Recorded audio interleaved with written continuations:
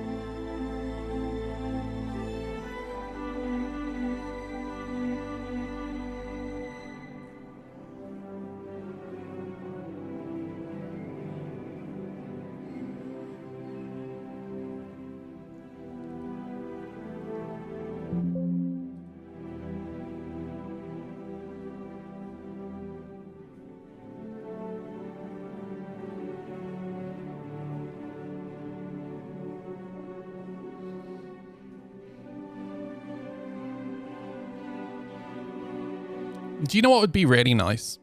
Just a little nice to have CIG. You know how they recently updated the launcher, so now it displays the status from the status page? If that status on the launcher actually informed people that the servers were down for maintenance, so the Star Citizen subreddit and Spectrum wasn't just full of people going, I can't log in. Yeah, I was watching Derek. Dude, so I clipped a moment from one of Derek's videos that made me laugh so fucking hard. Hang on. It was this one. Kind of noticing something. I didn't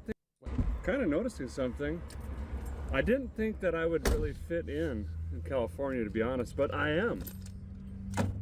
pretty well, actually. If you go to any street corner in California, there's someone there screaming all by themselves. They're just yelling at the sky, yelling at the ground, yelling at their arm. So my Tourette's and severe ADHD fit right. No one cares. Watch. Tornado Meatloaf! Ah! No one cares. Dude, I fucking love Derek, dude. Oh my god, he's so fucking funny. Oh, fuck. This is the server maintenance waiting room. Welcome. Good morning. I have a clip of an unmarked cop car and arresting a biker. Oh no, dude. I don't want to know.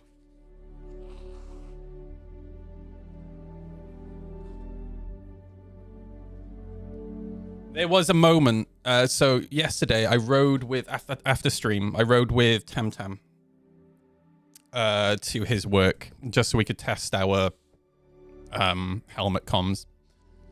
And helmet comms great now. I can actually understand what he's saying, which is fantastic. Even on the motorway. But on the way there, so we have to go across the old Severn Bridge. Which is, for those who don't know, the Severn Bridge, there's two Severn Bridges. There's the new one and there's the old one. And it's these bridges here that go between Wales and England. And we had to go across the old Severn Bridge, which is actually not this way. And it was fucking windy, dude. Look at the state on the road surface, by the way.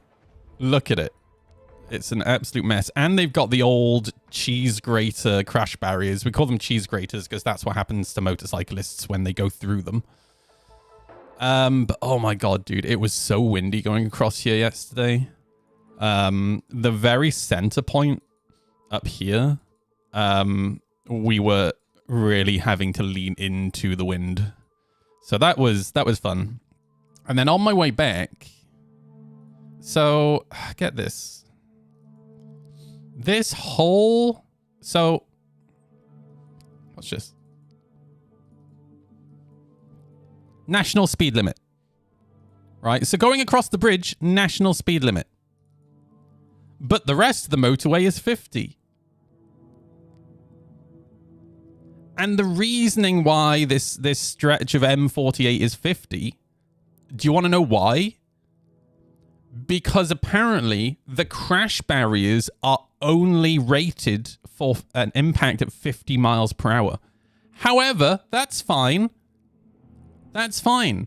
That's it. Let's just let the motorcyclists go through the razor wire at 70 miles per hour. What could possibly go wrong? But no one ever does 50 on this road.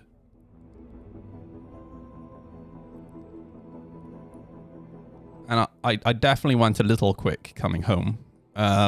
Because this road, the M48 by here, all the way up to Newport, is just empty. At night, at least. Which is really, really nice. You do have to be careful, though, because there's no lighting. So, if it's nighttime and you're doing 120 miles per hour on a motorcycle and you hit roadkill, bad things can happen, so you do have to be a bit careful. Shredded motorcyclist, yeah, just sprinkle it on some noodles, you know. Oh my gosh. I hope my work orders don't get messed up by the hotfixes coming out today. That'd make me very sad. My first attempt at mining, and everything that I mined gets lost. Patch notes are still locked. So I have the link to the patch notes. The patch notes are here. But they're locked at the moment.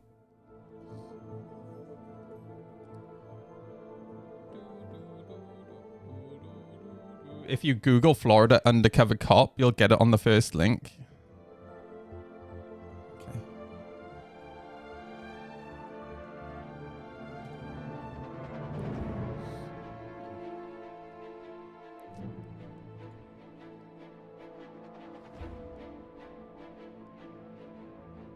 What, this one?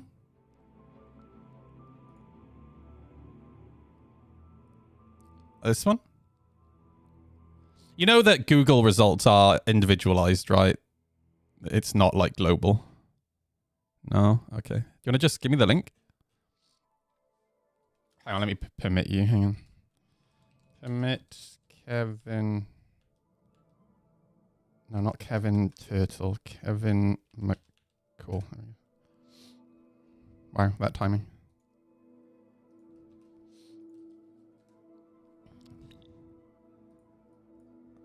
Oh, dude, what is wrong with American cops, dude? Are you fucking serious? You know what? The only reason I say this is because I saw another video a few days ago of like a bunch of kids, probably like 12 years old, riding down a street, and a cop in a cop car comes up alongside, and there's a parent with them, right? And a cop in a cop car over the tannoy is saying, if any of you cross over the line, I'm putting you in handcuffs and taking you to the jail. It's like, what the fuck is wrong with them? Why would you speak to children like that? They are fucking children, and you wonder why the public hate cops? Like, what the fuck? Jesus Christ. Here's the thing, right? Here in the UK, to become a police officer, you have to be a university graduate. Now, correct me if I'm wrong, but that's not the case in most places in America. All right?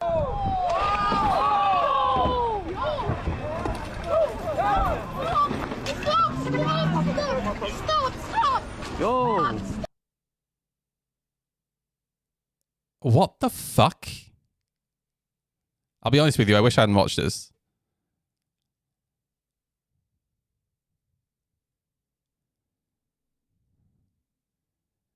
Okay, so here's what they said. A large crowd of juveniles riding bicycles recklessly and engaging in unlawful activity on their bikes throughout Hillsborough Boulevard in Deerfield Beach.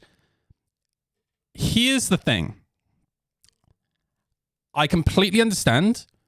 The United Kingdom is full of fucking scroats who will, for example, kick police officers and run away, right? So I kind of understand running over the wheel of the bike. I actually do, so he can't cycle away. What I don't fucking understand is a grown-ass man assaulting a child on the floor. All you have to do is grab him. You don't have to tackle him to the ground like he's a fucking criminal. Holy shit, dude.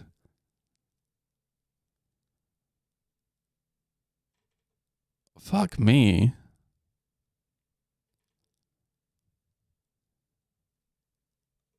Like,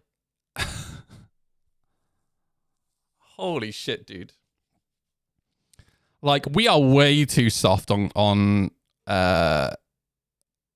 when it comes to social issues here. But this is like the complete other end of the spectrum. Like, holy shit, dude. That's like an 11-year-old kid.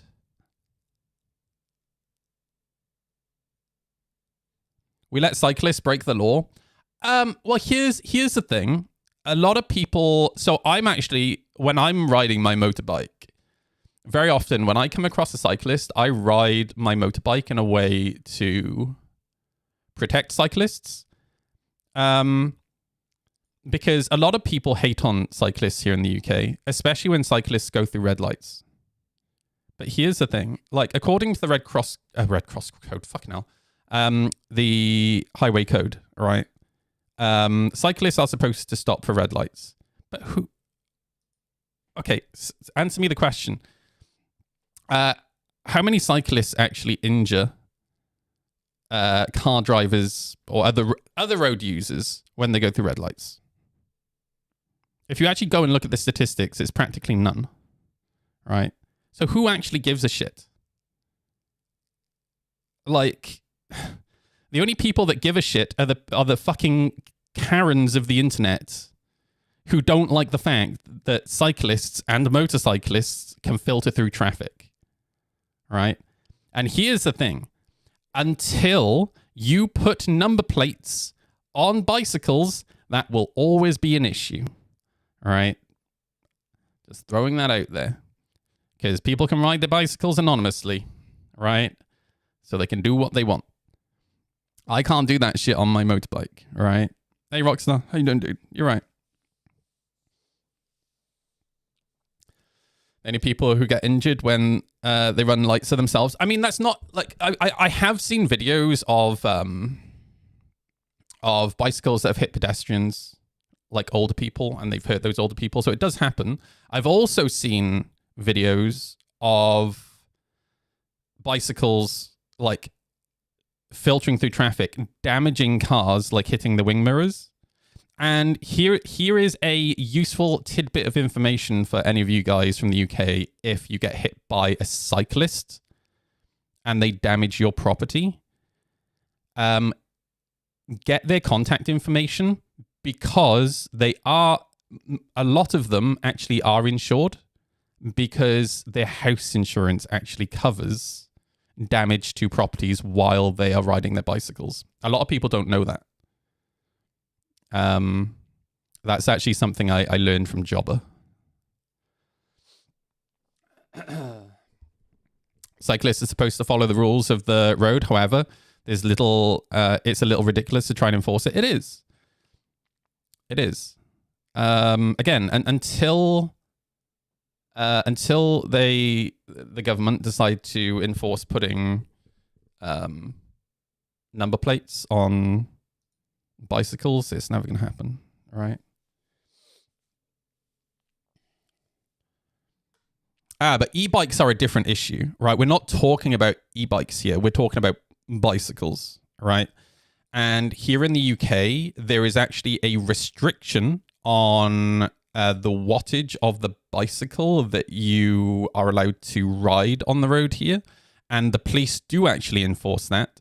In fact, the police here in my town and in Cardiff, and I know all over London and all over the country, they actually carry little gadgets for testing e-bikes. And they do it incredibly regularly. My local police, they actually camp outside the Uber Eats hotspot restaurants to catch all of the Uber Eats riders. And they just take your bike off you and you never see it ever again. They take it and they crush it.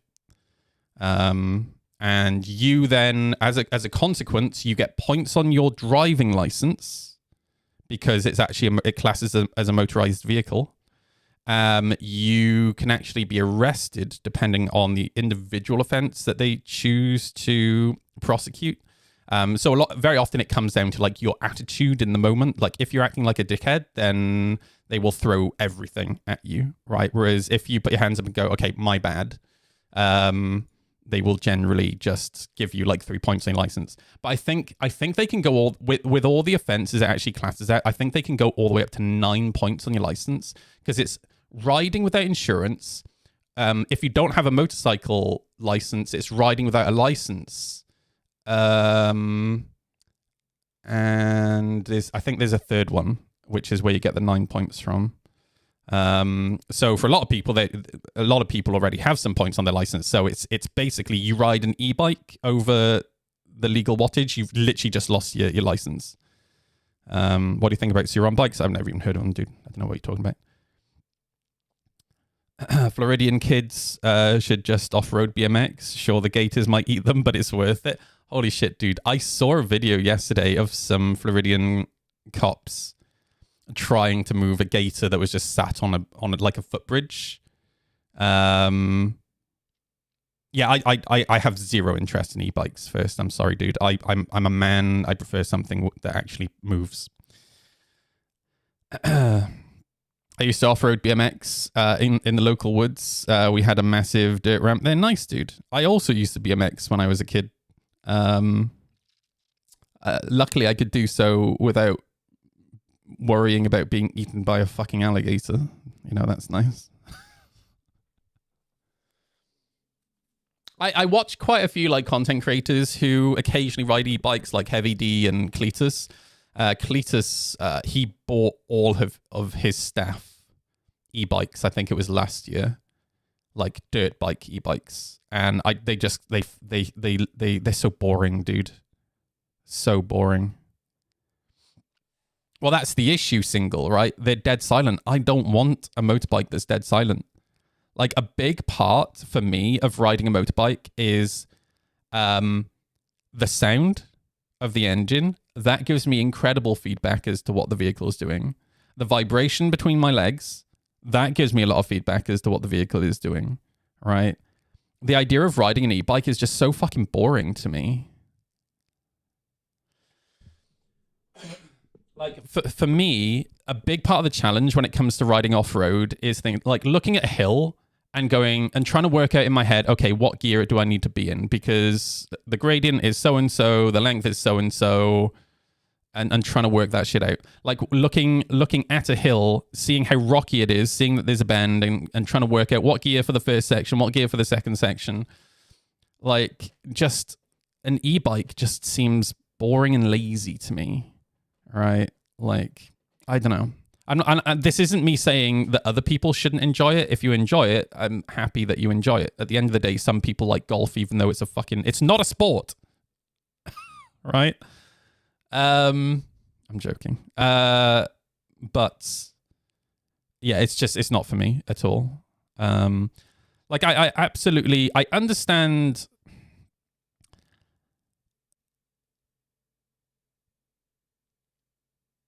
I can understand the need for electric vehicles. But in terms of riding recreationally for the fun of it, I just don't really see the fun in electric bikes.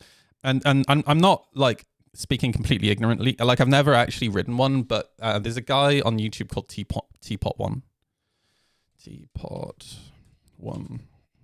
Electric. Right, we're here. And he did this. He did this trip around the UK, or attempted this trip on the UK on an electric bike. And don't get me wrong, the acceleration is fucking fantastic, but I live in Wales, right? And I'm trying to work out where he is here. Land's End. Had to think where I was. There you go. Look, this is us. This looks like Wales because it's very green. West. Oh, look at that Welsh flag. And basically, he realised very quickly that he couldn't actually ride around Wales because the distance between the charge ports was further than the range of the bike. So, let's see. Recreationally, like, listen to that, dude. Right? Like, listen to it.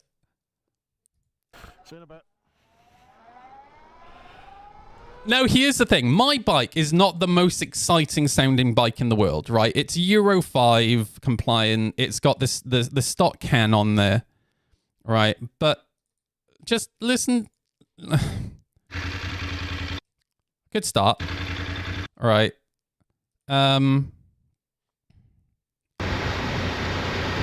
Sorry, you're mostly going to be hearing wind.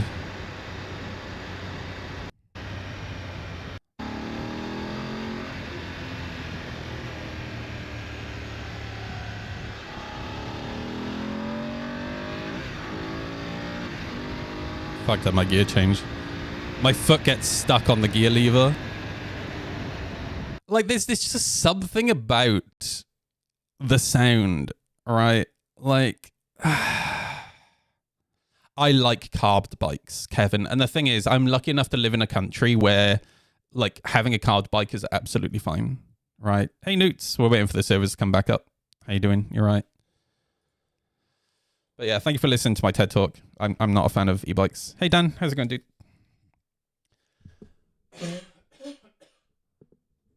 Yeah, the acceleration on electric vehicles, absolutely fantastic. But that's pretty much it, you know? And I don't know, I can't see I can't see e-bikes ever getting to a point where they'd be for me, because I have, on a single tank of gas, right? I have 250 miles range on my bike, right? I want to be able to go abroad,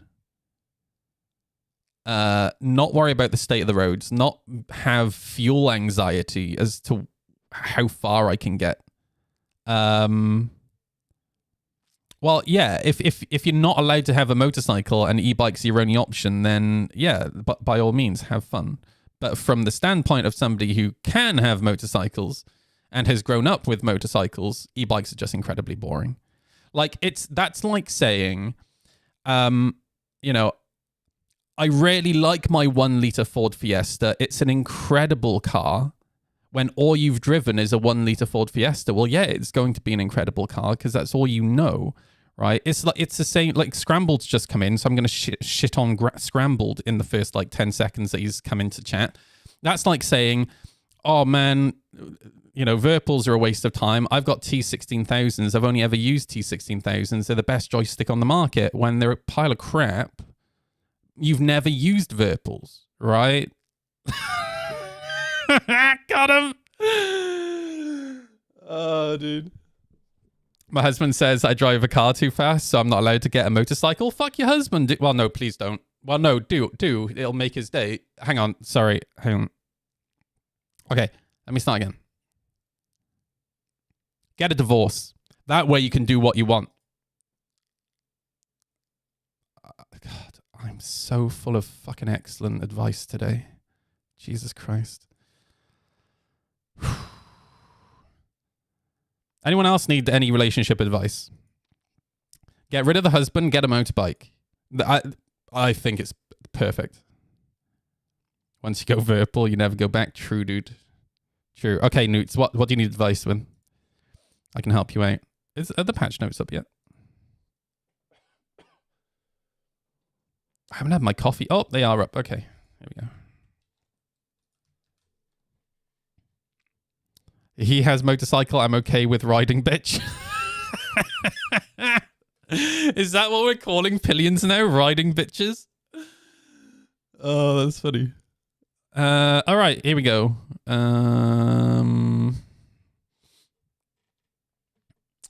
The first hotfix for 4.1 Live includes many fixes for issues encountered since live release. Client fixes for multiple client crashes. Fix for an issue causing FPS AI to attack downed player corpses instead of alive players.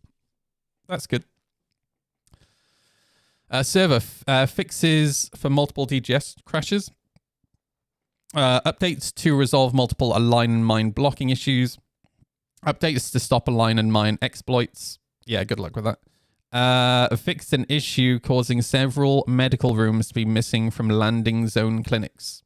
And the hybrid fixes to massively reduce high hybrid service pings, causing multiple interaction delays and other issues. Oh, I hope that actually works because, yeah, the interaction delays are really annoying.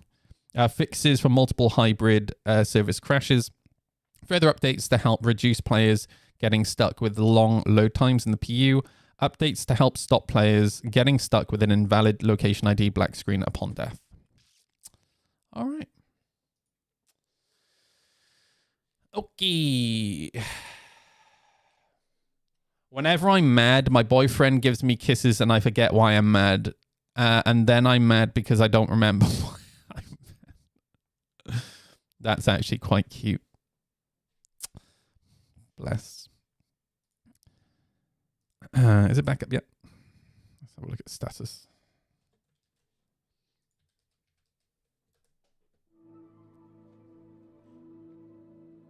Still down.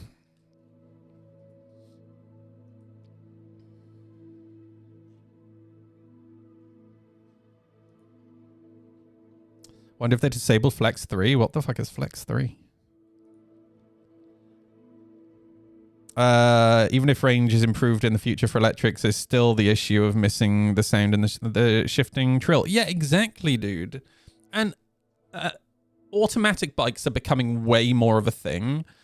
And I was having this conversation with my best friend James recently, and I'll be honest with you, I never want to have an automatic motorbike. Now, for those of you who have never ridden a motorbike, right? Shifting on a motorbike is so easy. Let me teach you how to shift on a motorcycle. Right. So here, this is the gear lever, right? So this peg here is where you put your left foot, right? By the way, this is depending if it's a modern bike or like an ancient British bike, because British bikes used to be the other way around. So you put your foot on this peg here, your left foot. And when you want to change gear, it's like manual in a car, all right? You engage the clutch, or you pull the clutch, which disengages the engine. And then all you do is you put your foot on top of this lever and you press down to go into first gear, and then you release the clutch, all right? And then you have power to move forward. Now, if you want to go faster, to continue going up through the gears, you put your foot underneath the lever and you click up into second. And then you click up into third, and then click up into fourth, up into fifth, up into sixth. Now, the amount of gears depends on the bike, right? But then if you want to go back down again, and don't forget, you've got to engage the clutch whenever you're changing gear, you click down into fifth, fourth, third, second, first, right? Why is it like that? Because it's a sequential gearbox. Would you want a hand shifter like a car, manual car? Right? As for like, do you mean why do you have to click down into first and then up from there? I actually don't know. If Tomsky was here, he'd be able to explain. It's probably something to do with the way the plates are laid out in the gearbox. Well, I mean, it is to do with the way the plates are laid out in the gearbox, but yeah.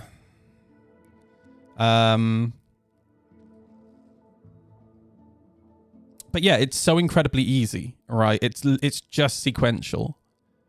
So the whole bullshit of, like, I know that Honda are moving over to automatics. Now, the big GSs are automatic. And the problem, and you might be wondering, oh, what's the issue with automatic? You get fuck all engine braking is the problem, right? So say two of the most important things in motorcycling are your acceleration and your braking, right? The reason acceleration is so important is so when you come out of a junction or come out of a roundabout, you can get away from the cars that are behind you.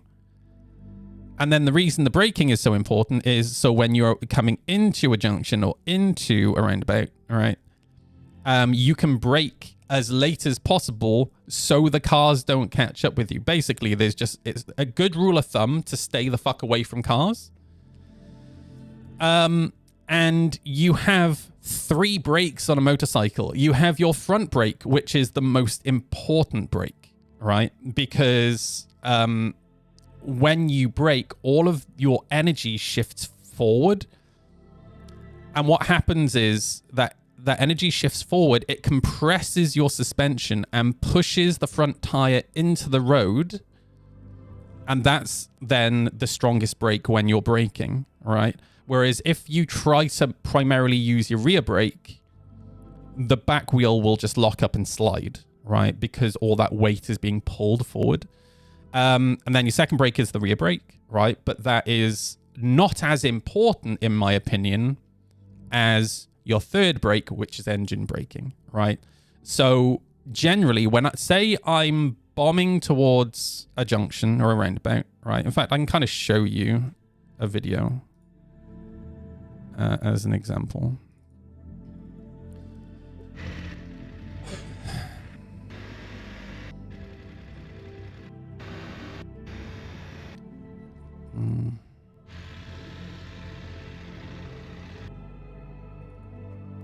See, this one might be okay.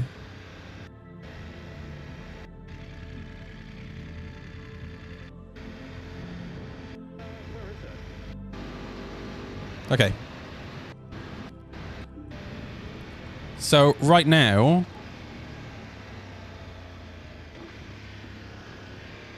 Okay, so as I'm approaching the round, this is a terrible example.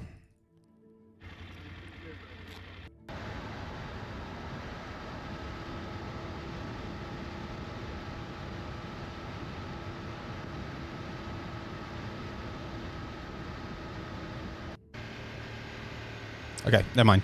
Traffic was super clear that day. But when I'm approaching roundabout, apply the front brake, and I do not pull the clutch to disengage the engine until I am about to come to a stop. I always leave the engine engaged because actually on a motorbike, engine braking is incredible. The higher the compression of the motorbike, so generally, the bigger the engine of the motorbike, the stronger the engine braking will be. And just letting off the throttle on my bike is like slamming on the brakes. It's really nice. My dad kept his 76 BMW R96. Hang on, I'm not familiar with that one. Hang on. Let me Google it. Oh, dude, that's nice. Ooh. Yeah, that's nice. Which sat in the garage. I only rode it once down the street when I was really young. He's no longer with us, but my brother said he's going to restore it at some point. Oh, that's really nice, dude. Fuck yeah. Brother has a motorcycle himself too. I'm probably going to get one eventually. I chose to get an 05 Mini Cooper JWC instead. Nice, dude. At least you have some taste. Voidy made a new video and the intro made me giggle. Nice. Voidy always makes me laugh. I really like Voidy. It is a nice looking bike. It's probably worth a few bob now.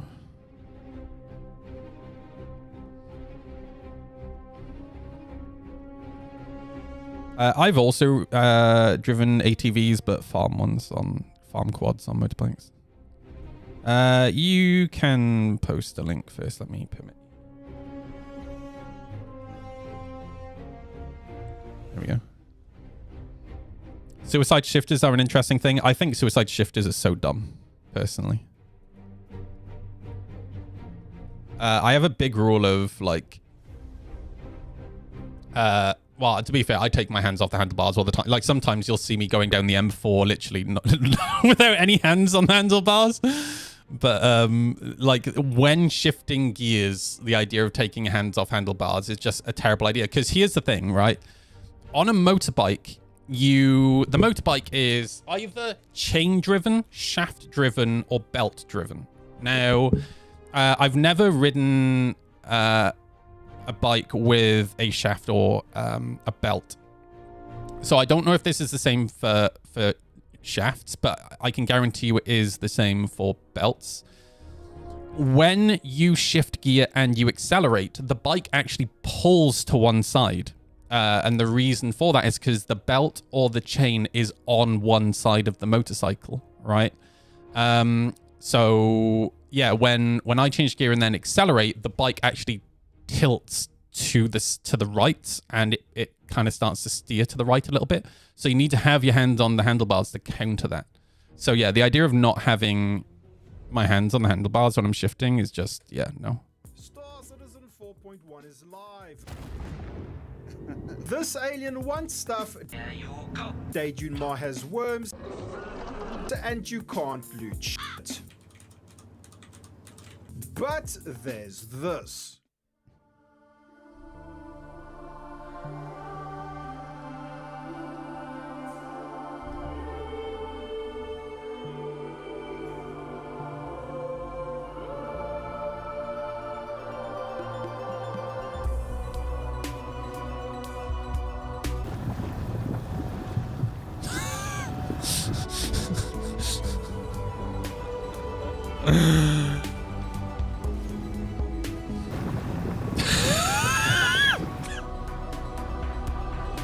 We just be mining planets now, boys.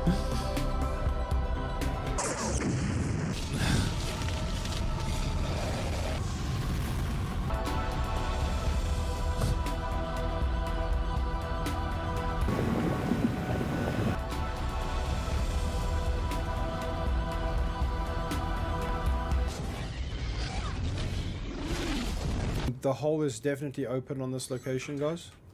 That's right, handsome viewers. Everyone wants a hole in 4.1, but no Oh one my wants to be God, forced dude. against their will to engage in high-octane desynchronous PvPvE around 3 Hathor ground satellite locations. Loot some security keys to access rooms to loot more security keys. Cause load shedding by stealing some industrial-scale batteries. Take the batteries upstairs, then press some buttons or something at the OLP and get another set of security keys to a bunker downstairs to finally pop the hole open. That's a lot of work and sounds very involved. However, if you're after the riches of mine in a mine and cannot be bothered to align, chances are you'll arrive at a pre-penetrated hole just like we're about to right now.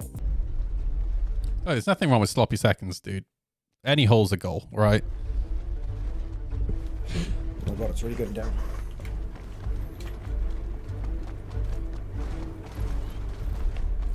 He is South I need to African. add you as a friend in case. I don't know if you guys know this, but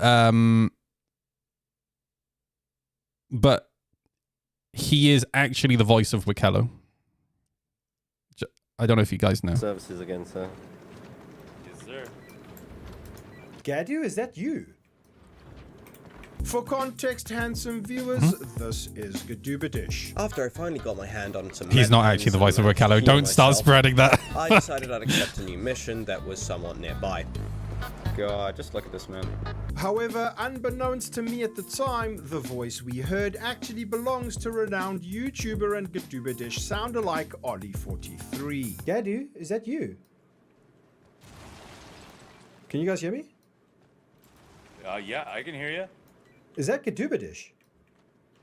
Who are you looking for?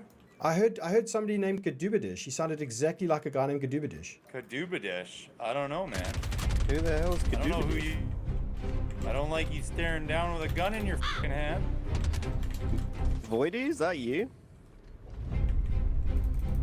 No, I don't know Is who. this your buddy all? I don't know who Voidy is.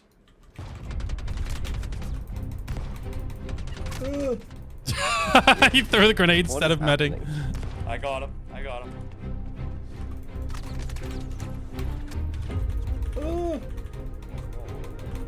Oh my god, 3% health. Oh, there we go. Dude, that sounded exactly like Gadubadish. What the hell? We got him. So why...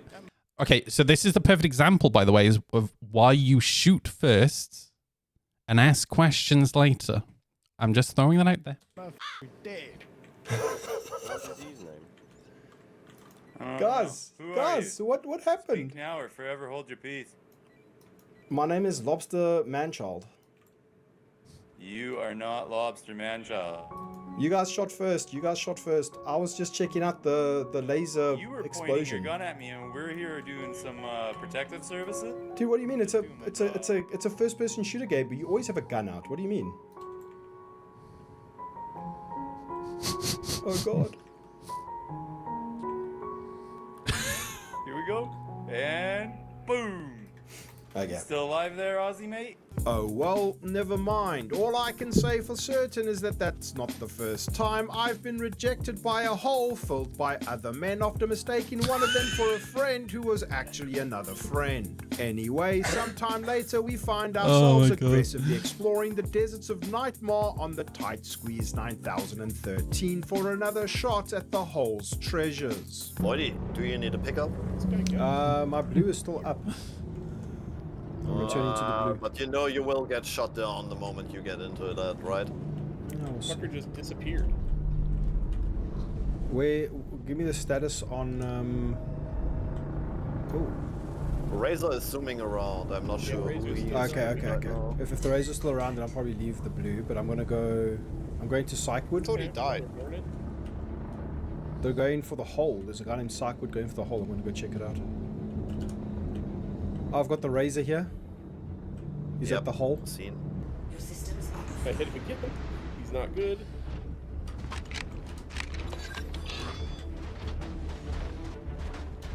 It's Razor. Shoot the spirit in front of us. Shoot it. No.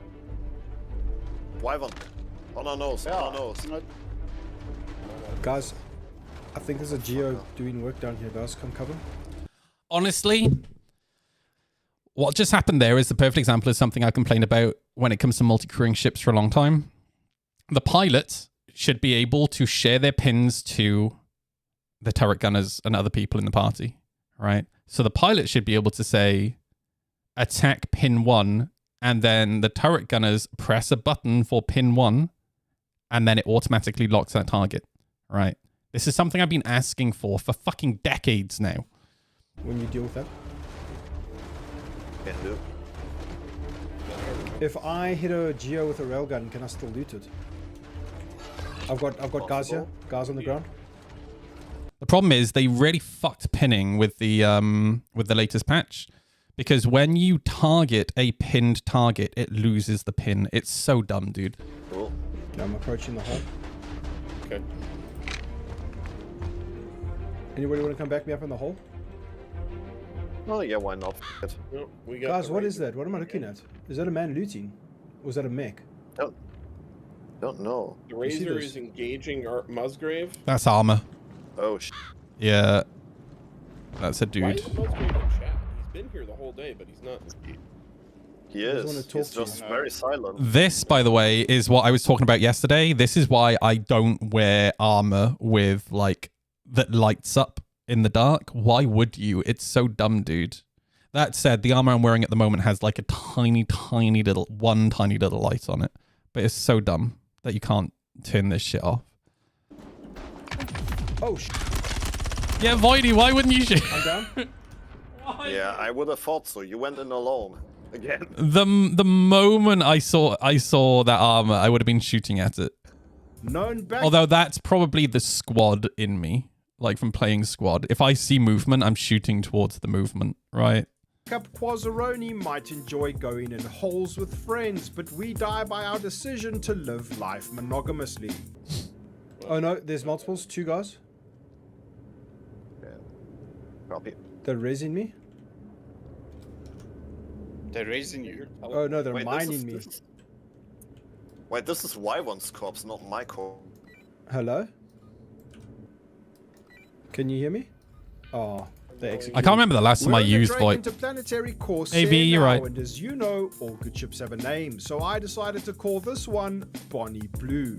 The Gaping Cave may have a high body count, but this is our first shot at attempting to acquire the new resources to start working our way towards Wickelow's rewards. I'll buy your Polaris. I'm gonna go for There we a go. Okay, it's sneaky sneak. And as known deterrents, Dread Pirate Crobbits and Quazzaroni defend the skies, we tactically pull out of Bonnie Blue before it's too late and head back into another hole with an even higher body count. I think I can maybe alpha strike one of the Hornets. coming to you. I'm 26k out. It'll be Oh, he got lucky. I might actually go and do some shopping today. Buy some components, because I still don't have components for my ships. Copy. He's running. I see Brocath and Makani. What else we got? One Hornet down. One Hornet down. Nice, nice. Very well done. What else we got here? He's dead. Got him. Destruction Coming of down through. vehicle only. Exosun in a Hornet. I'm gonna go for Exosun. Handsome viewer, we often reference the patented high-octane desynchronous FPS combat of our ludicrous space game, but this is taking things to a whole new level. And this is why I've not gone to do this mission yet. I don't want my first experience of this mission to be an absolute desynced mess. I'm just waiting for the servers to get sorted. Do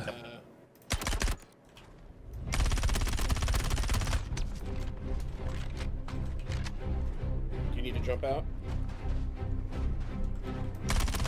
Yeah, push, nice. Another one down. Cool. Nice. What is For this guy fuck's sake, doing? that Look at this. Robots, I can't help because my missiles got fucked immediately because of this thing. That honestly just looked like somebody AFK with their mouse just like stuck to the side.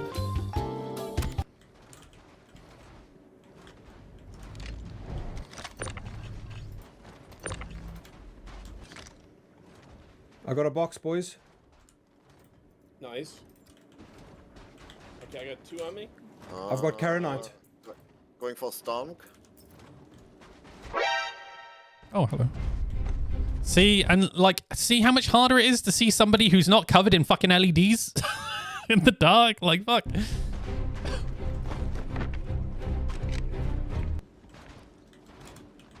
Even like med pens and friggin' med guns glowing is so dumb, dude. Like, they need to have tactical versions of these.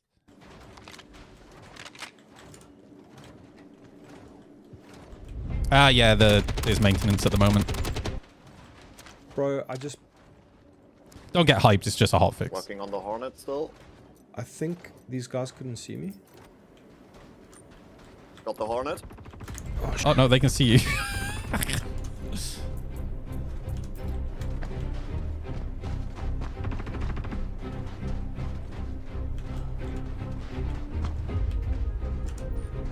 You get a shield out and immediately runs away. Wait, they can't see. What the fuck is going? Oh my god, the desync, dude. Where the fuck is he? Oh, holy shit. There's you. Oh my Nice. god, I took him down. Nice. Coming down to back you up. The fact that FPS is that desync that you can just like keep sprint. As long as you keep sprinting, it's very hard for them to hit you. Right? Dude, I need help right now, bro. I'm on my way. I'm on my way. Okay, fourth guy down. No, no, no, he's not down. I knocked him out, but I'm out of ammo, bro. Go pick up the FS9 real as fast quick. as I Oh, can. oh no. Well, I'm out of ammo flying around. Dude. Oh wait, you dude, can't pick we up need to get guns to anymore, that can you? Fuck, dude. One Marine med pen. That's for you frustrating. and a Firebird. I'm too fast. Ooh, I ejected last second. Keep I changing may direction, survive, keep changing but I'm far direction. away. Abuse the No, desync. I will not survive. This guy doesn't know how to melee. Hanging on you guys too. I think Fuck. Oh, I survived. I survived. Oh, I got him. I got him. Yep. Dude, I need ammo to By the way, this is why I always carry a knife, dude. kill this guy. Firebird. There's a Firebird above you. There's a Firebird above you landing. Oh, fuck, And I'm dude. 500 away. I'm going into the tunnel. I'm completely out of ammo. Even with a knife, you still have the same issue though, because you have to be in like the perfect spot to actually attack with it. But at least you can pull the knife out and melee with it, you know? We finally have like 5 Karanite or something, but we're trapped deep in a hole with no protection, and even more guys will be coming soon. Handsome viewer, I'm not a doctor, but Hey, this Zero, you're right, dude. situation seems unsanitary, so we do the only thing I can think of. Penetrate as deeply into the hole as possible and get ready to start fisting. I don't know if the Firebird is out of seat. Okay, there's a guy who I knocked out, but he's up now. He's been trying to kill me for a while. Oh, there he is. He's down here.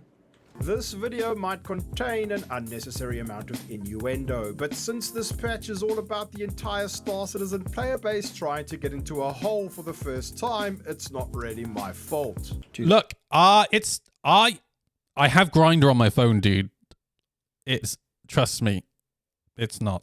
I got Karanite, bro. 5 Karanite. 1 Jaslium. Oh, he's here. He's here. Help. I'm on my way. I'm on my way. I'm on my way. He's shooting me. What's he wearing? Armor. I'm down. Where was he? He executed me. Seen. I got everything.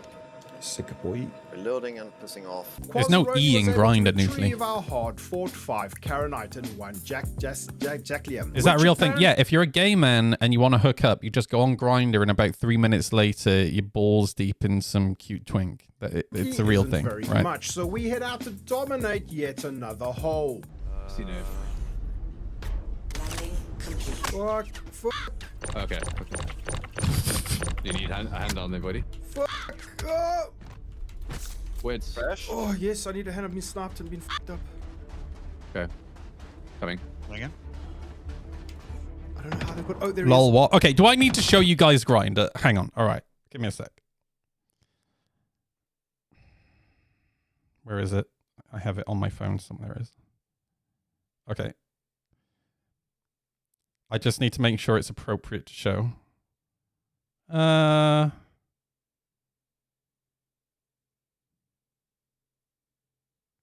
Okay, this is appropriate enough. So that's Grinder, all right? Each profile is in distance order of how far away from you they are, all right? And the closest is 1 kilometer away. The next closest is 1 kilometer away. The next closest is 1 kilometer away. So they're probably closer than a kilometer, probably a few hundred meters. So if you want to hook up, you just message them and then boom, bam, bosh. That is literally the point of, it's a hookup app. That's literally it. It's not a dating app, Newts. Are you at the hole? Yes, I'm at the hole. I'm at the hole. Grindr isn't for dating. It's for hooking up. Prepare to die. That's literally what it's always been for. It's in fact, it's the oldest app that's ever existed. Where are you with the Solaris? Yeah, get on Solaris. One down. We're traded. Guys, I have multiple on me up here. Hey, stay clear of the hole. Stay clear of the hole. I'll drop a bomb. Oh on it god. first. Oh god, we're close to it. Let's drop. Oh, fuck. Okay, the hole I cannot see through. Do you hear geos? Do you hear... I can't. Okay, so this is actually another issue. So without this is why we need the new lighting that they showed off at SitCon, because the lighting from your ship does not cross into rooms, right? anything? I think the bomb killed them all. I don't. I'm just listening to you at the moment. So. I'll take point, just cover. Got grenades though. Yeah. Yeah, stay I think it's clear. Eventually, we were able to deploy a pair of Atlas Geos and become the miners we weren't born to be. Ooh, I'm flying, boys. In this episode, we learn how to mine. I'm in. God. What do we want? Caronite? I don't know. Think so? By the way, do you have to use a geo for this, or can you just hand mine these? I saw you in his chat, Lucky. I saw you. I have no idea how this works, boys. You can I'd just hand mine it then. Oh no! Oh, don't over. Oh wait, you have two more. Okay. I could kill you. I thought he was gonna die then. Okay, wait, these are not gonna understand this. Just so you know, you have two mining modes, one normal and one with less power, I think. How do I switch between them? It tells you. Oh wait, it's So I bring the power all the way down, touch it once, touch it again. Dude, this UI makes no sense to me. What is optimal? So because it's so strong, it's on high power mode. It's just too much for that You rod. gotta change mode. Yeah, should I try? What Try do you left wanna try? alt 4. Yeah.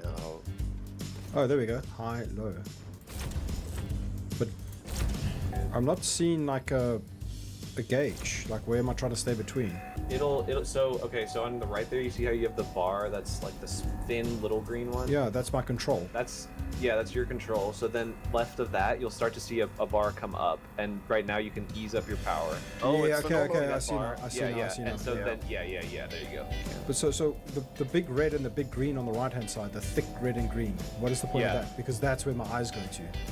The So thick, okay, yeah. the thick green is the one that will tell you if it's full. It will, if it's horizontally full, it will pop the stone and you can extract the stones. Vertically is the charge of the stone. If it goes Yeah. over the green into the red, it will start exploding and do damage. I still don't understand. Like, nothing's So the way happening. I would have explained this, and this is the teacher in me, right?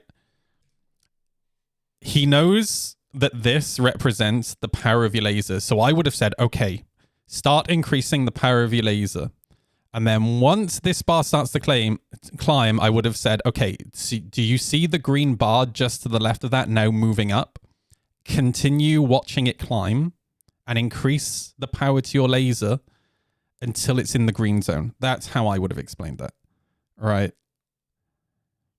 It's crazy how I know it's very easy to be critical in hindsight, but it is crazy. Like, people explain things to me in such shitty ways. Sometimes when I'm asking for help and for somebody to teach me how to do something, and what they're explaining to me just doesn't really make any sense, when the thing that they're actually trying to explain is fairly simple. And it's just because they're like, I don't know, like, again, like, how did they explain this?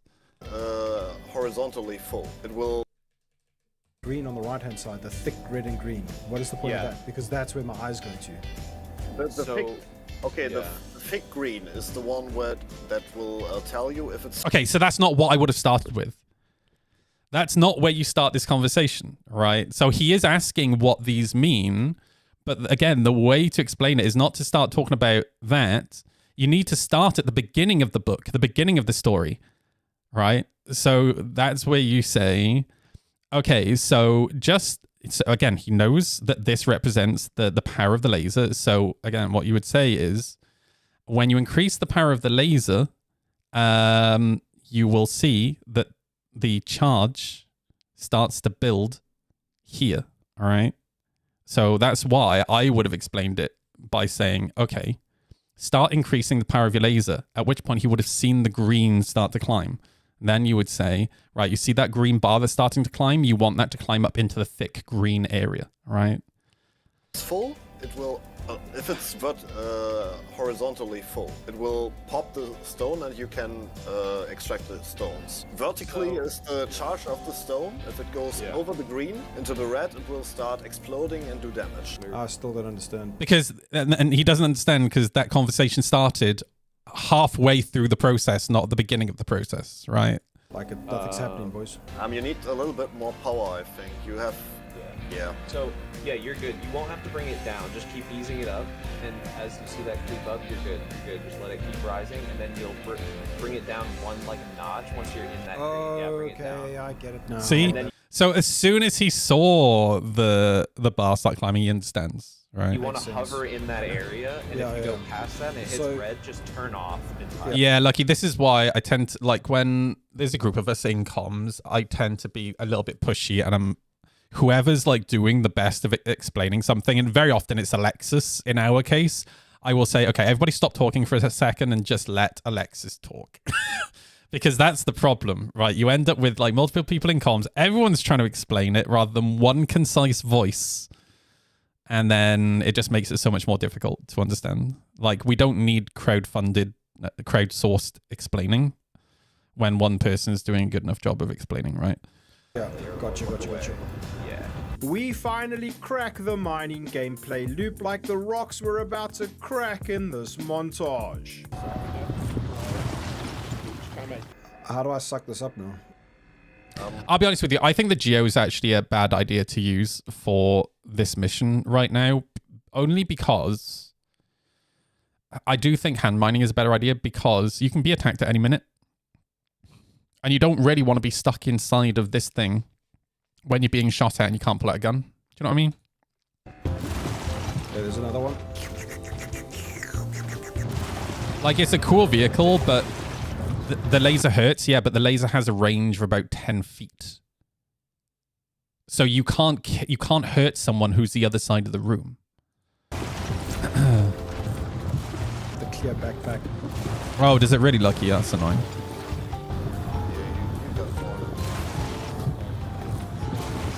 Okay, bro, I'm done. I've mined enough. You're all mined out. Yeah. Why don't you leave that thing down there and maybe I'll take a turn. Okay. Finally make Quars happy. It's not ship mining. Oh no, it's Hire an escort, yeah, and when your escorts are dead and you're still stuck inside a Geo and you can't shoot back, right? Dread Miner Roberts. Crack that rock, boy. No. And finally evacuate the hole with our full loads contradictingly intact. I believe. God, it looks so jank, dude. Oh my Nice, god. bro. I will just see the pause already. Thank you so much for watching, and thank you channel patrons and channel members for all your support. Thinking of pledging to this ludicrous space game? Then Do me a use the favor, code guys, on screen now go- from one of the illustrious patrons and channel members for a free 5,000 starting credits. Support from handsome viewers. Go give Voidy's video an upvote. He's such a funny guy. I love Voidy. He's so much fun. Well, to be fair, if you could just pull out your pistol while you're in the Geo, right? Like, why are we still at this point where we can't pull out FPS items when we're sat in a seat, right? Like, yeah, I get it, not being able to pull out, like, a friggin' assault rifle, right? But we should be able to med pen ourselves in the seat. We should be able to drink in the seat, but we still can't. And CIG have said it's coming, but they've been saying it's coming for about 1,000 years. Is it back up yet? Unresolved. They said 3 hours, dude. It's now 4:20 in the afternoon.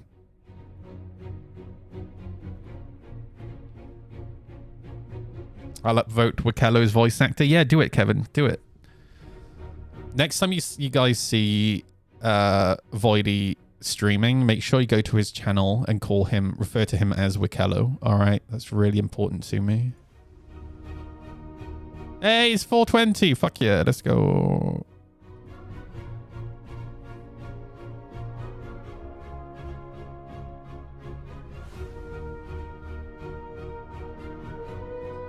What do we play in the meanwhile?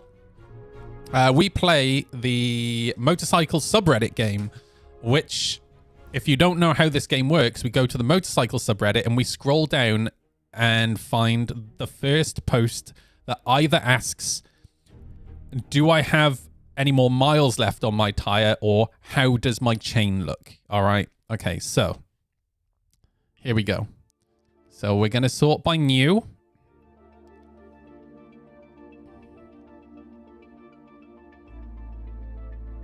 Oh, wow. So far, so good.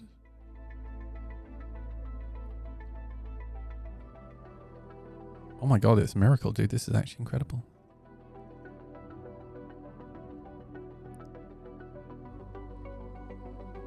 I need to watch this. Oof, I've had people, yeah. Did they even... Hang on. See, this is something that a lot of car drivers are really bad for. They start the maneuver and then they indicate. An indicator or a signal, the word indicator or signal refers to indicating to someone that you want to do something or signaling to someone that you want to do something. You don't do the thing and then tell somebody that you're doing it. All right.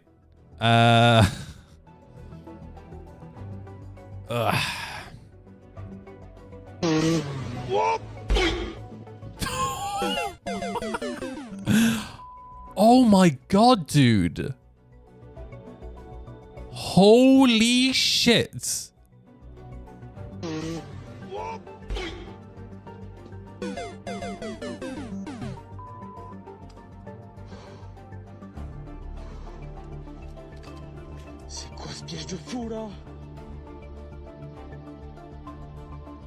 Holy shit, dude. Some people are really fucked up.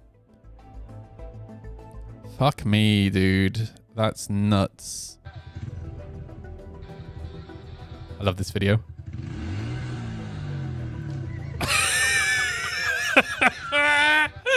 Oh, dude. Oh, the face. I love it.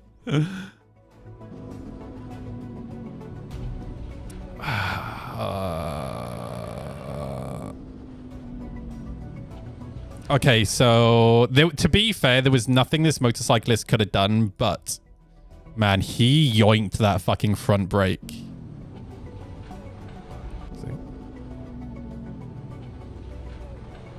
I'll be honest with you, like it's... So, here's the thing. If I was this motorcyclist, I wouldn't be riding by here. When you're riding a motorcycle, you've always got to be thinking about how cars are going to kill you. And right now, all the cars are in this lane, right? Which means if they're going to merge, they're merging from the right. So don't ride in position 3, right? So the way that we refer to positions in the road, I think advanced riders use 5 positions, but like average plebs like myself use 3. So 1 is on the left, 2 is in the middle, and 3 is on the right. If you have cars like this, you don't want to be in position 3. You want to be in position 1, because if somebody merges into you, you need an escape and you need to be able to get past them. And that's the mistake that this guy made here, right? Like, there's no way he had enough time to stop going into that car. But if he'd been in position 1, he could have simply gone around the car, right? Like, look how much space he would... in fact, yeah, there's so much space to get past the car. But yeah, it's the car's fault, for sure.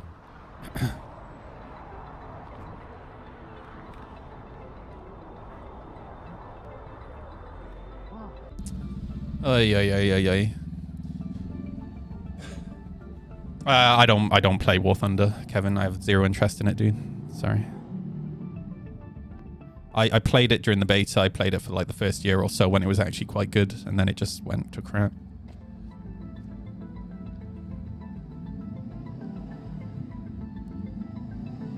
Nice.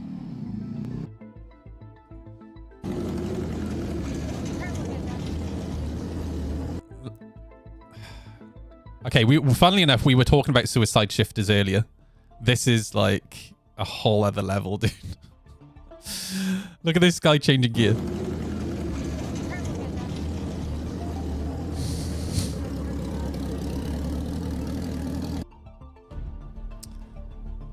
There's nothing about that bike that makes any sense.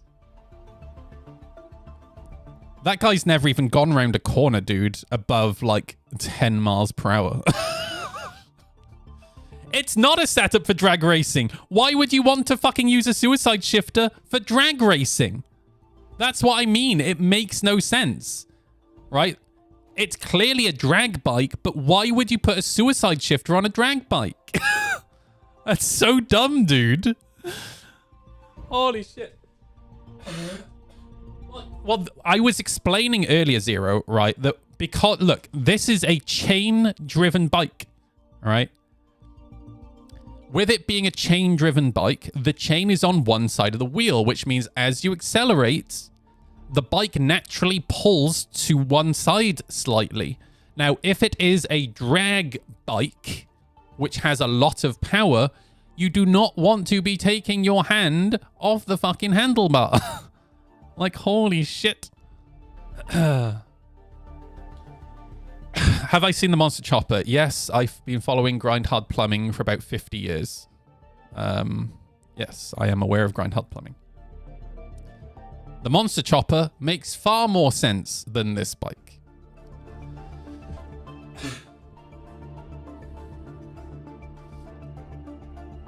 Wow, not a single post about chains or tires today. That's incredible. Maybe there's one on the UK subreddit. Let's have a look. I roll my eyes at the Monster Chopper because, like, the Monster Chopper is one of those things where I have friends of mine, like IRL friends of mine, sending me this video and they're like, oh my god, I just found this thing. Have you ever seen it? And I'm just like, yeah, bro, it's Grind Hard Plumbing.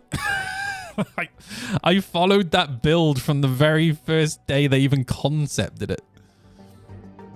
Oh, dude, that's nice.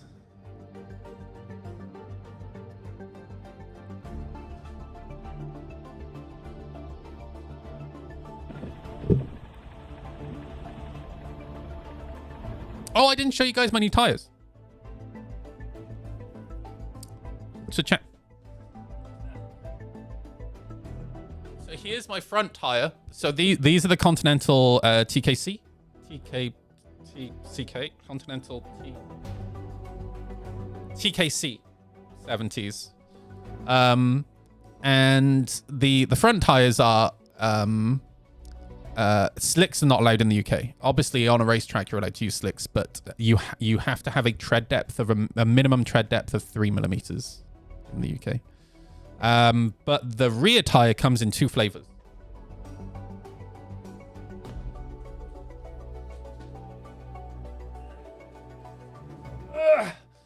And this is the rock flavor. So these are 70-30 tires, so 70% on-road, 30% off-road.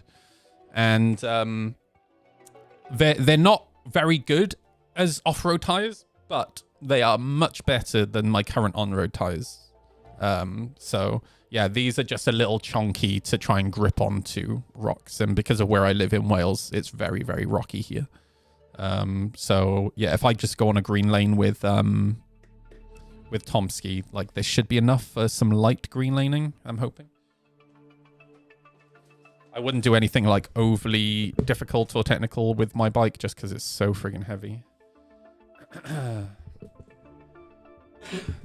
I'm going to my friend Matt, who lives just the other side of town. I'm going to his house on the weekend, and we're going to fit them. He doesn't have a machine for changing the tires, so we're going to have to use tire irons to change the tire.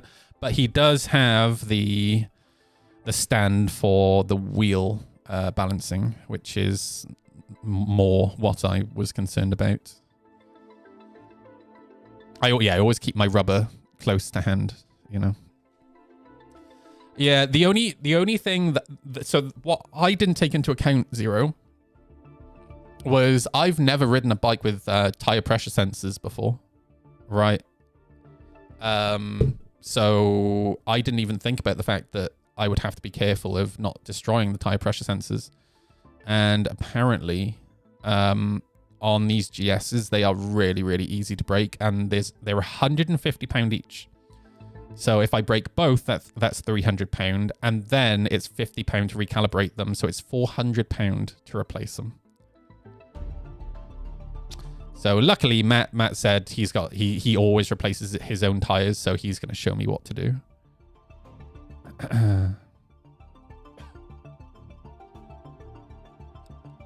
The big air container for when they don't want to fit is fun to use. What do you mean?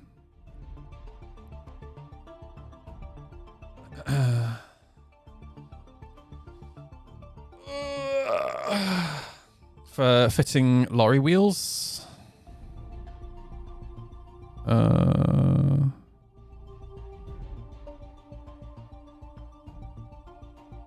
Do you mean air compressor?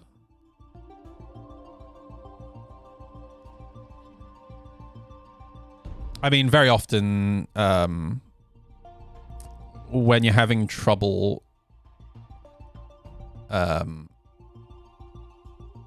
fitting tires, what you can, like getting it onto the bead, what you can do is use a flammable liquid or flammable gas in there, right?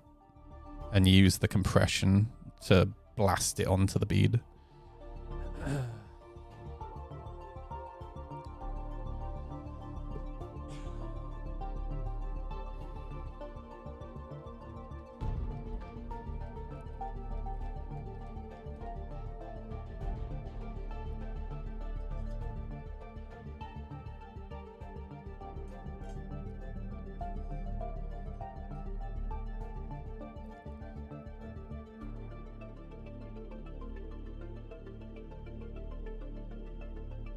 Oh, I see. Okay. What do you do? Do you put that on the valve? Or do you just blast it into the actual tire itself?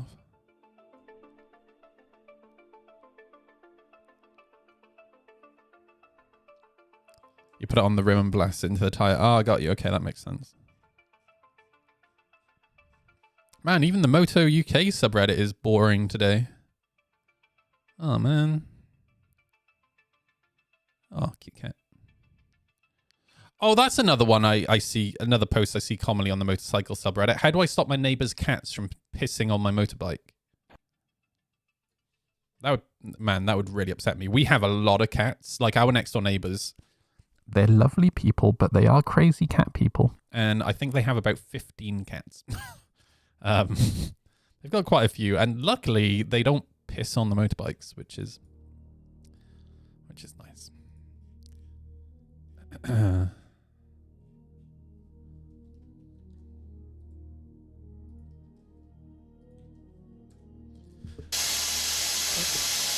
Holy shit, dude.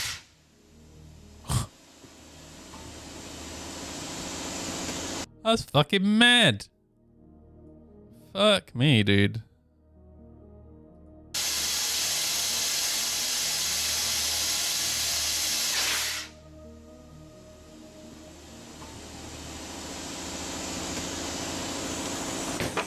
Yeah, that's fucking nuts. Holy shit. Is this game back up yet?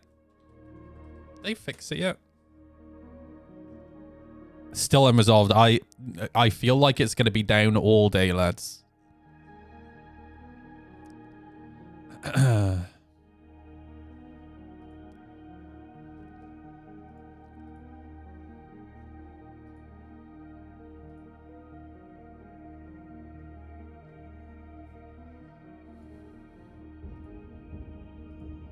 Find a motorcycle video to watch while we wait.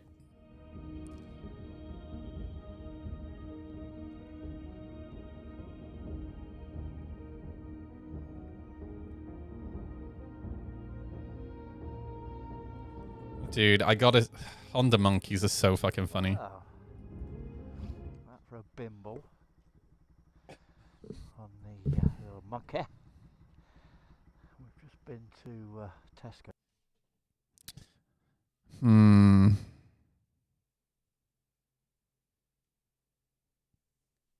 I love that I'm being pushed a video from Derek from 6 years ago. I think I've seen this one before. Rebuilding the Harley.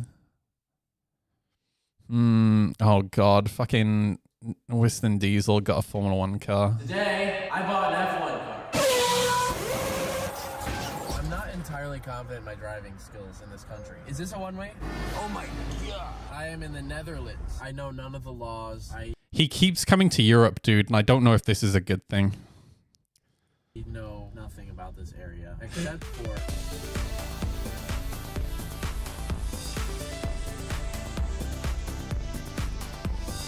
You have a green arrow. Oh. No, you're going straight now. Okay.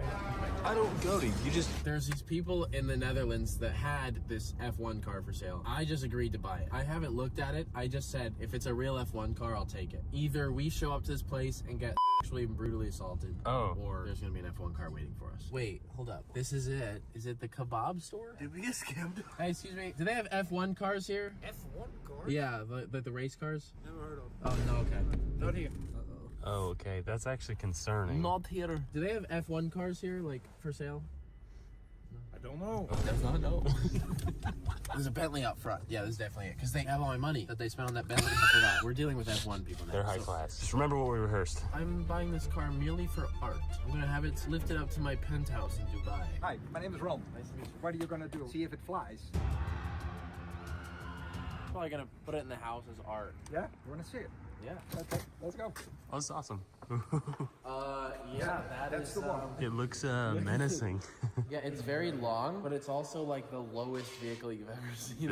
Yes. You want to do it yourself? I think that's the best to do. I guess. We're going to pull the cover off now. First F1 car. Here we go. By the way, can we just put... This is just a completely unassuming unit in an industrial estate, and no one knows about these F1 cars being here. Yeah, just one pull. Yep. Here we go.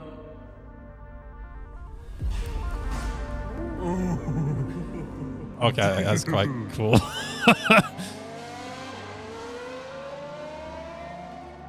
He just got his driveway retarmacked, so that's good. This is a real, genuine F1 car that was racing. Yeah.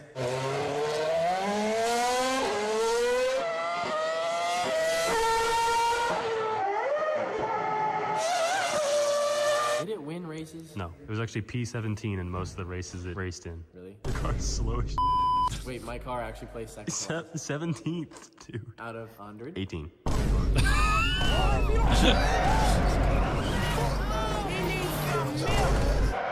I don't think the wheels were aligned. The car is carbon fiber. Look at the back of this thing. It's actually hand painted. Hand painted? Oh yeah, it is. Just the mirrors, like it's built into the car. The fact that the suspension arms are carbon also is one. Do you know how much? Holy shit. Weighs? Including driver and engine, 600 kilos. The only thing it's missing is the engine. Yeah, hop in, then stand in the car.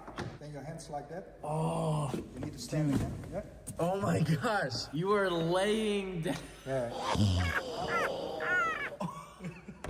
Bro, that is way lower than I expected. That is such a menacing, like... Merging. Oh dear, Roman Grosjean! Dude, this is a great car for old people. Let me just pull it up and get a better angle. You're barely even. What other car can you do that with? I should be able to get tires for it. I think you will. Because I'm not sure how I'm going to get a 2009 F1 tire. I love how everyone in their Scion tries to flex the F1 taillight. Those are actually illegal in the UK. So, the company that I want to get my lights from, they do a light like this for motorbikes, but you will fail your MOT if you have them, which is wild. Oh my god, bro.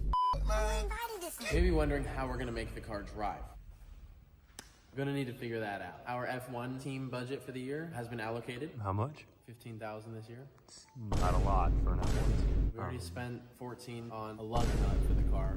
We have saved a lot of weight by not having an engine. Yeah, but you need the engine We to. do need the engine. Unfortunately, we're dealing with a very small Yeah, space. yeah, you here. can't. We gotta get the. I'm gonna see if I can lift my F1 car off the ground. Oh, okay. I lifted it! Bro, that is crazy. Congratulations, your first Formula One car. First one. Thank you so much. You're Appreciate welcome. you. You're welcome. You're gonna crash it or what? I'm thinking I am going to just drive it every day to the grocery store. I might sign up for Uber, make a little extra money on the side to help pay for the $10 million and stuff. Alright, it's the first time going outside with my F1 car. This is cool, dude. But this was in an actual race. This car was owned by Tony Stewart back when he wiped out. Yeah, we're gonna see how this thing corners. I'm gonna go on a rip through the city.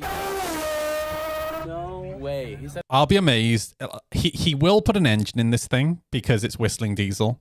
I can guarantee you he crashes it first time he drives it. Because here's the thing, those slicks, those tires, they do not have any traction until they're hot. So basically, if you're going below like 100 miles per hour, they will never be hot enough to gain any traction. that is 150 grand for one. I believe it. Oh, it's heavy. Probably to hold the front end of the car down, actually. Very slow corners like Monaco. They use a more heavier nose. I remember Monaco 19... And that's kind of what I'm talking about as well, because they rely so heavily on aerodynamics, right? Again, you just don't have that front wing pushes the tire into the road to grip, right? Or into the track to grip. So if you're not going fast enough, again, cold tires plus the lack of aerodynamics, then you don't turn. 1998, I was going around a corner and the front end started to slide some, so that's why we started making this heavier, yeah. That would plow snow so easily. Let's say if there's a 2-foot diameter tree stump in the middle of the road, I can simply... That's the mountain from fucking the mashed potato movie. Tree stump.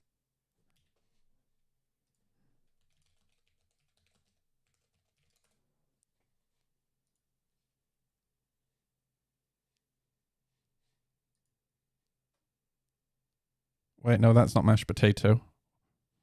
Where's the scene from the movie? This movie. I love this movie.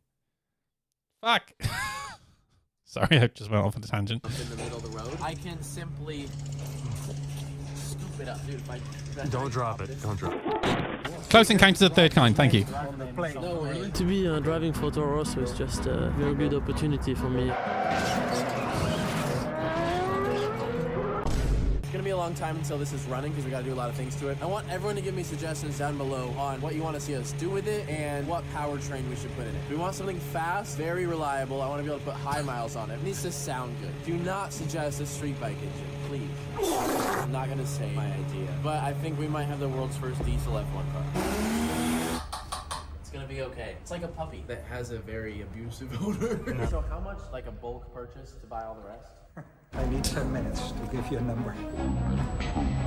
Oh God. Perhaps put down an offer, but I would have to sell my daughter's racehorses. Her horse won the Kentucky one, the Louisville The Grand Prix. Demolition Derby.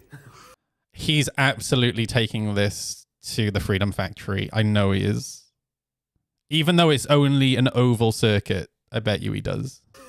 The Kentucky Demo Derby. In America, like, no one's very familiar with this type of car because it's all And Cletus is going to end up driving this car as well. Absolutely. NASCAR. Yeah, I know. Like, even me knowing cars, I still don't really know what I'm looking at. The green one in the back, that thing is so sick. You watched Le Mans? I've seen it before, yeah. In 2003, this car won They won it? race. How much is it? Really? Yeah. Okay, we're just gonna, you know, it's part of the... Oh my. Oh no! I got it. It didn't shut completely. No. Oh my god! Close the door Okay. so you can see how tight it is inside. You can't, dude. Only one. Why don't you look around? Yeah, let's just browse.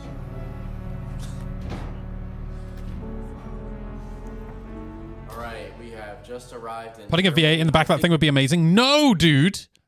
That's not what a Formula One car sounds like. I'm buying an F1 car, so I want a luxurious experience. So I got the nicest Airbnb we can find. I don't want a Formula One car sounding like a tractor, dude. There's a pier. Don't step on it. That's what they literally listed it as. Like, this is the swimming hole. Wait, are you serious? Yeah. You could not pay me to swim in that. The greatest swimmer of all time. I actually saw a video of a V8 motorcycle last week. Whistling Diesel will Vollgas geben auf einer deutschen Autobahn. You understand Autobahn, right? Yeah, I understood all of that. Okay, let's do a speed run tonight? Yeah, let's do it. Okay, great. Let's choose a car and go. Okay. He is going to let me drive the Ferrari. Oh, the shit. Autobahn, and you can go as fast as you want. Yes. So I can show the speed limit legally. We don't have to blur it anymore. We have a Ferrari 812. We're taking it off of the track and we're going to the public roads. I pulled all the cars off the track. We're going to public streets with everyone else. The only thing we are not allowed to do is harm anybody. 2 innocent people killed tonight. I don't know when you're supposed to go fast or slow or. There's actually a sign which is white. Nissan drivers, man. Black lines on Yeah, it. that means you just. If you see this, it means go. That's great. Otherwise, we are limited to 130 kilometers per hour. Is that's it? That's it. That's the sign. Okay, so we can go as fast as we want. Yeah. To the floor. Yeah, go. Go now, we'll reach 300 for sure. 270, To the floor. 280, 285, 290, now 300, Where are we? 300, and go. Okay. Oh, that's so smooth, dude. Holy shit. 300. 300. 300 already. 186. That's it? 186. Oh, we didn't hit 200 yet. Okay. We need to see 325 to have like 200 miles. Now it's your shot. Go. You're almost there. Go. Don't break. Don't go on the brake. 310. Go. 350. You did like 195. That's all. We hit 195. I mean, that's pretty good.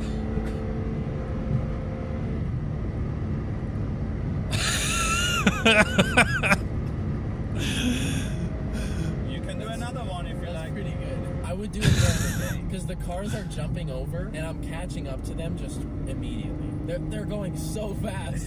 That is wild. In America, going through the gate right now would be hiding from the police. That is exhilarating. And everyone is doing it. The fact that normal traffic is just doing that all night. And dude, the construction trucks, they're like, oh yeah, just go in this lane. And everyone's like, okay.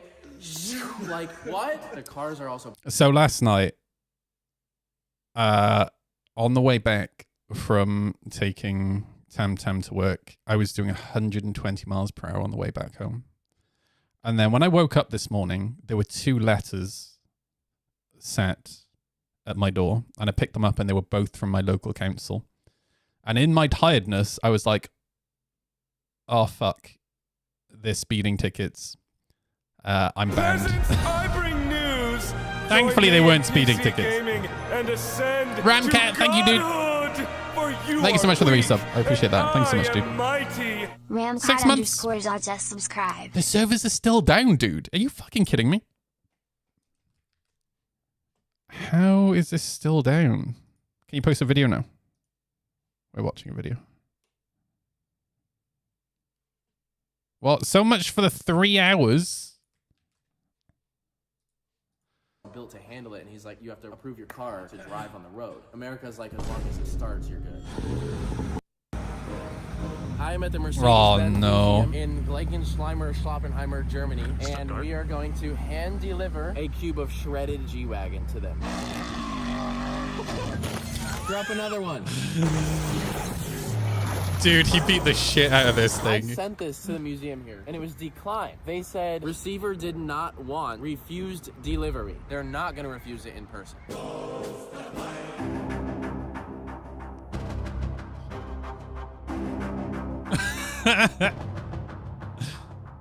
he just walked past. It's not big enough. It looks like it's supposed to be here, though. It looks very museum-like. If I worked here, I'd be like, guys, stay away from the cube. It is hidden perfectly in plain sight, and the museum workers aren't going to move it because it's a piece of priceless, irreplaceable history. So we are just about to leave Germany. I have completed all of the challenges I had. So we bought an F1 car. We drove on the Autobahn. I've successfully planted my Mercedes G-Wagon Cube in the Mercedes Museum. But we are at 9.2 million subscribers, so that's only 800,000 away from 10 million. I told everyone at 10 million we would be destroying a Bugatti Chiron. I'm anticipating we're gonna hit that number in about 8 months. So I have 1 year to come up with $3 million. Why did we buy the F1 car first? I don't. I could have said F1 car durability test and it would have sounded just as crazy. I messaged Mata, the owner of Bugatti. I did warn them. And the only reason I'm mentioning this now is because we were going to arrange a conversation, and I don't think that conversation is going to happen now. They're calling my bluff. They think I can't afford a Bugatti. We actually can. But what's gonna happen, theoretically, when I hit 10 million and Bugatti's like, and then my new Bugatti comes out. Everyone could hit subscribe right now as we're saying this, and we might hit 10 million right now. I think you will hit 10 million in 6 months. You know the whole buy and flip the car? Yeah. I will be buying and flipping it, but upside down. I did a durability test with the Bugatti, more or less. I drove 3,000 miles across Europe, hit a ladder. So, we're gonna need a bigger ladder. Thank you so much for the hospitality. Thank you for letting me see you. Oh, dude. If I'm gonna be a great F1 driver, I need to have This tank, by the way, that's a British Centurion, I need to catch the ball before it hits the floor. So which he broke, and you need someone else. Mr. Hughes had to go and fix again. That's actually great reflexes. Like I don't even need that much. Like.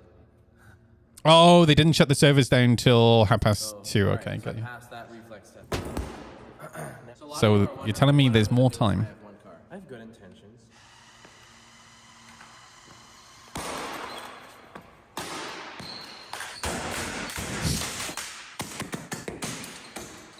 Probably gonna restore it. I get the car in like 20 days. I need to have it ready for the Monaco race now. We need expert engine builders and installers who will install the engine in the F1 car. So I just Didn't he almost die by flying a helicopter inside of his way? He wasn't in the helicopter, dude.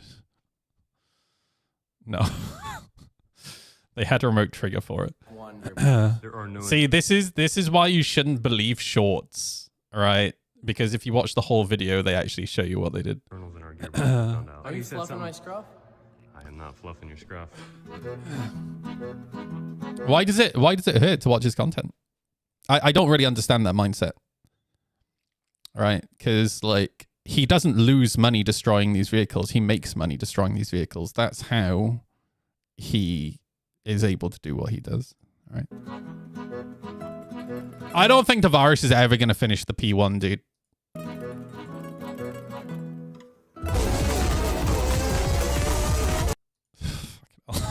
Oh my god. All right, so we have another like half hour until the servers come back up, maybe. I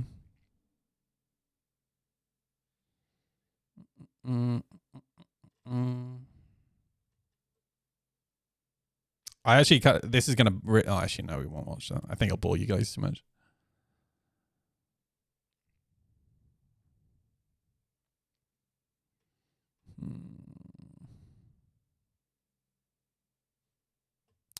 I forgot that Ludwig was doing a motorbike video. For the past 2 years, me and my friend Michael Reeves been talking about doing a trip across I forgot Japan. about this. The goal's been to go from the southern tip to the northern tip. And the whole time we're using this guy to figure out where we're gonna go, where we're gonna eat, where we're gonna stay. And every step of the way, we are relying on this. Not anymore.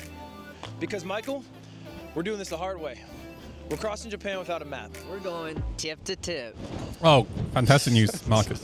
Anyway, we're going. I am a big fan of Michael Reeves. And I like Ludwig for two different reasons. One, I really respect how smart Michael Reeves is and how funny he is. And Ludwig, from like a content creator perspective, is just such an incredible wealth of knowge From and Cape experience. Sata, which is where you just saw, all the way to Cape Soya in Hokkaido. If it couldn't start any harder, it's raining right now. It's raining for the next couple of days, I think. And it's going to rain the next couple of days. And we're going to tell you a few additional rules along the way.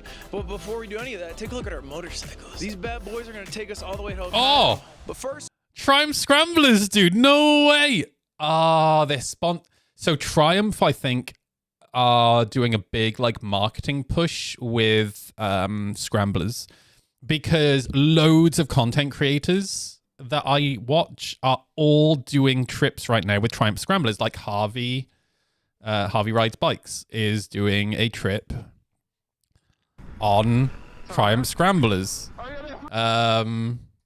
We have to get out of Kyushu. And it's at this point I should tell you we have 3 rules we're following. The first rule is no maps, which is kind of tough because there's 2,000 miles of ground that we have to cover, and if we do it wrong, it might be closer to 3,000. Rule number 2 is no smartphones. I realize I've become addicted to this thing, but now I can't use it to go on Yelp to find the best place to eat, Google Maps to figure out That's how to actually get there, really Google cool Translate idea. to figure out what to order when I get there, and finally YouTube Shorts to fall asleep to. We are still currently on this trip, and I still have no idea where I am, but to get these videos out for you daily, we have a team who's following us, so you might occasionally hear us. Oh wait, those reference aren't RV Triumph or Scramblers. enter camp. I don't know what these. I can't remember what The these are. only time they get to intervene is if we go on a road we're not supposed to, like an expressway, or if I fucking crash my fucking bike into the fucking wall and splatter my blood everywhere, and nobody ever remembers me. Okay, back to it. Rule number 3 is no toll roads. There's a few roads in Japan that are just cheat codes. They can literally bring you from the south of Japan to the north of Japan without so much as changing lanes. And at the end of the day, the goal of this trip is to experience Japan by forcing us to do it kind of how people used to travel in the 1960s. I know you probably think this sounds easy, and I did too. Until this happened. Oh. No! But that's for later in the video. So back to the present. Our first major decision is from Cape Sata. You can either go left. Time to which I bend think the is brake where lever we back came from, or and right, the front which brake we have lever no back. idea where it is or where it goes. In the movie Yojimbo, the guy throws a stick to figure out what town he's gonna go to, and it was kind of badass. So anyway, all right, whatever the pointy side goes closer to. That's right. All right, brother. Off to new territory. It smells like cow poopy. Oh, Kagoshima is one of the prefectures that they're known for their beef. Oh, wait, yeah, where the fuck is like Kobe? I want to say it's like between Fukushima and Osaka, no? If I had to guess, I think it's south of Osaka. Can't tell us who's right. Hey, okay, so I'm gonna stop here. We do have a decision. Decision number 2 is go straight, and it says it's a campground. Right is a campground. Left is... Wait, right is a campground. Yeah, right? Like that? Oh, I'm hopping off. We should check that out. All right, this is a map. We're the red dot. You go straight, and then left, and then there's the highway. Oh, and then the highway. Well, let's just fucking run it, dude. Yeah. Let's just fucking rip it, me and you. What are we scared of, bro? What are you scared of? I decided to be brave and just make a decision. I love that he just clips his mic onto his comms boom.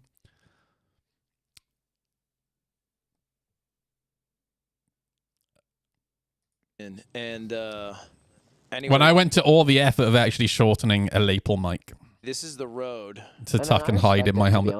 Go through. Oh, you want me to hit this? Yeah, hit that. Oh, is it back up? Is it actually back up? Or are you memeing on me?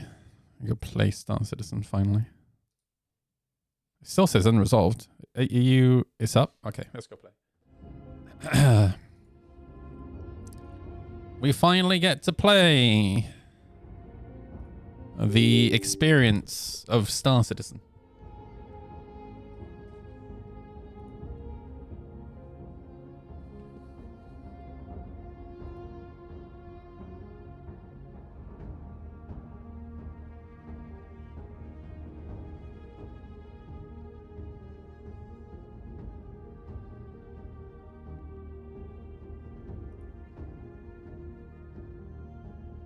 Oh, fuck it. I'm going to fix this now. Hang on. I need to fix something real quick.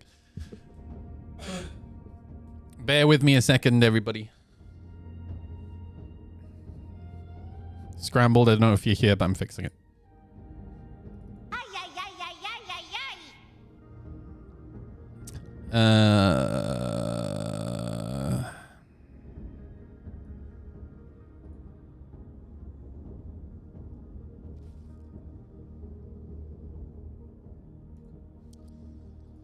Export Fusion.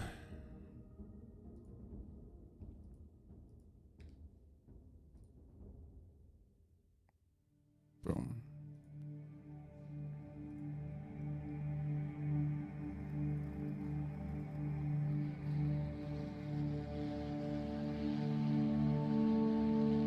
Bear with me a sec, my dudes.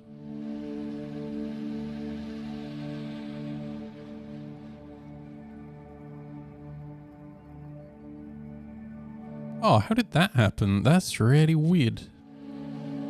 Huh. Port fusion.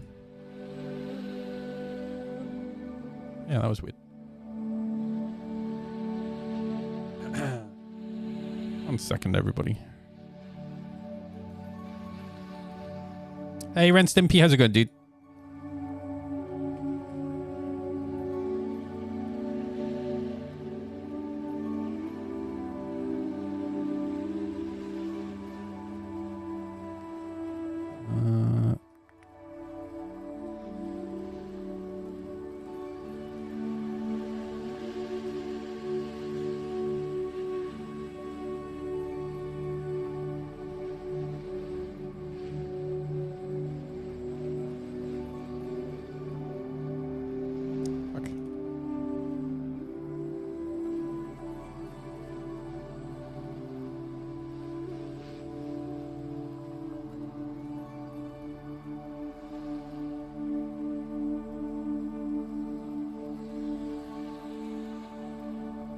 Okay, sorry. That's done.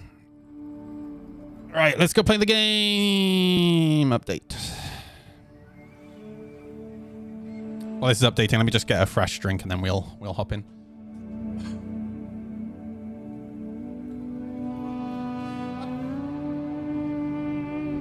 Why is my camera not working? Recam.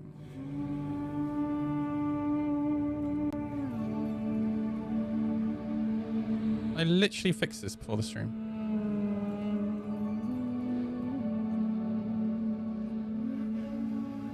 Oh, I think I know what's happening. Hang on. Change this for...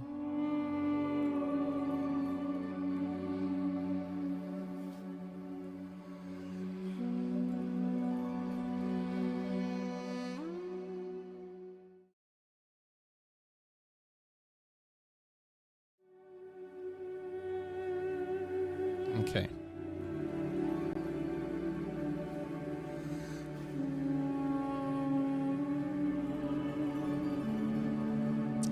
That's why it wasn't working. Dude, I've had this problem for so long and I just realized what the issue was. Holy shit. I basically had two scenes that were fighting each other. All right, I'll be right back.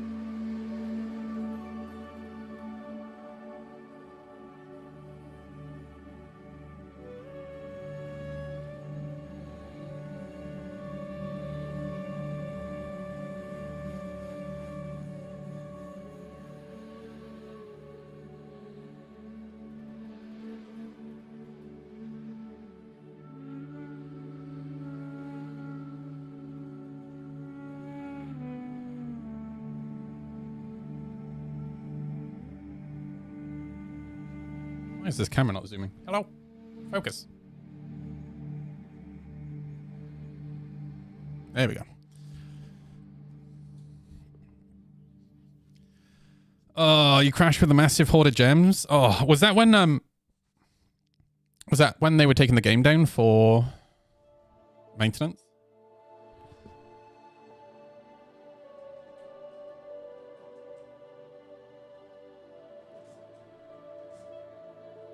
I'm gonna do some more mining today, maybe.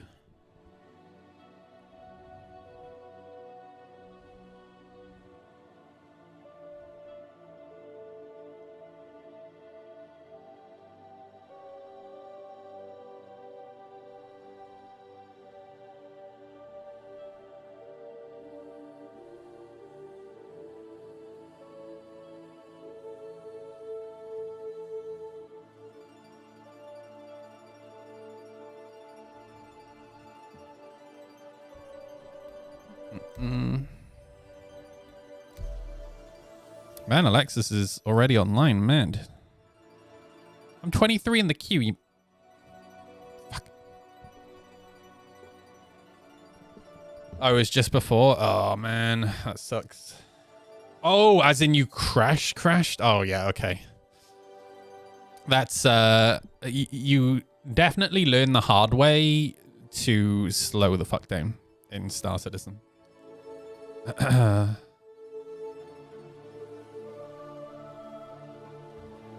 Man, we're gonna have to go pick up some of the stuff that we dropped off yesterday.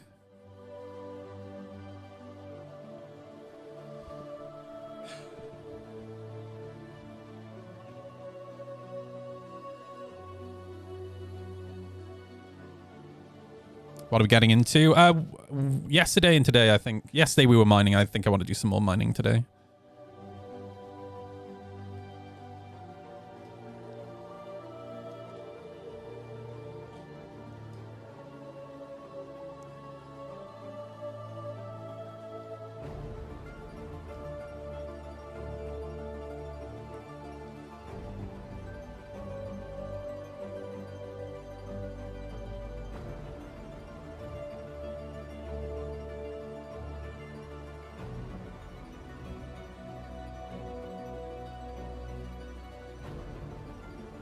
Nice.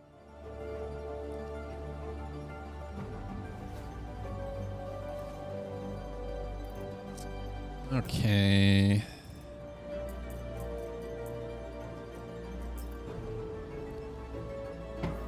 We'll hop into the Golem, I think. I think it's here anyway.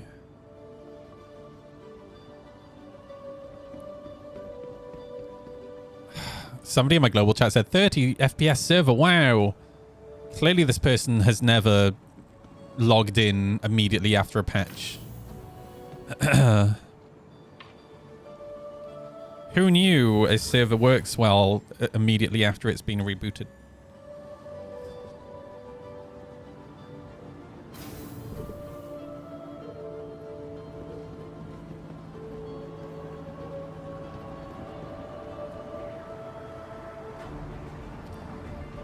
The real test is what the server is going to feel like a week from now.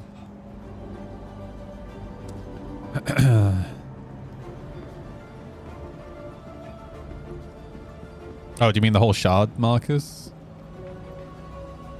That's why I've been kind of avoiding Hathor. Until they can get a handle on performance there, it's just I don't want my first experience of doing that mission to be absolute crap. Trespassing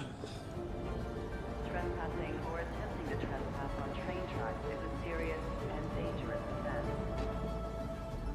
I think I chose, watching Voidy's video, I think I've chose right.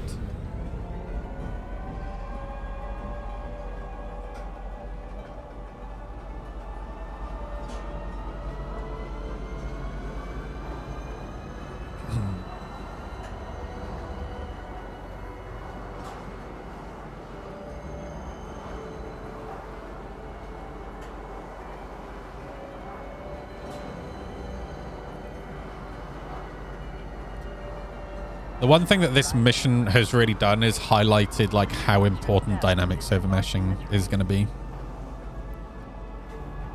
It'll be interesting to see how long it takes them to implement.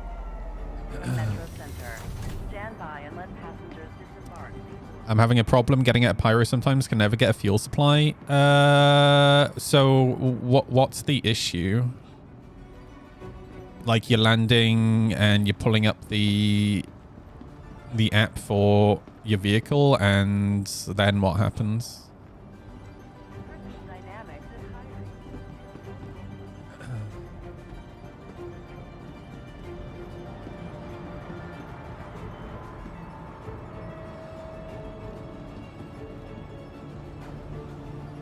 Welcome to the ASOP Vehicle Retrieval System.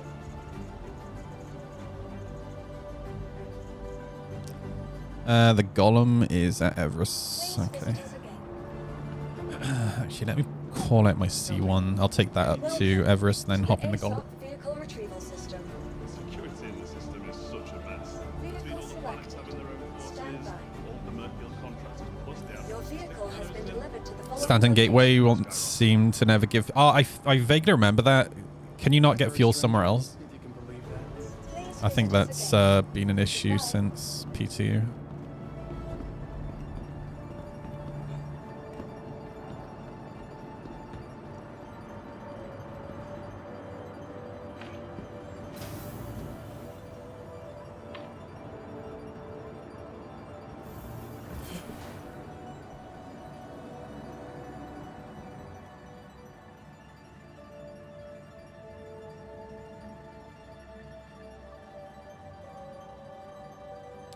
As a general rule of thumb, I just, whenever I'm in Pyro, every single location I land at, I always top off my fuel.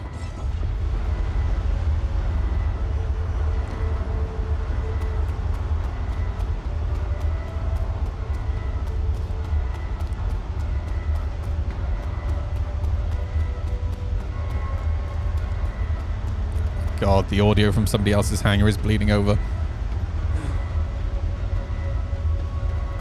Too much audio.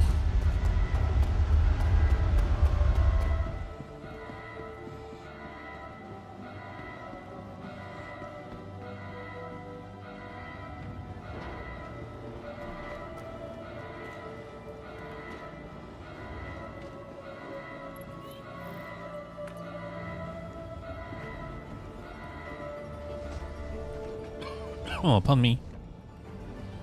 So I had an issue last night where I couldn't, like, all the rocks were desync planet side, so I think I'm going to do some space mining today. Maybe.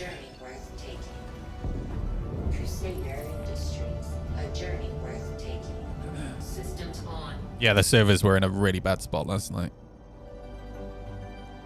Well, I think the moment, like, it gets to American peak time, all the servers just kind of fall over. Launch complete.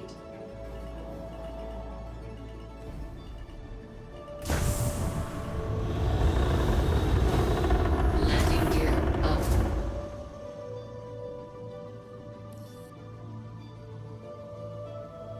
Yep, more mining, yep.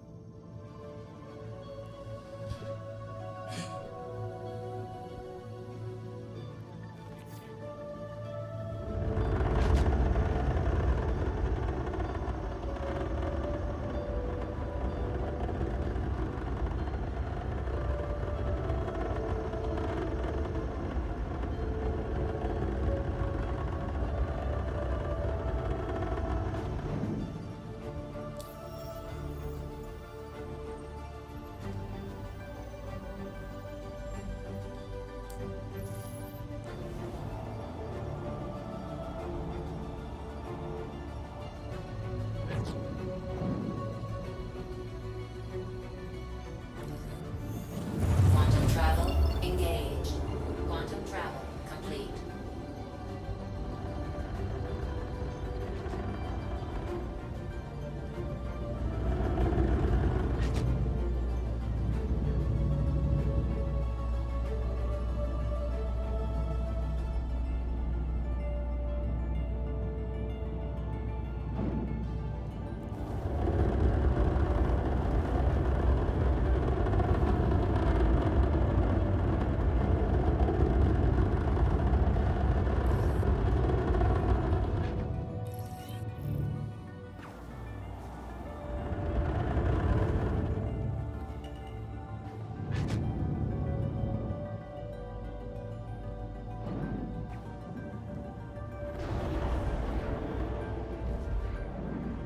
Landing gear down.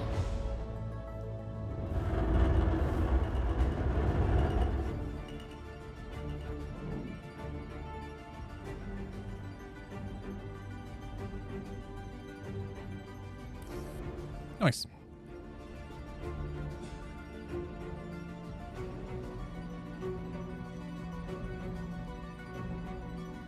Hey, Cam Jam. How you doing, dude? You're right.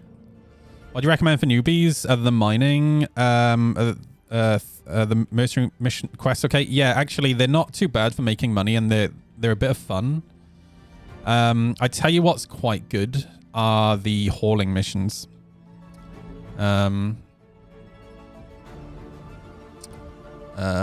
these ones can actually be quite good for making money quickly.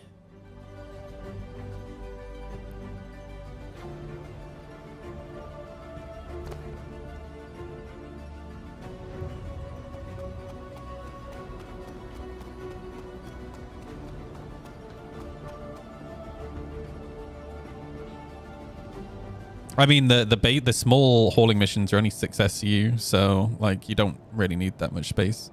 Welcome. And there are so many ships you can, because I'm pretty sure you can rent a Cutlass Black in the game, right?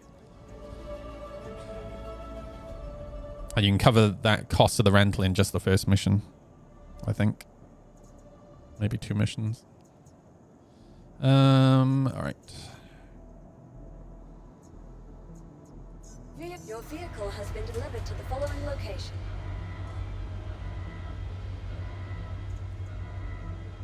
Please visit us again.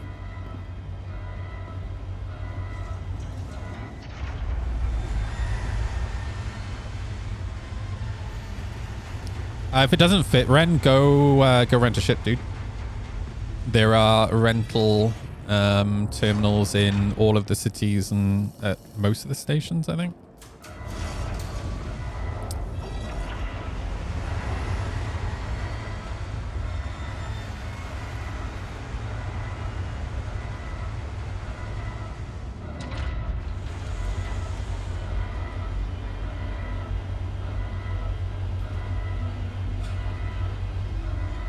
Can't rent. Oh yeah, you can.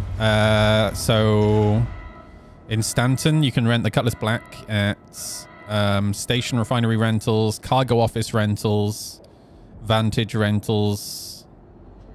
So at Seraphim, Cruel 1, Lawville, Everest Harbor. So generally around Hurston. Just go rent yourself a Cutlass.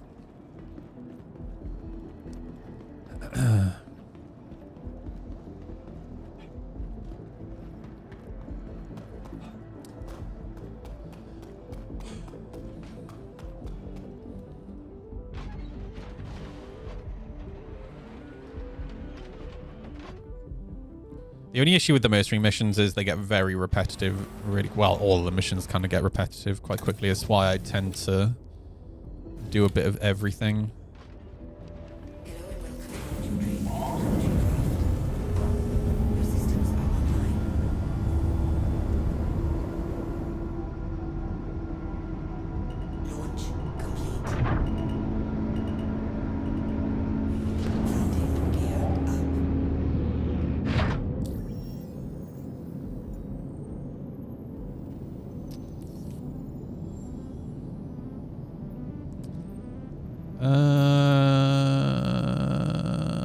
We'll go to...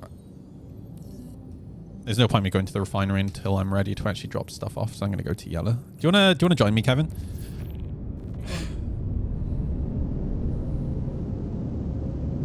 If anybody wants to come mining, you're welcome to join.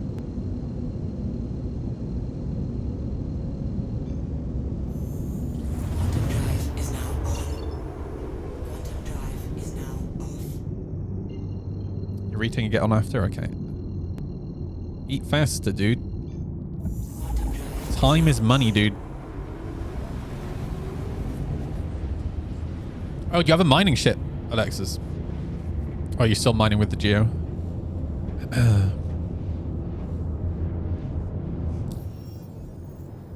I crashed the Prospector too, by the way. I blame the T-16s. Oh no, I sent you an updated file, by the way, Scramble.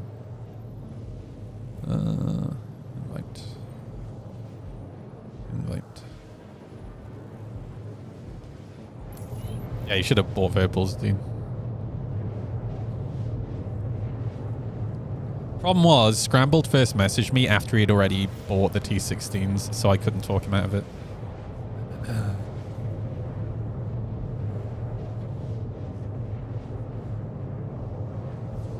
It's the Saber that you want to pick up, apparently, Alexis.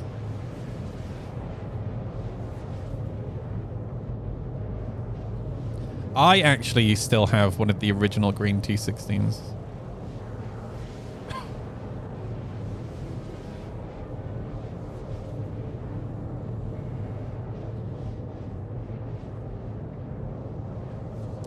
Did you make your color grade yourself, Scrambled? Because I found, so I originally started learning, well, it's better to do your own because you tend to not lose quality. But I'll be honest with you, I'm kind of lazy and I just use presets.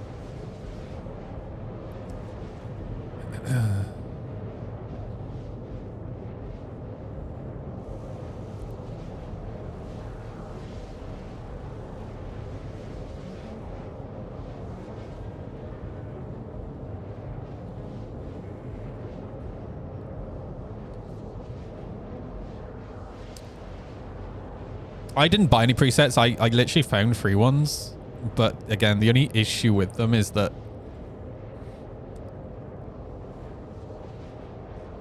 because they're presets, they're not perfect for every like lighting scenario. So sometimes you'll just end up losing, like the last video that I put out, the last short that I put out. If you look around like the branches of trees, you can see there's a slight issue, and it's just because it's not a great one to use in like super sunny conditions.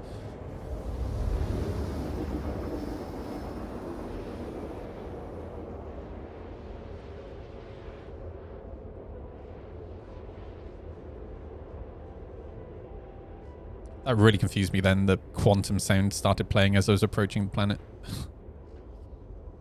Quantum music.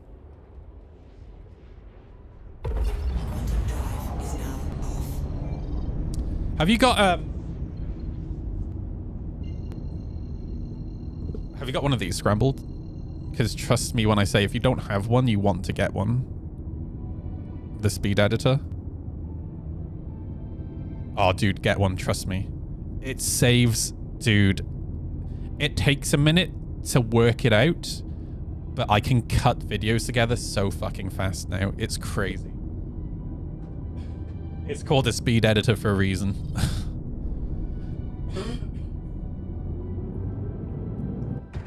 It's like learning a normal keyboard, right? Once you know what all the keys do and you build up that muscle memory, holy shit.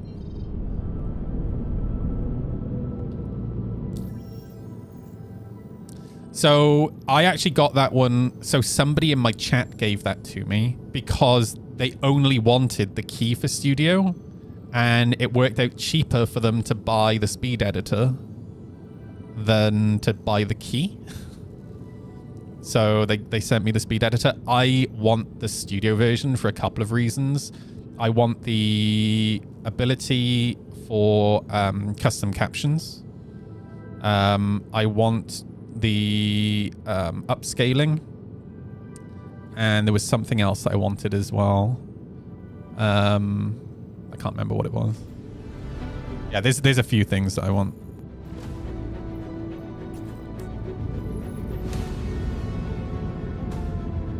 What's the fix for not being able to F4 after a server error? I don't know. Oh, dude.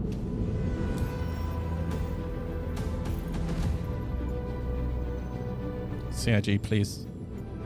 Please fix navigation, please.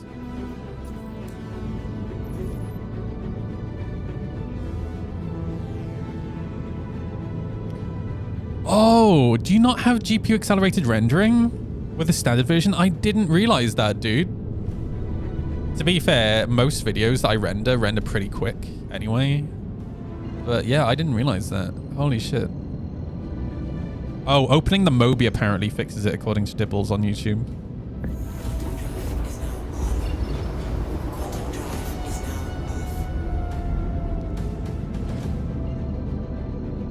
Leaving the seat is the one for fixing the Mobi glass, but yeah, fixing third person, I'm not sure.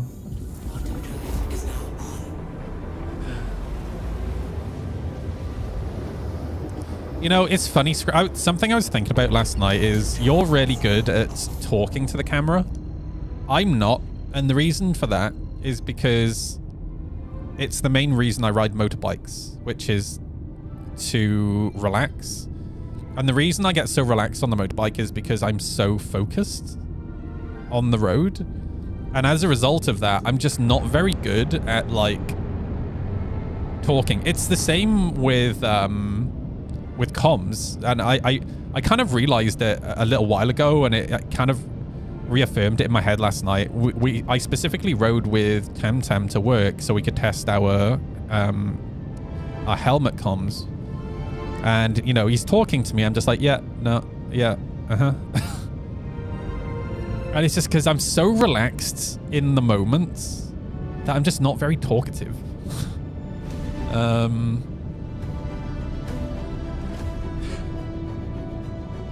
I have loads of topics to talk about. It's just I never really feel like talking. It's really weird. And I don't know, like, what have you done for your microphone? Because I actually, so I have a really nice microphone set to go with my GoPro, like the wireless mics, but they came with wired lapel mics as well. And I literally cut them down so I can put an actual lapel mic in my helmet.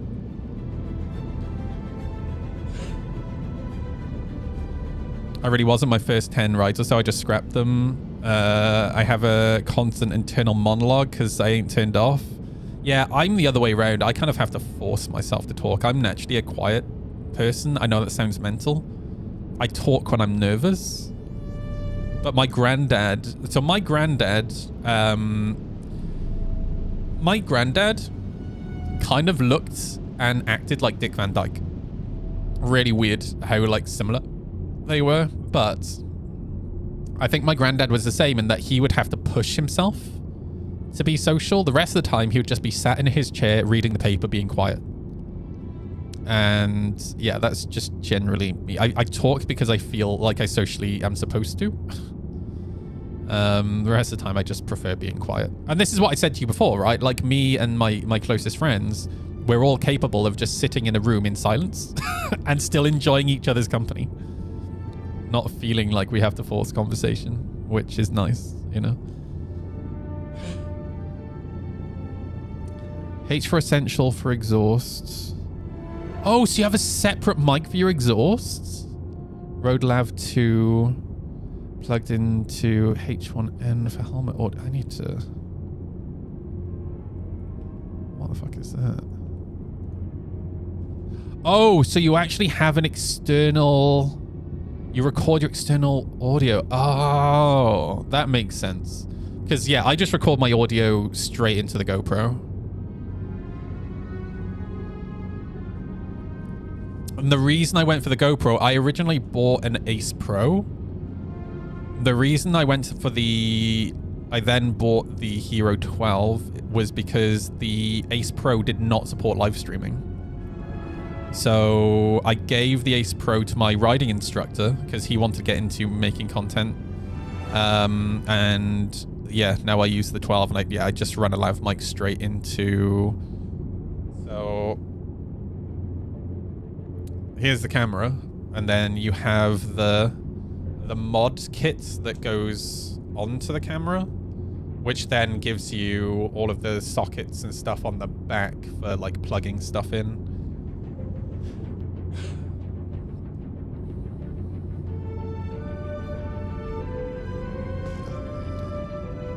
I wanted to avoid the step of having to sync audio. Like, everything I've done is... I'd be very interested to see your workflow compared to mine. My workflow is so fast.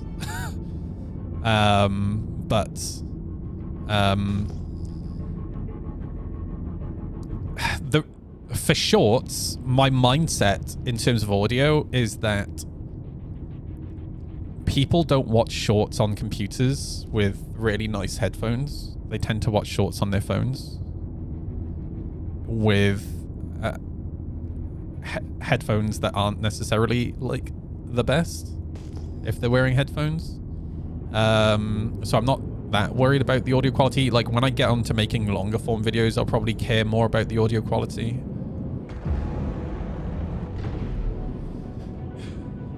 Both with the sound off, true, yeah. It was really funny because I watched your video a few days ago where you passed a horse rider, and then my last ride out before last night's ride, I passed a couple of horses. I'm always really nervous passing horses because I grew up riding horses, and my mum had a really bad horse riding accident that almost killed her. because of a motorbike. So like I'm super paranoid about not spooking horses. FVMM, thank you for the follow, and Wormmist, thank you for the follow as well. How you guys doing today? Make sure you get into our giveaway, exclamation mark giveaway. We're running for the whole month a Golem giveaway. So exclamation mark giveaway. Make sure you get in. You earn stamps by watching the stream. You can use those stamps for the entry.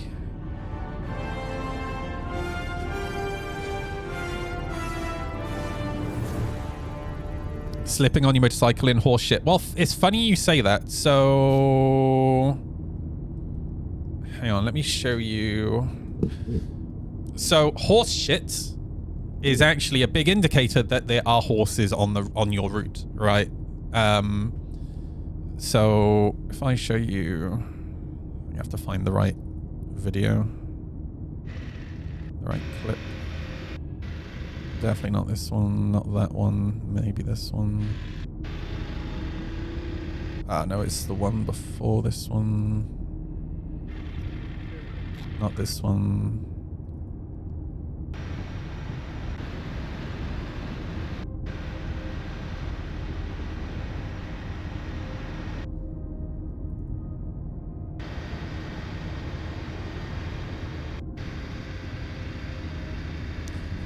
I love this little road.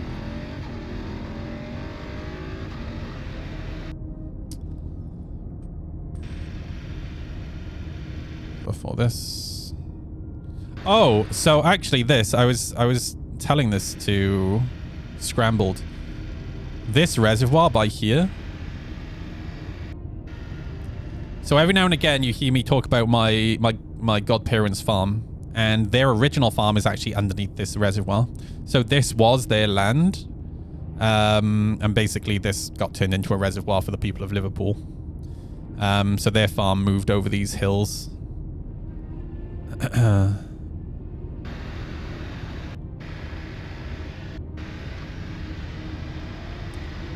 Ah, shoot. Well, I can't show you what I wanted to show you, but yeah. If you're out riding and you're on like a country lane, you spot horse shit, then yeah, just be like hyper aware of the fact that there are horses around. Oh, this is actually perfect. Good start. I actually need a pee, so I will be right back, everybody. Give me a second.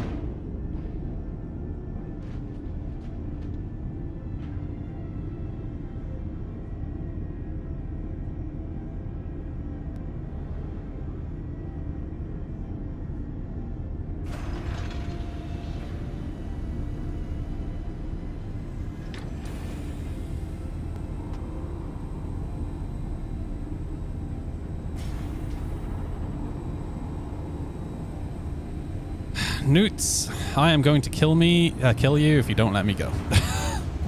Get the fuck out.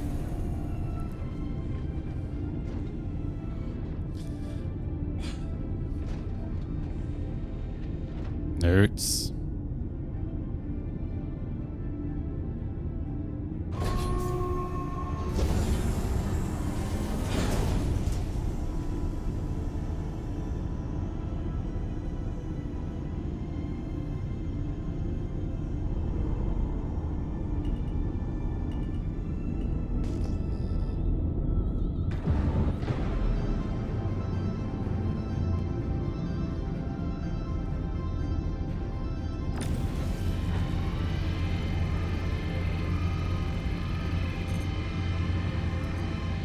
Alright, let's get that gold.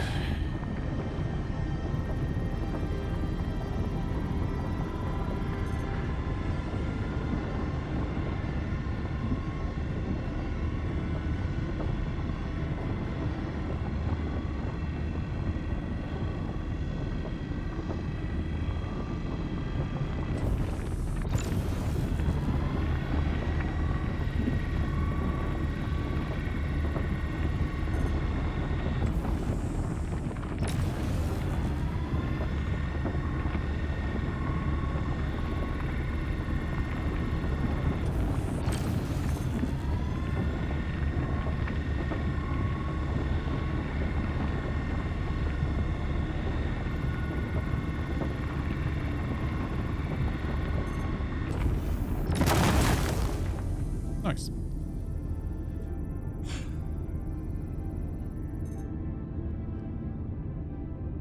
I just need to learn how to fly, Kevin. That's all, dude.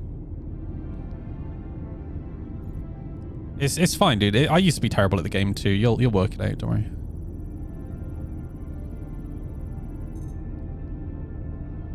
Rubbish.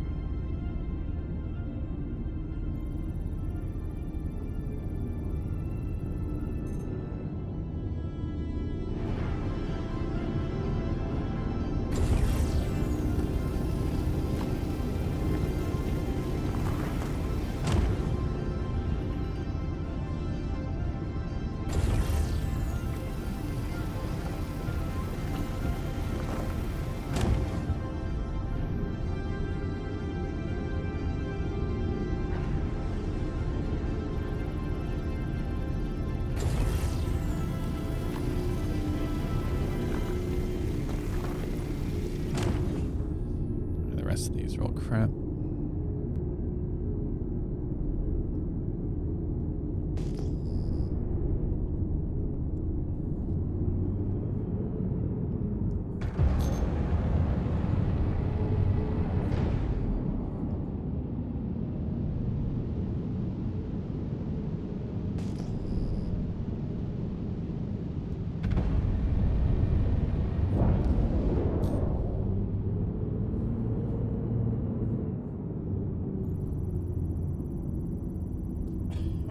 Gonna be a heavy boy.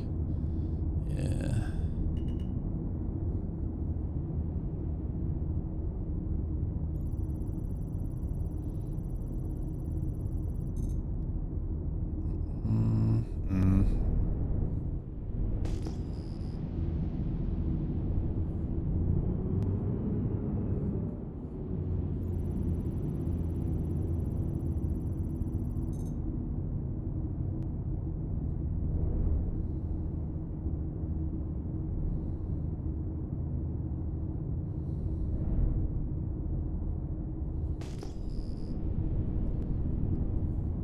Be a little bit easier once Kevin's here because 2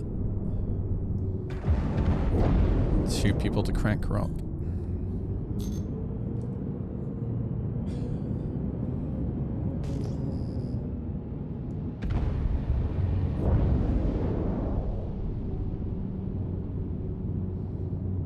Oh, I should probably do that as well, Kevin.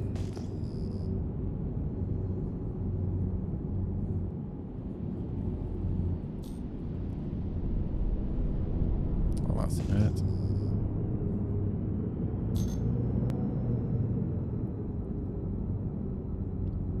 Riga C3 is a crawl one. Okay.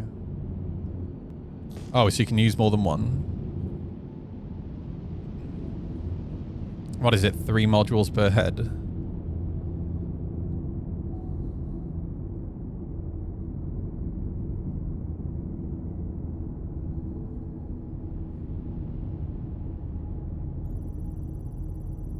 Oh, 2 on our head, okay.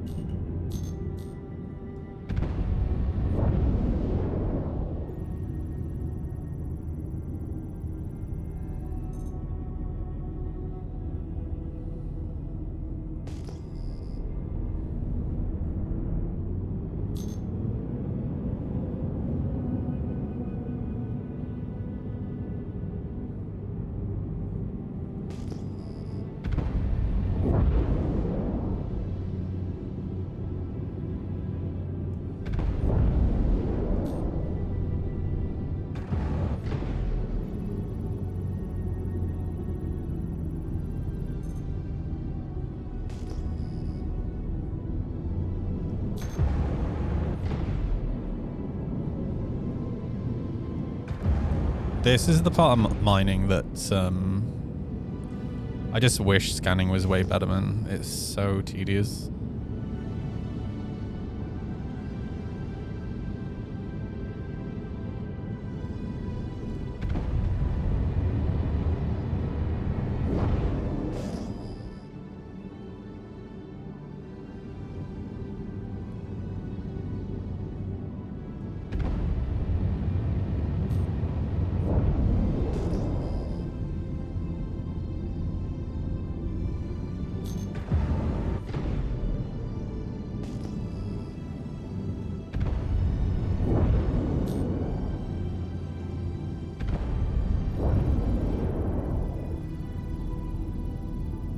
Like, I would, you know what I would much prefer?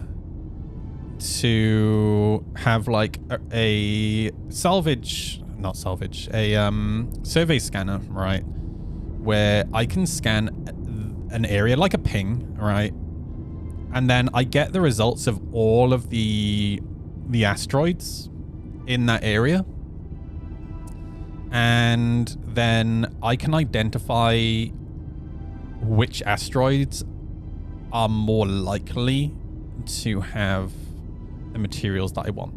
Rather than like flying around and pinging and hoping for the best, just let me be able to ping a bigger area and have all the results in one area.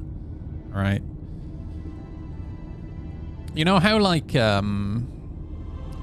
when you're salvaging and you're pinging looking for salvage, you have a very particular amount. Yeah, exactly. Looking for the signature of the ping, right? Like, does that work for mining as well? It's particular... Oh, it's just not working now. Okay. Yeah, because that's really frustrating that it's not working.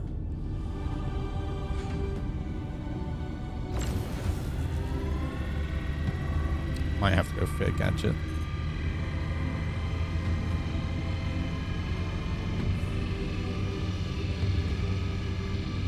Yeah.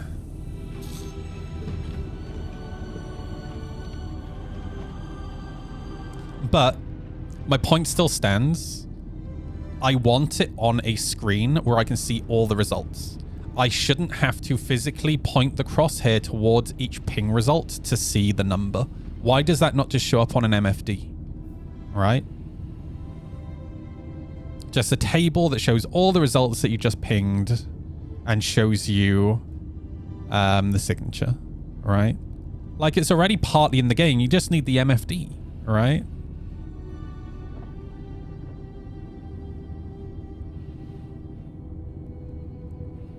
Dude, I love how glitchy this is.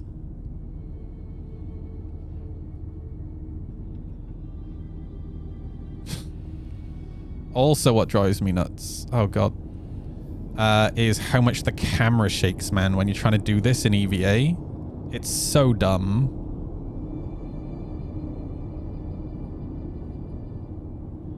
Like, holy shit, this is awful. Because the mouse shakes with the goddamn camera.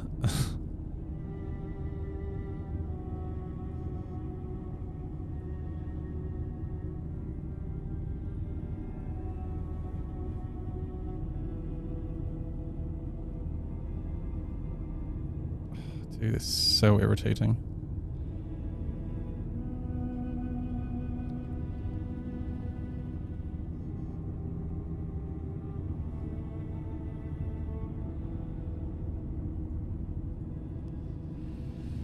Ugh.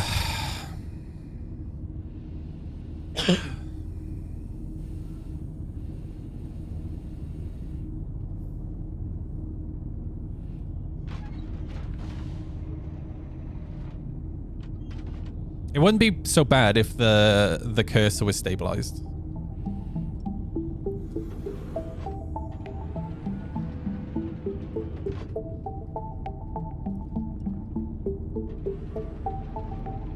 I mean, Kevin, I'm sorry, but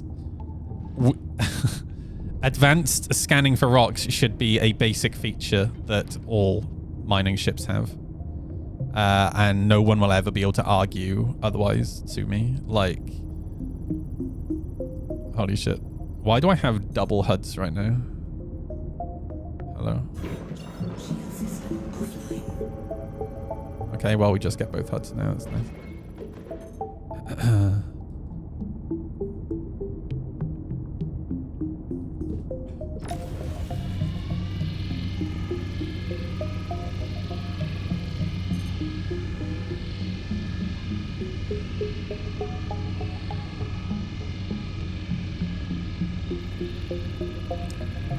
Sounds like a skill issue, Kevin.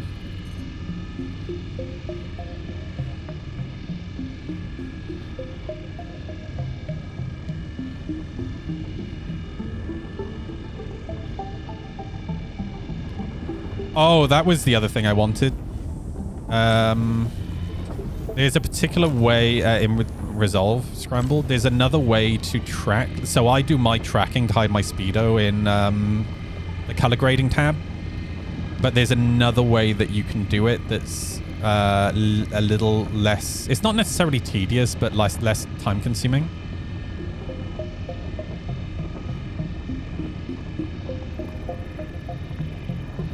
But it's hidden behind Studio.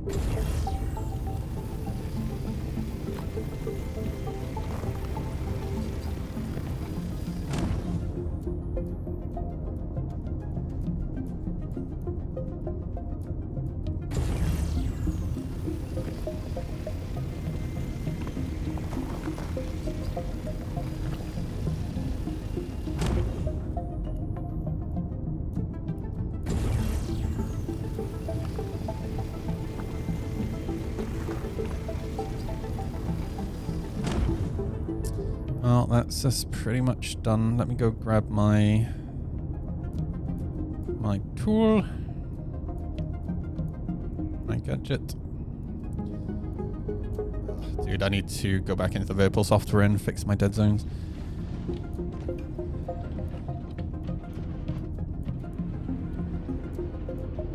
Yeah, I'll check it out here in a second when I quantum.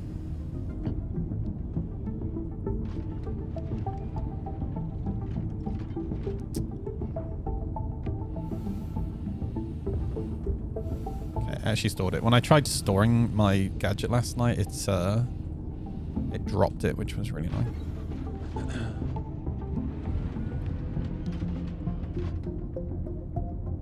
Oh, I realized something as well, Scrambled. Like, not using TikTok, is that because of your job?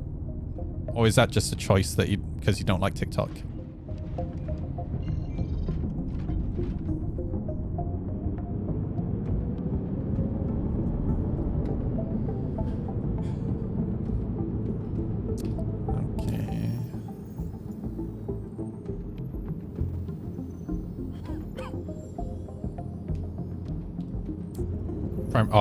Both primarily not liking it. Yeah, that's fair.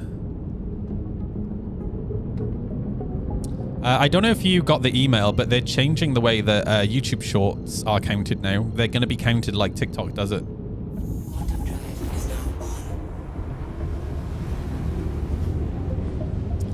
Alright, let's take a look at this.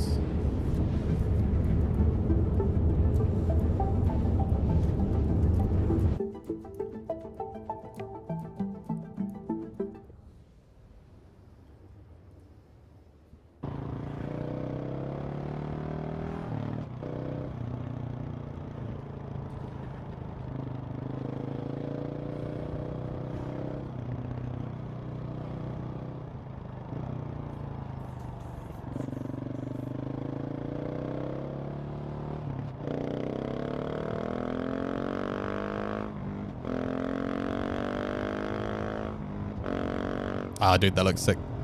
Hell yeah. Nice, dude.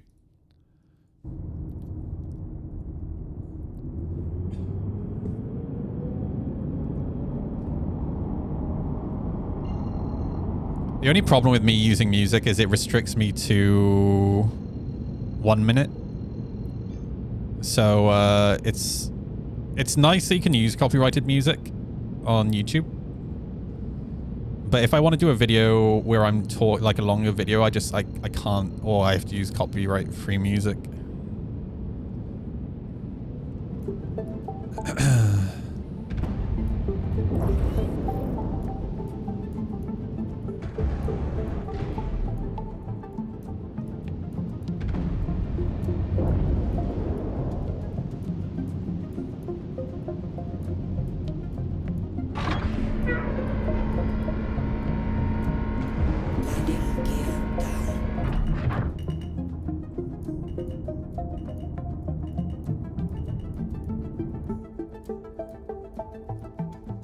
Nice.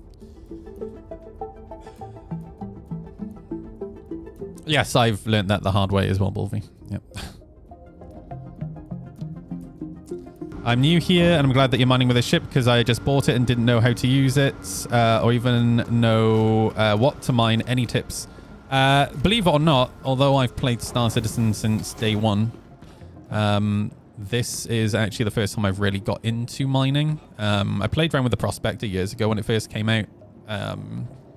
But back then, mining was just so frustrating. It's a lot better now.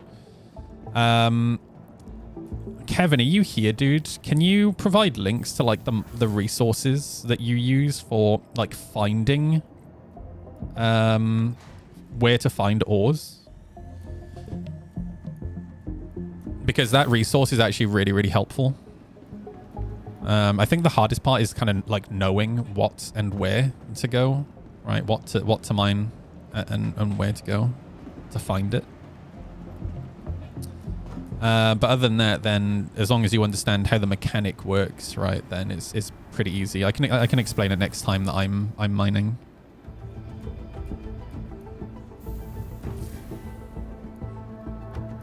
I don't know if it's that one. It's whatever the screenshots are that you've been sending me. Although that looks like a really useful tool. I'm actually going to bookmark that.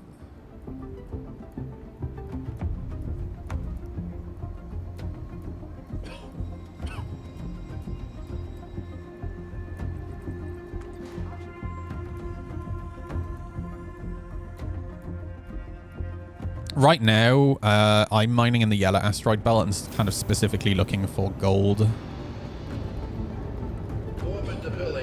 And it seems to be really easy to find in the yellow asteroid belt.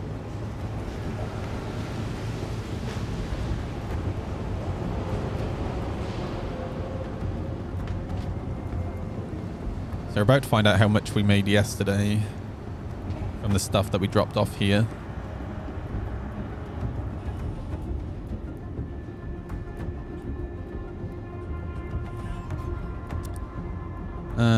Select storage. Why? Oh, do I have to have a ship here for it? Can I not just send this to cargo here?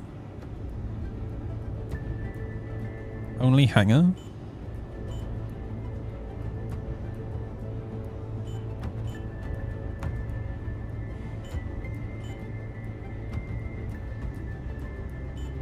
Oh, dude, that's so dumb, dude. So this is what you were explaining to me last night. I suddenly understand it now.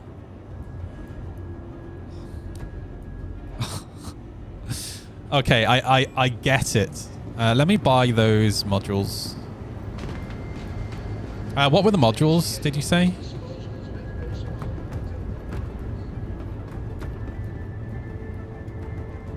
Riga, okay.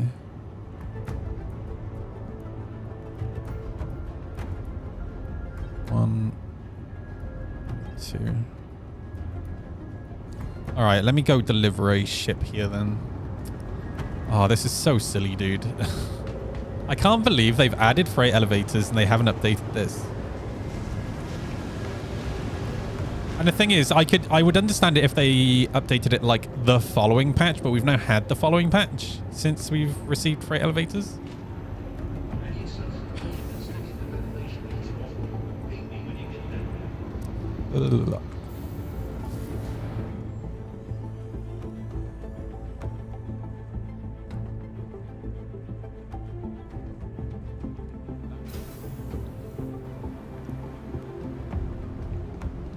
Dude, I hate this station layout. It's awful.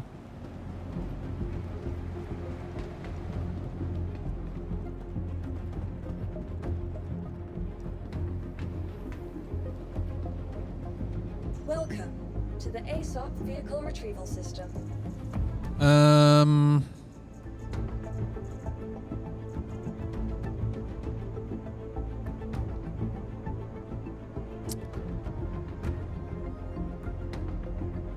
Here's what I'm going to do. I'm going to claim this to here. And I'm also going to claim...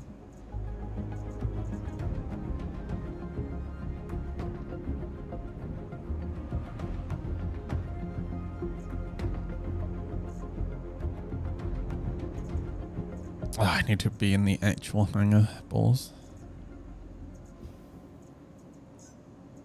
Can we please claim? Claim currently cannot be processed. Great. Okay.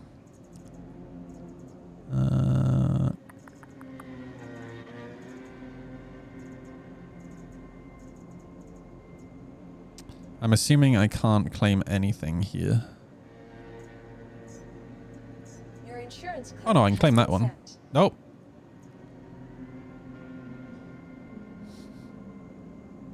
Thank you for the follow, Paramo. Or Pazamo, sorry.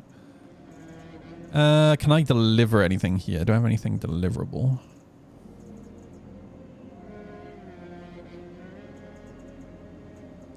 So it looks like the servers are already on fire. Okay, so I could deliver the Cutlass Black.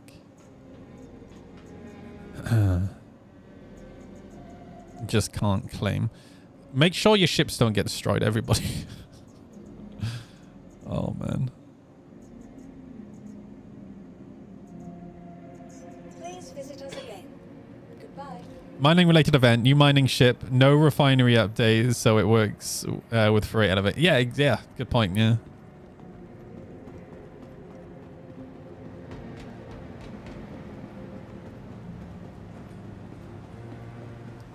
Well, maybe I can at least get that one work order sorted now.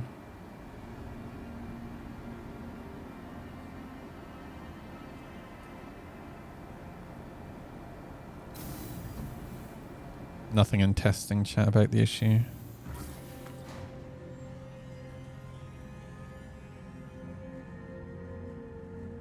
Oh, apparently the new... Oh, yeah, they're investigating. Okay.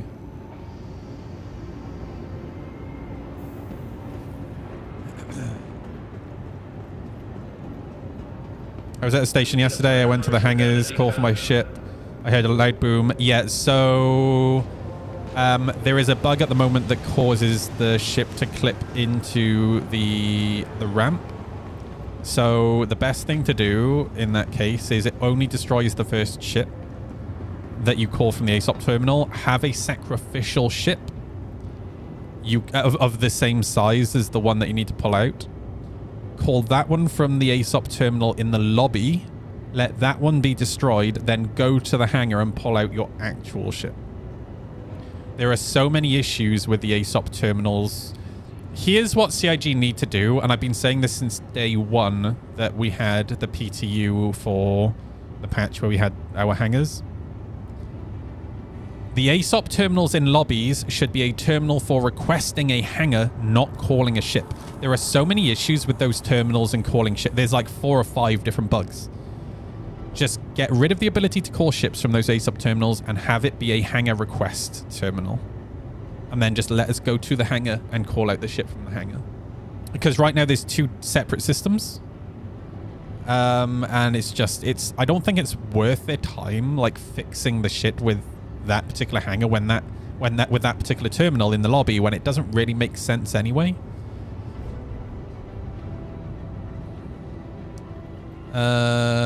Wait, why did I come here? I have the freaking modules in my head.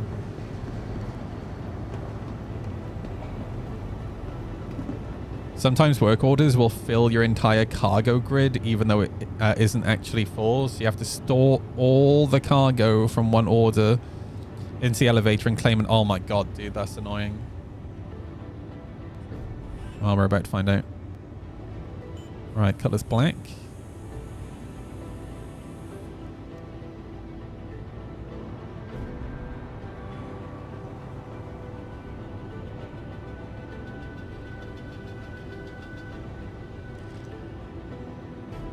That's a lot more stuff than I was anticipating. Hang on a second. So this is... Wait, is this yield actually...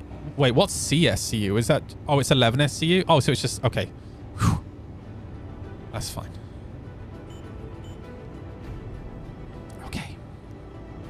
So... Why do they do it in CSCU? I guess because it breaks down into such small amounts, right? And then if I try to do this again...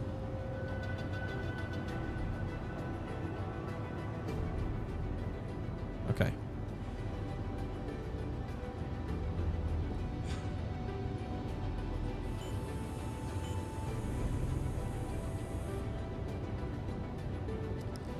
Set up work order.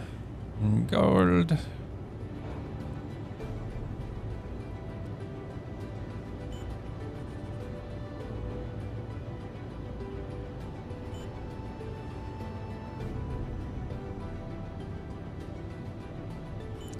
I might... Which one do you use? Do you say it was the electrostarolysis?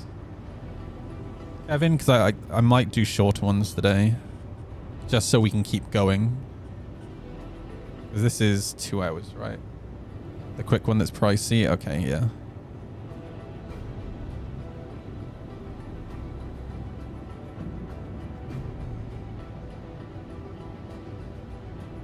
There we go.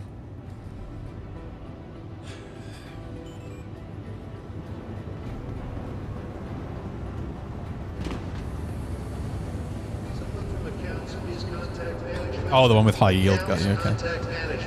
Thank you.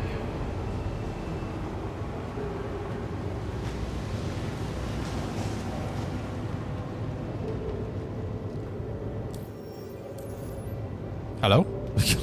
Do you mind? So I put the modules in on the loadout manager, right?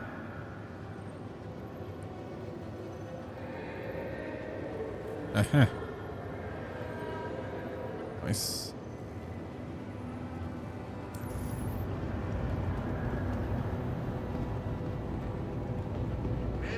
At some point, Pazamor, just not right now. I don't really want to do the new mission while the servers are as crap as they are. I don't want to be burned out on it before it actually works well, you know?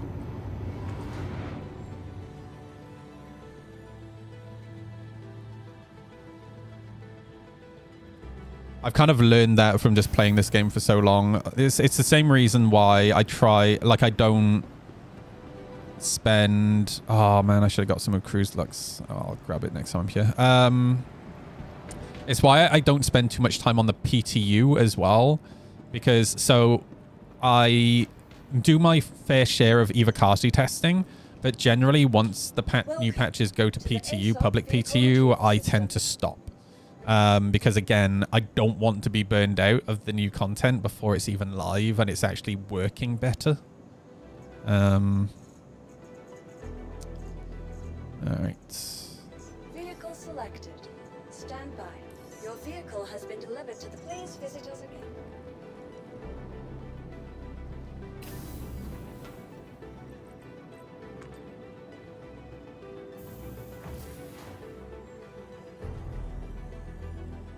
Can you buy the Atlas Geo with game money? I don't think it's available in-game yet. Normally when CIG release new vehicles, it's real-world money for the first patch, and then the following patch, they normally release it for in-game.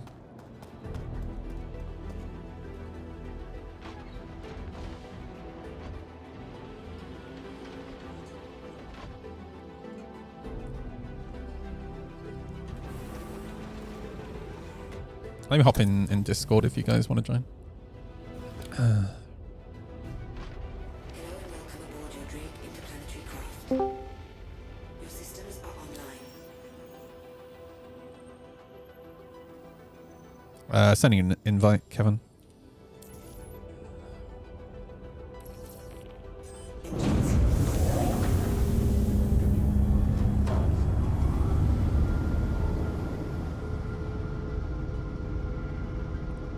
Yeah, Bolvie, of course. Oh, there we go.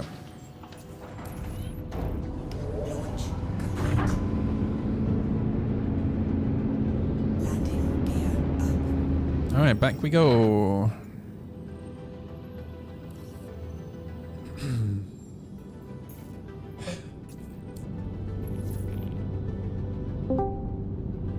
Hello. So did you pick up a mining ship? Yeah. Oh, fuck yeah.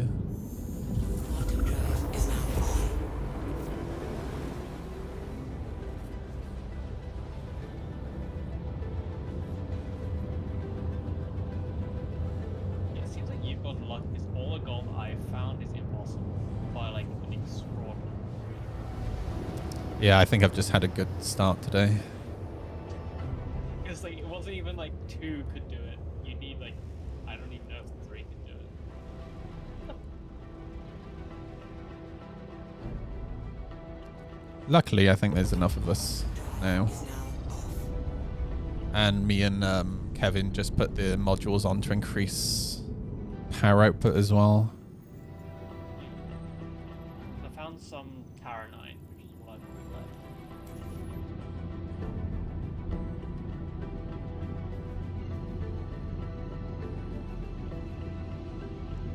Olive is so maneuverable. Yeah, it's nice, isn't it, dude? I feel like if its signature is really low as well, so if like even if they can find you, I reckon you're maneuverable enough to run away, because that's one of the problems with the Prospector. It's so slow and cumbersome that it's hard to get away. Yeah. The funny thing is, this looks like a brick, but it maneuvers amazingly. Well, for now, until we get the new atmospheric flight model. Well, I mean, in space, yeah. I don't know about how it is in Atmo. Well, even now in Atmo, it's not too bad. We don't have control surfaces right now, so... No, nothing.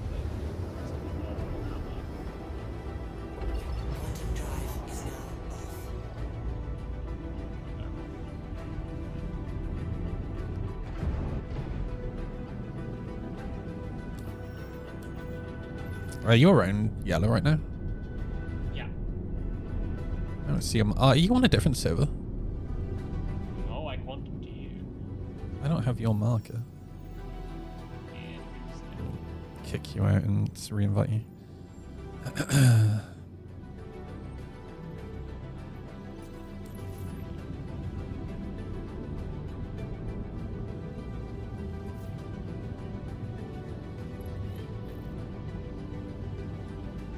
Oh, no, I've got a marker for you. That works still.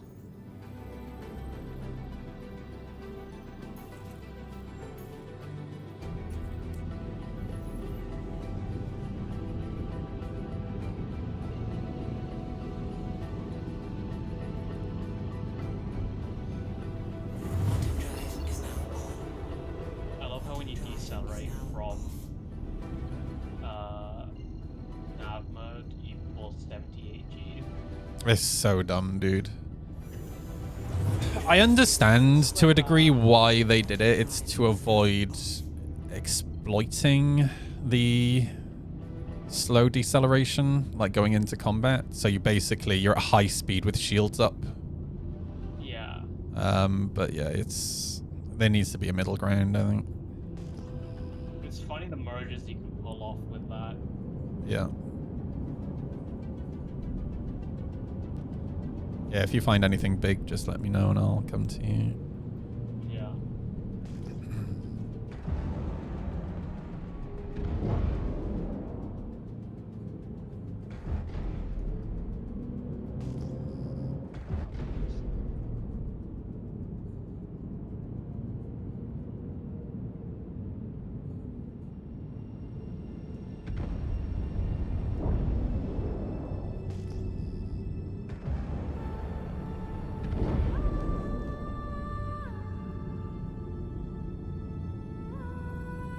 I have so much HUD on my screen. I have a HUD on a HUD, and now because of those modules, I now have additional HUD. My brain... Oh, I found Laranite. 43 SCU composition. Okay.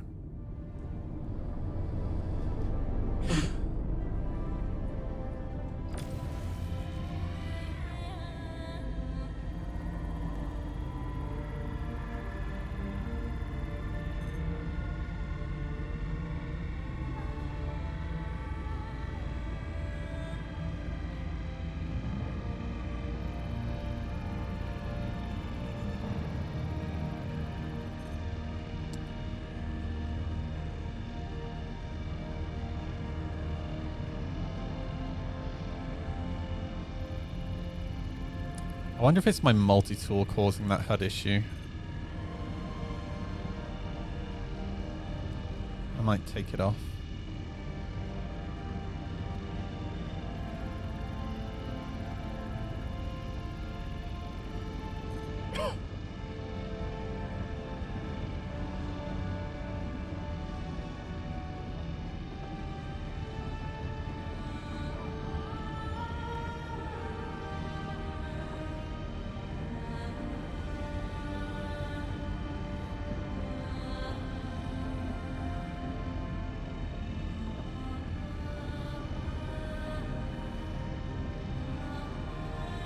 Give me a sec, Kevin. Let me just do this.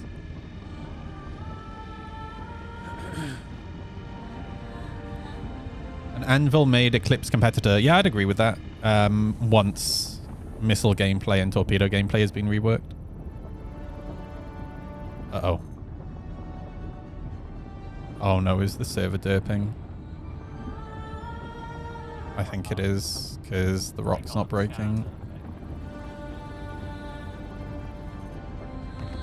Oh, there we go.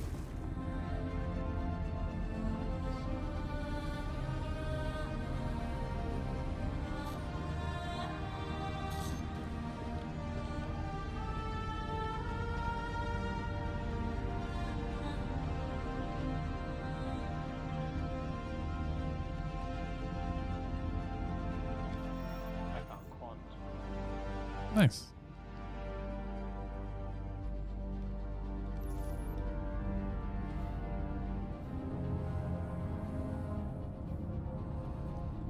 Oh shit, which side is which for the... this is the assault rifle one. Oh dude, I hate this new EVA, dude. It's so clunky and bad. I actually prefer the old EVA.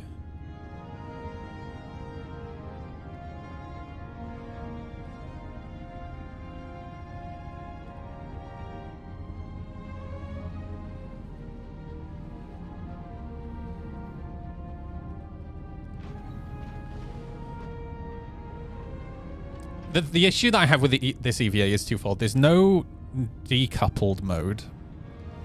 Sorry, there's no coupled mode.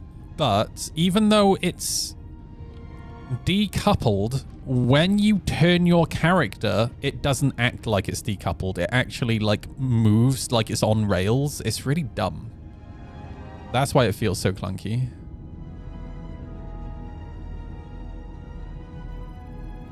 Okay, so I still have both HUDs, so I think it's just balked.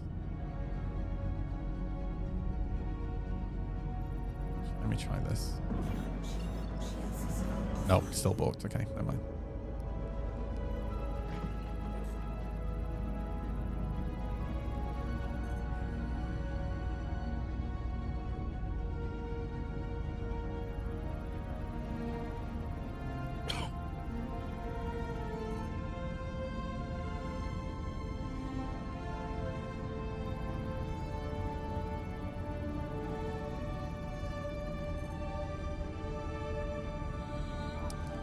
I know I'll do.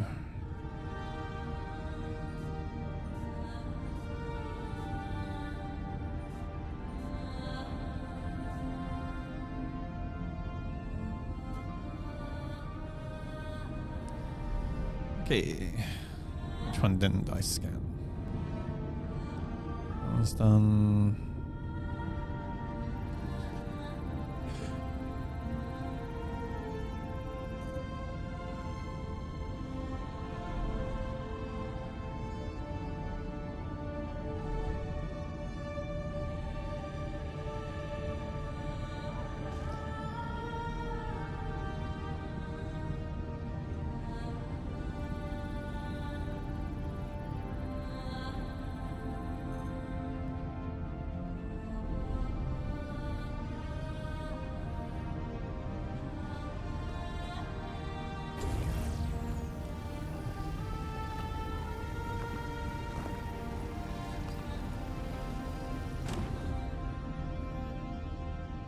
Hold X, kind of got used to it.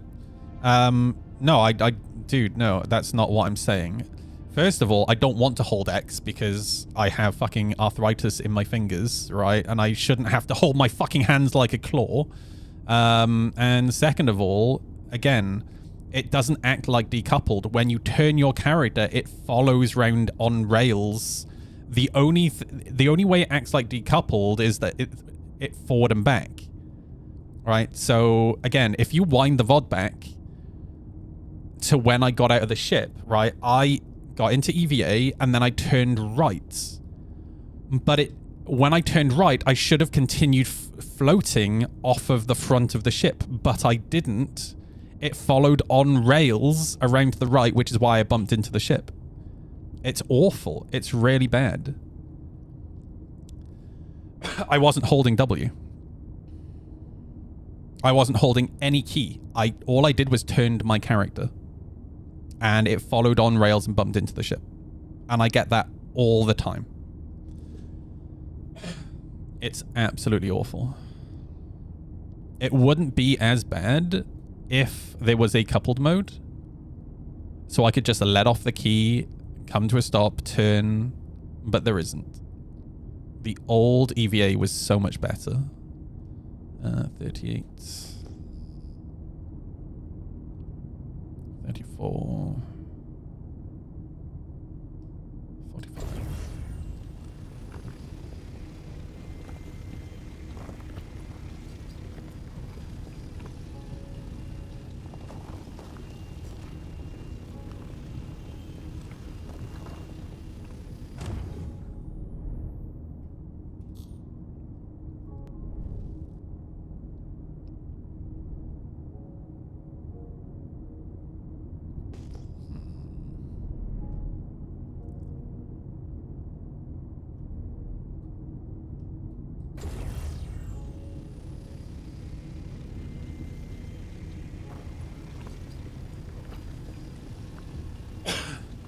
Yes, also X doesn't stop the camera from wobbling when you're trying to interact with a gadget. True. God, I was getting so tilted trying to do that last night.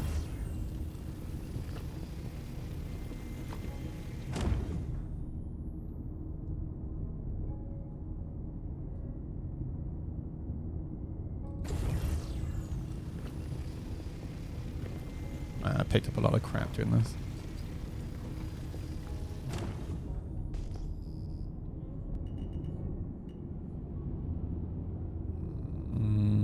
Well, we're full anyway.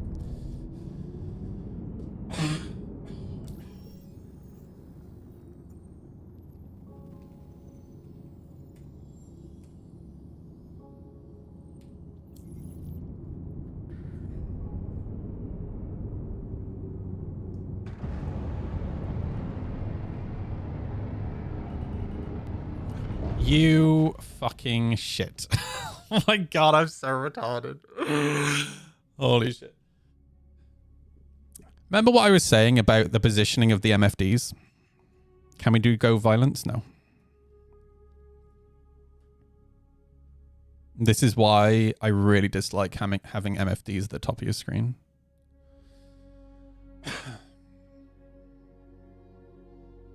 You don't have to be with us, Nootly. You can go do whatever you want, dude.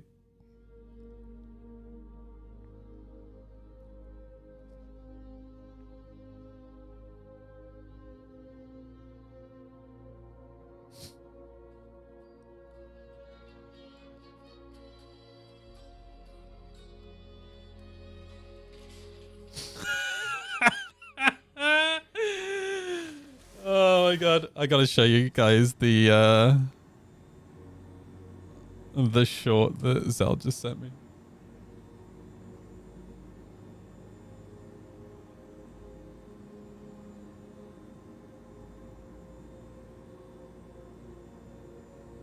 This is amazing. Check this out.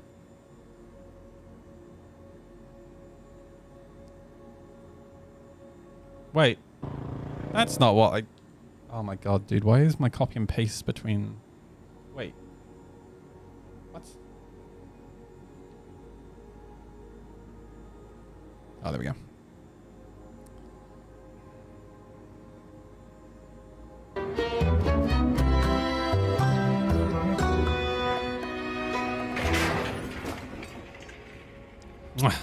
Perfect. God, I love the JCB Fast Track, dude. So good.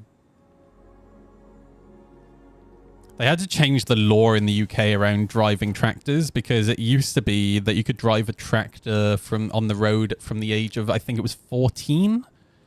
Which is why when I lived on the farm, I could drive the dumpers and tractors and shit on the road. But then the JCB Fast Track, when a particular model of it came out, a particular year, and it could do 60 miles per hour, the government was suddenly like, maybe we shouldn't let 14-year-olds drive vehicles that weigh many tons at 60 miles per hour on the road. Aren't mopeds 14? Mopeds are not 14, no. And what do you mean by a moped? Because, so, you can ride a 50cc motorcycle on the road at 16. And then you can ride a 125 at 17. But moped is a general term, right? Like, to me, a moped is a 50cc scooter, right? But the limitation isn't moped. The limitation is the engine capacity.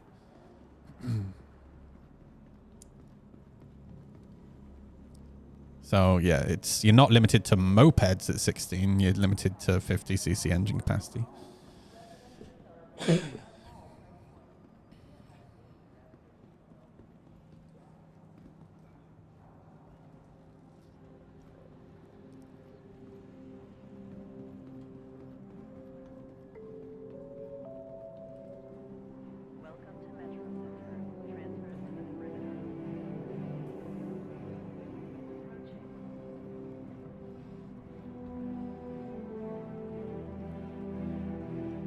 Some final years in high school had scooters? What, the years had scooters? What? I'm confused. You mean like people in at your school had scooters?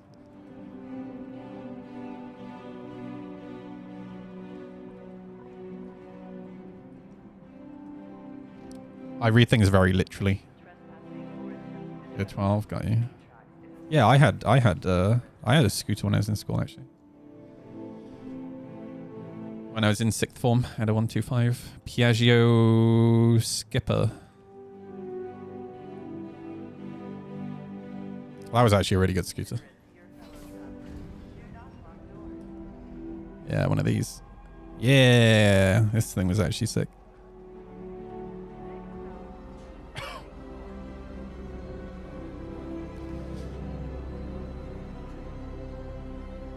I actually really like scooters. For bombing around town, scooters are so convenient, dude. You can get through traffic super, super easy.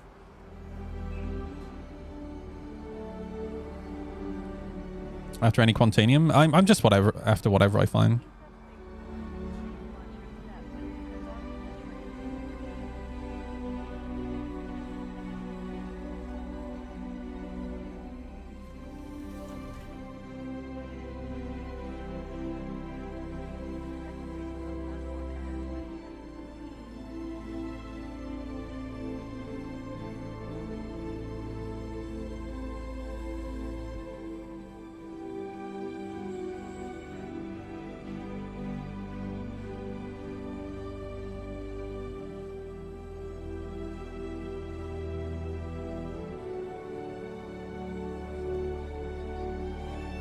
Thankfully, this ship has a really, really short claim time. It's like 30 seconds.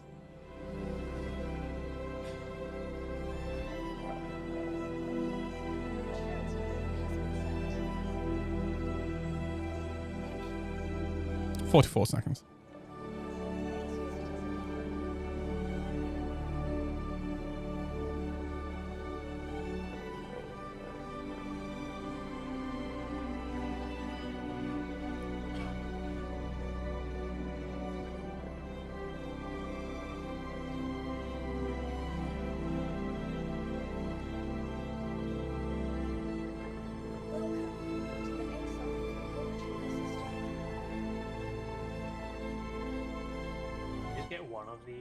The modules. No, I got 2. You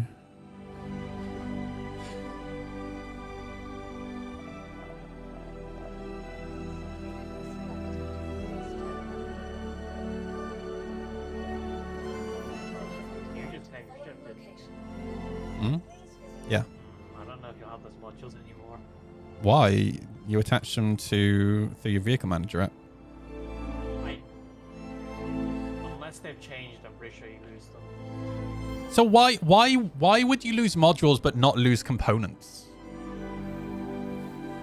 What is the thought process behind that? That's so dumb.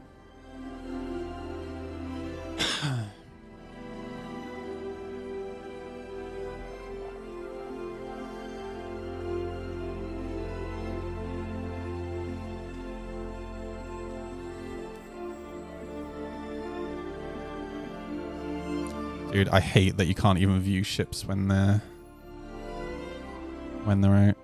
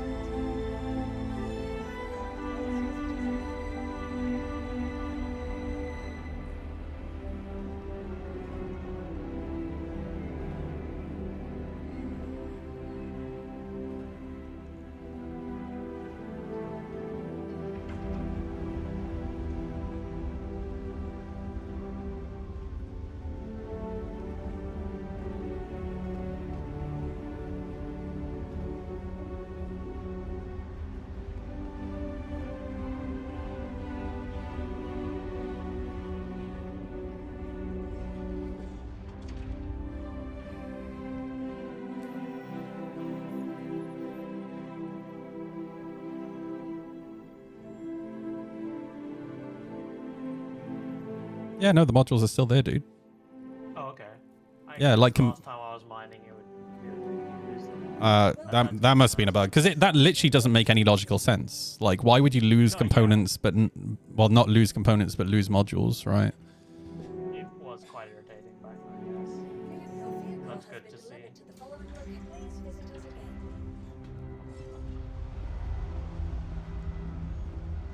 I think it may have been to do with some modules or consumables. I think that might be why. Are you sure it just wasn't a bug? Peasants, that sounds like a bug to Join me. me in PC gaming and ascend to godhood, for you are weak and I am Hey, mighty. Rockstar, thank you for the resub. dude. Rockstar. Yeah. How you doing, man? Thank you. I appreciate that. I love how the head slides out from the top. I really don't like it, actually. I think that whole animation is the perfect example of just because you can doesn't mean you should. Because, like, mechanically it doesn't actually make any sense. Like, how is the thing... like, first of all, I know this is me being super, like...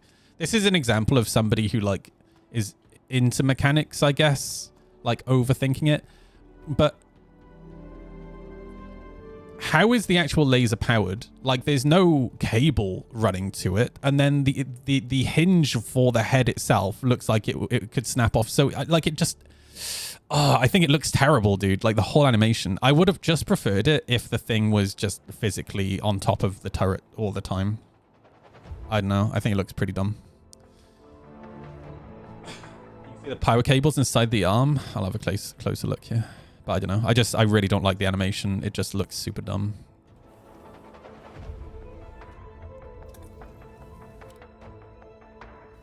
Like, it feels like we're heading towards ships just becoming full on friggin' Transformers.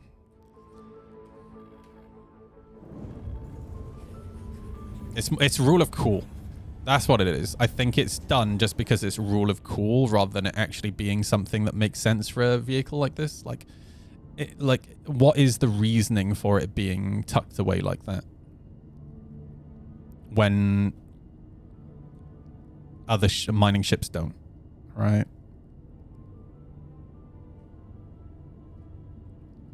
Again, it's not about it being slower. It's just, what's the reasoning behind it? Like, I don't really understand why you would do it. It's again, it's just rule of cool.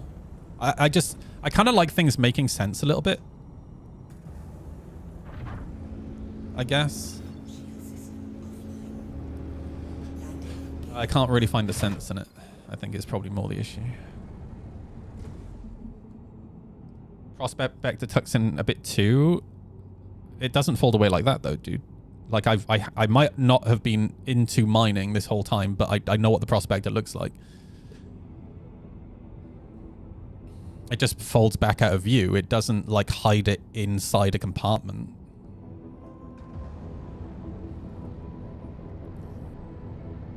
It also just seems like a waste of space. Like, that compartment could have been living quarters. Right?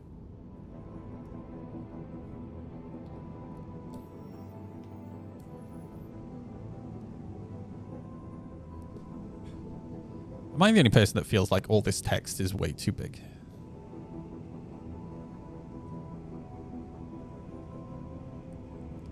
And also that this text shouldn't be overlapping the compass.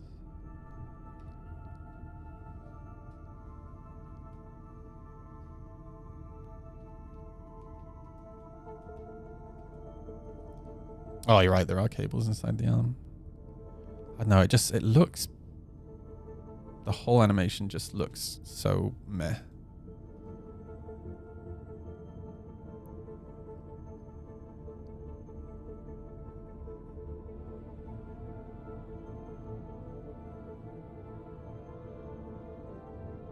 Yeah, I don't get it.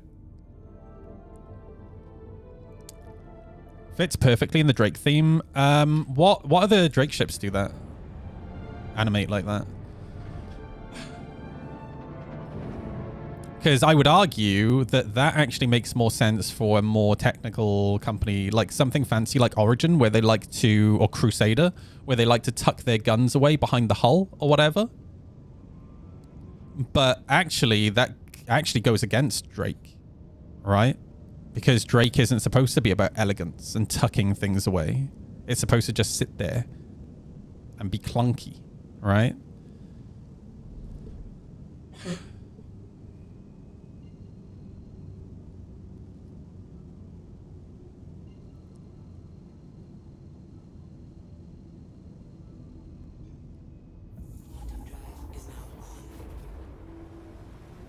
Yeah, exactly. It should just stick out. Like, it shouldn't be tucked away.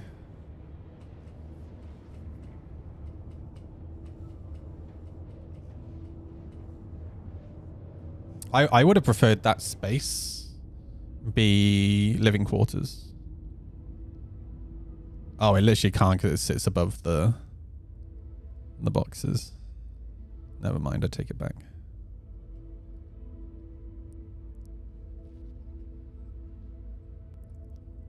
Yeah, I don't know. I'm not a fan of like rule of cool for the sake of rule of cool.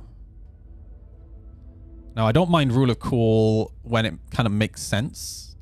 And an example of that would be like the guns on the hooks, right? The guns, for those that don't know, the guns on the hooks actually animate and they hide in the hull when you turn off the weapons. But that makes sense for Crusader, right?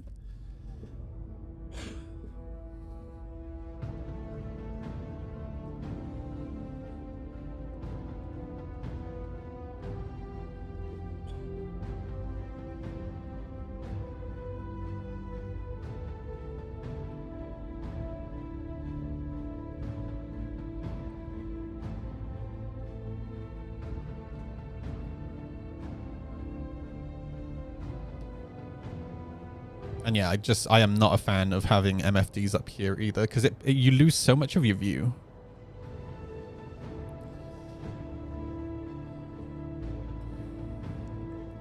Industrial vehicles. Have you guys ever watched videos from tugboats?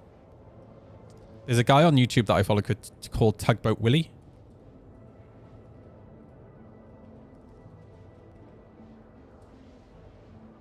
This guy. And look at the view from this boat, dude. Look at it. There is literally nothing obscuring his view.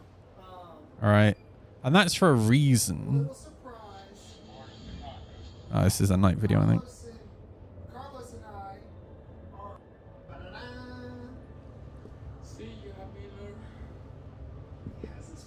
Now, I know it's like being in a constellation, I know, but there are windows everywhere, right? He has a window view all the way around, and you've got the extra windows up here so he can actually see up, which is really important, right?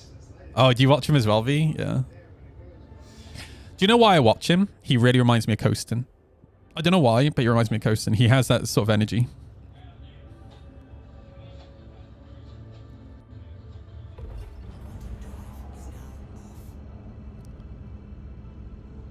But for example, the reason like he might need to look up is they throw ropes down and stuff like that, right? So he needs to be able to check to see if there are people, whatever. But yeah, industrial ships should have, generally, in my opinion, a really good view. And having MFDs up here, CIG needs to stop with this shit, dude. It's so annoying.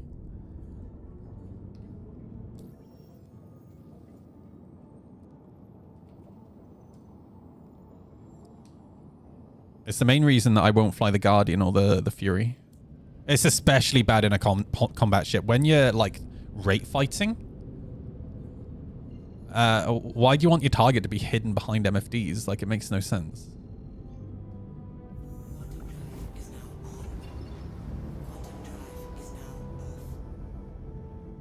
If you can freely move your head, the MFD can be out of the way. You can, dude. That's besides the point. Why would you want the MFDs to be in the way anyway? Why are the... See how there's empty space here?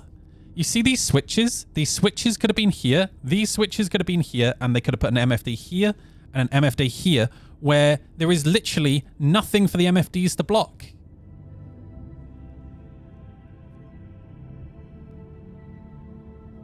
How can I see that and other people can't? Right? Like, I don't know. I find it nuts. Oh yeah, rule of cool. That's why they put the MFDs up there. That's right. My bad. To be like the Hornet. But the Hornet's an anvil ship. They also... Do they have those upper MFDs in the new Hornets? Hornet Mark II cockpit.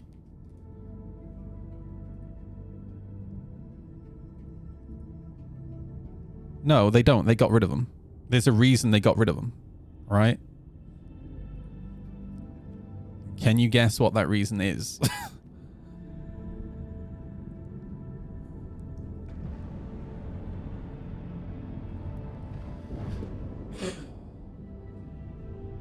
Oh, I think I'm the only person here. Oh no.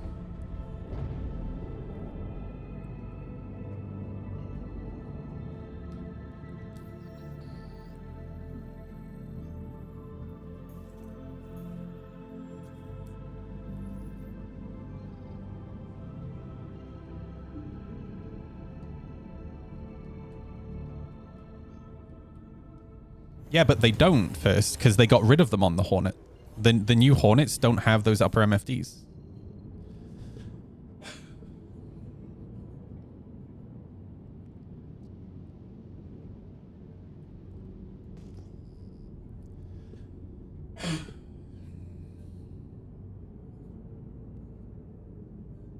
So my question is, why, if they've learned from that mistake, why are they now doing that mistake on other ships?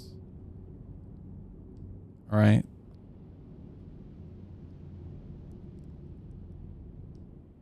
They could have done it in the Oh, you mean like... Yeah. Okay, I see what you mean.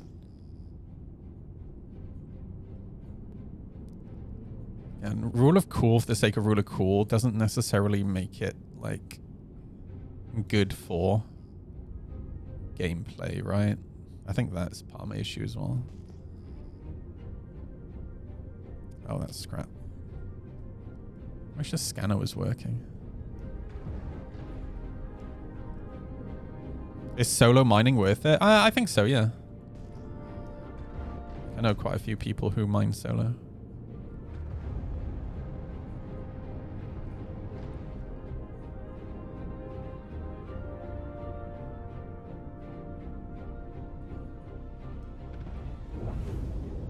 Oh, that's in it. I've already scanned this one.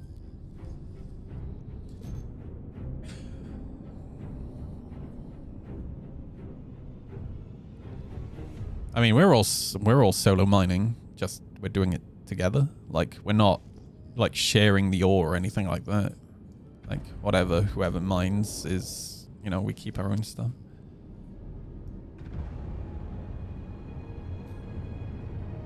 I wish there was a reason to mine as a group, but right now there isn't really that much of a reason. Other than being able to crack rocks together. That's 62...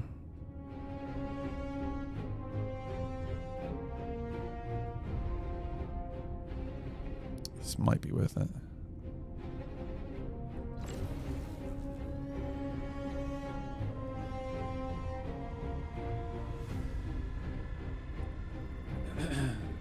Wish you could filter out scrap. 3 golems, you could take a mole. Yeah, but a mole is way easier of a target. That like, have you seen the signature on a golem, dude? It's literally a stealth ship.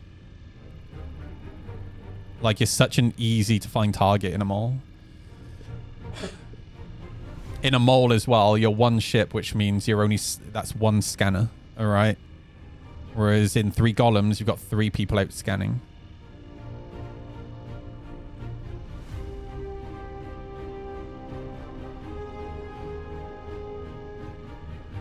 I'll be honest with you, I haven't been in a Herald cockpit for a while. I can't remember what the Herald cockpit looks like.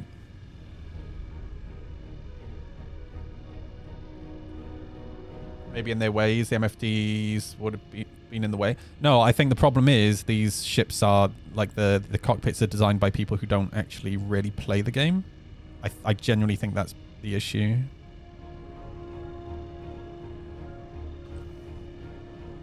Come on, Bulvy. Wiggle. Wiggle, dude.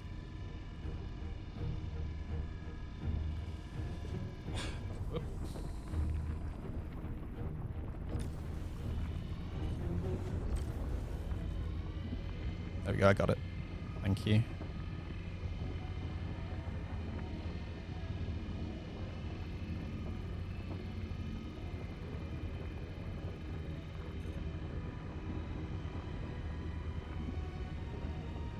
I was being lazy, I just didn't want to get out and put my gadget on.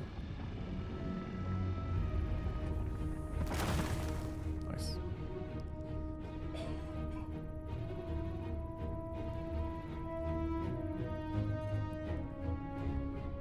27% gold.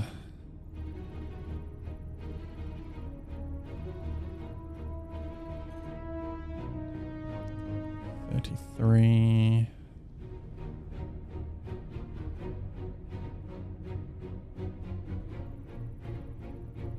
I literally can't even hear the scanner. 22.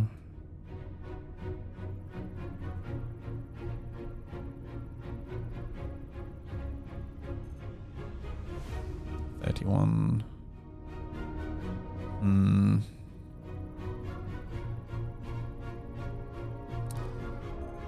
So here's my question. Would you guys just keep scanning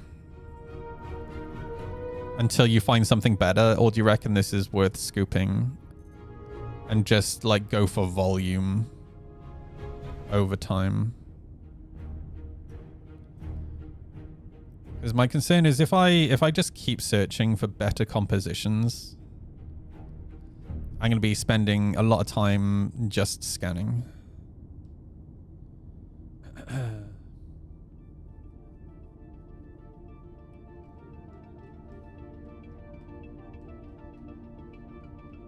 Guardian's best for Guardian is trash, dude. It's such a big, easy target to hit. A small amount of gold is just filling bags for nothing. Yeah.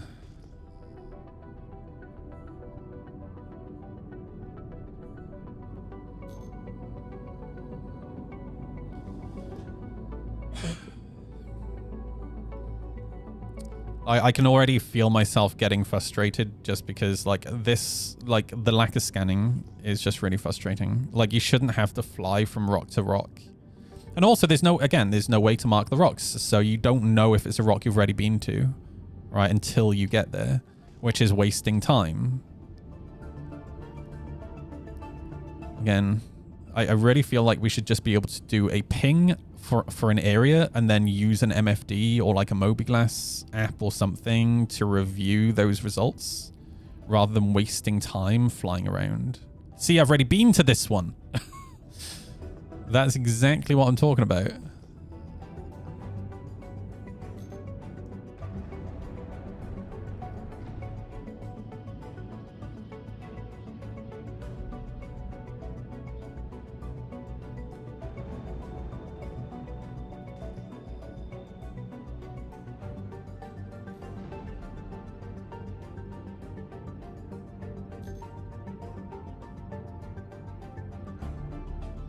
I'll come to you, Bulvy.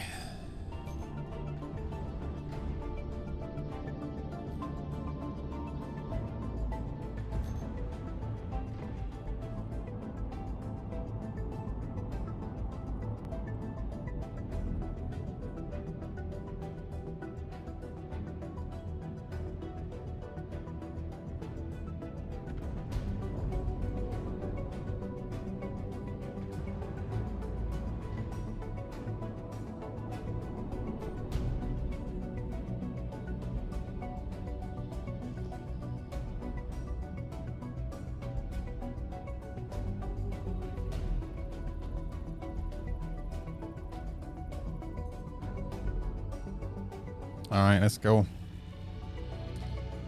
I'll keep my laser at 100%, Bulvy, if you want to do the adjustments.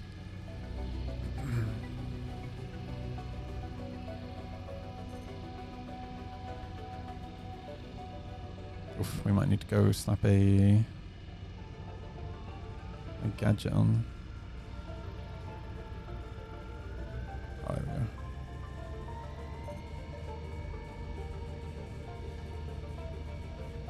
Oh, there we are. Nice.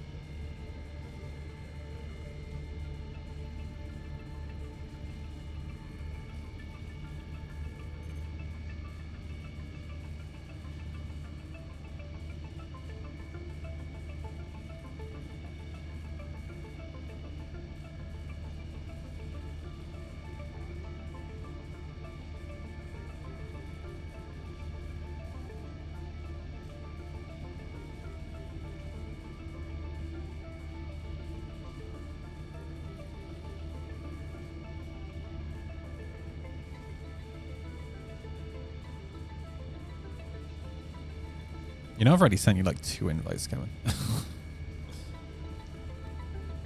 Give me a sec.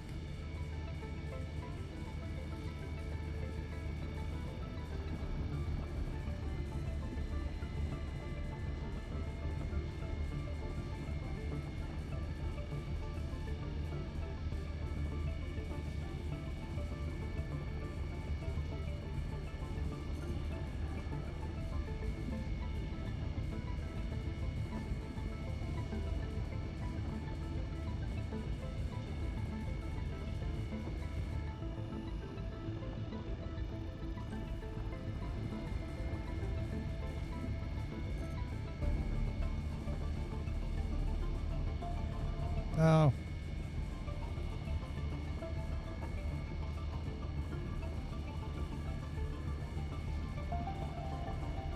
Place the gadget. Hold left click. You might need to click the disconnect button on the gadget itself. It does bug out, I found.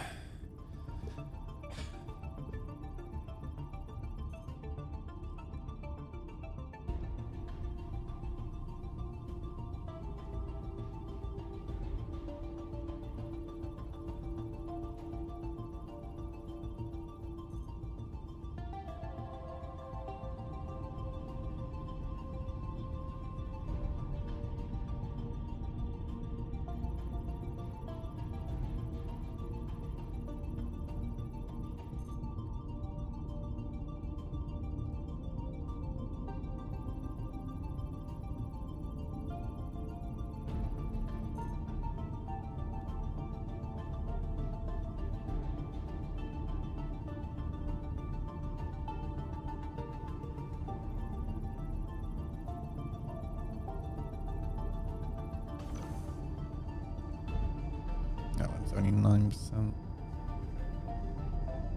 That one's in it.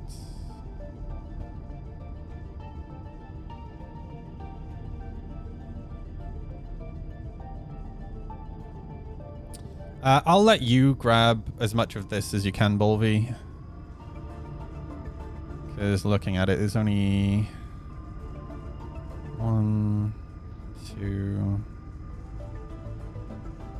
3 rocks probably worth grabbing, or 4 rocks.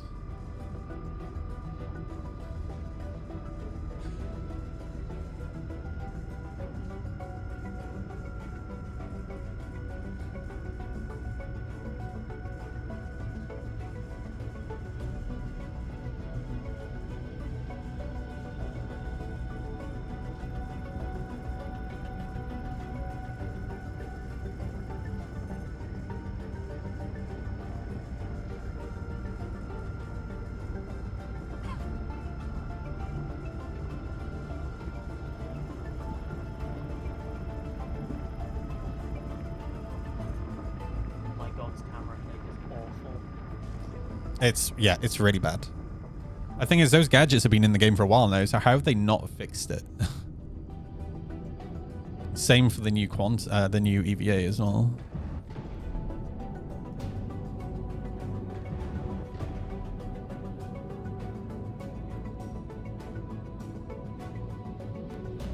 It wouldn't be too bad if they stabilized the cursor, but no.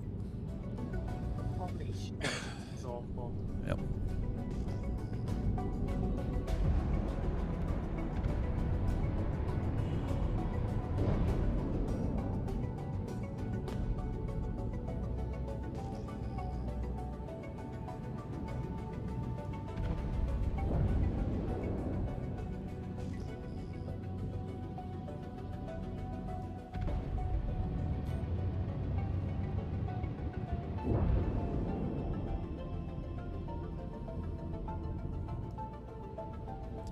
I've already scanned this one apparently. Assume I've already checked these.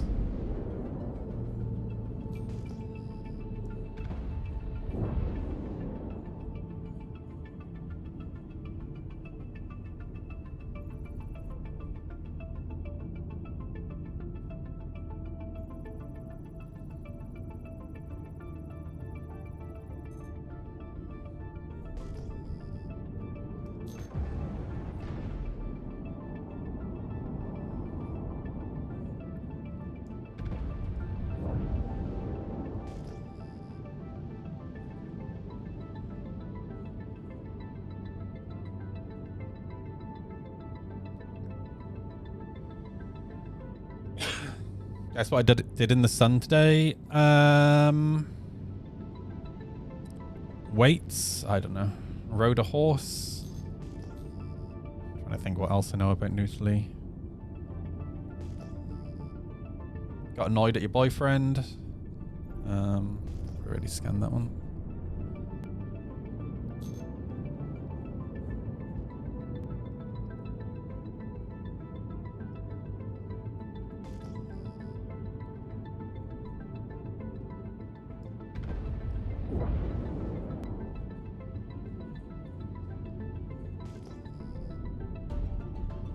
Oh, yeah, I need to re-invite Kevin.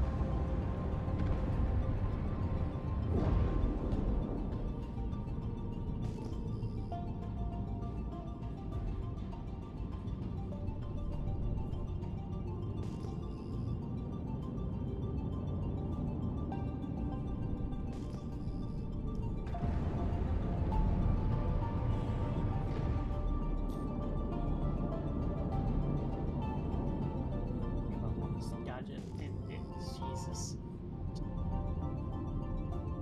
Make me sick.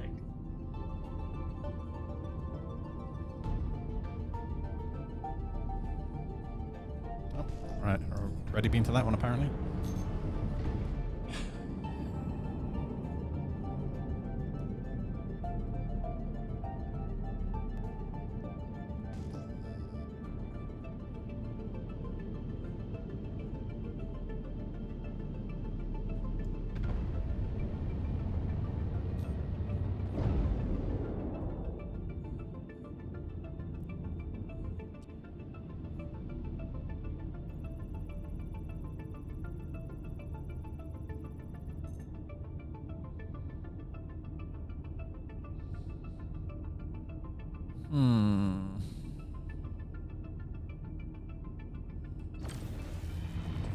Wow. Fuck that one up. Oh my god, dude. I can't, for some reason, all of my axes on the button box, they, in Star Citizen, for some reason, they only do like 40% to 60% range, even though in the Virpil software, it's 0 to 100. So unfortunately, yeah, I don't know why. In DCS, they work absolutely fine.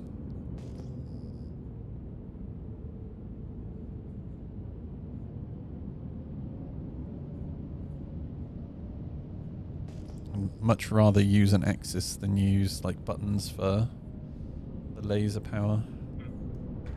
More accurate. Well, it's not just about being more accurate. It means that like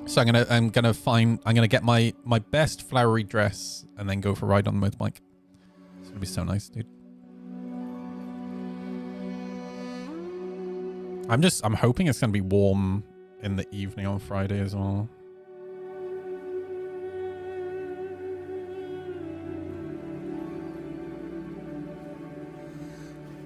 Oh, 100% gold. Elon has been removed from the White House, or he stepped down. Elon Musk dramatically steps down from White House role after Trump expressed private doubts.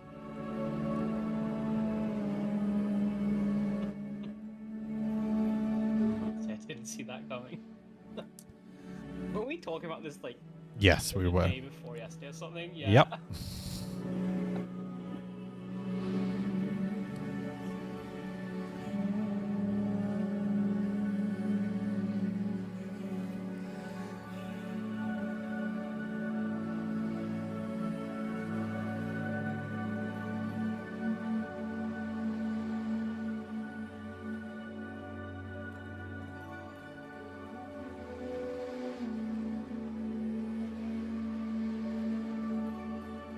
Has the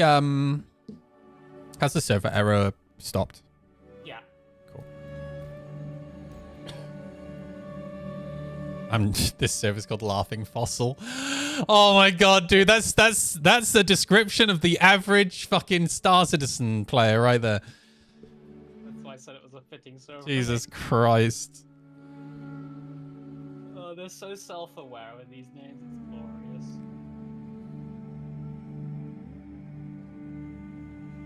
Well, they can't blame it on someone else, First Tribes. Because here's the thing. When something gets fucked up, it's always the fault of the person who put that person in the role.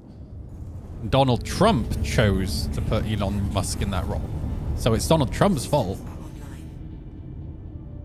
Like, you can't keep having meetings with somebody who is fucking up, right?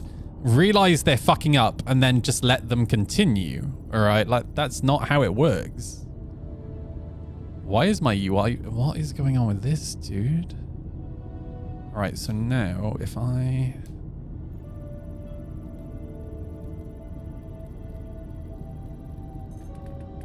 mining and do this. I might need to invert that. Input 5. Oh my god, no. Yeah, it works. Oh, fuck. Yes, okay. Nice. So input 5. Inversion settings. Mining throttle.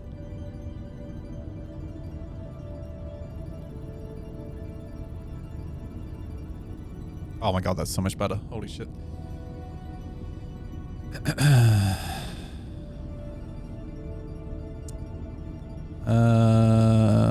That is like 3. No, man. Well, apparently my whole HUD is being janky. There we go.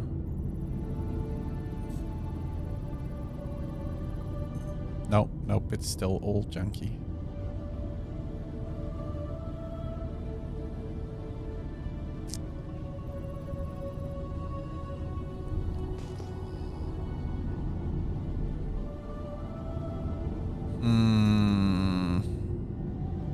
That's 30.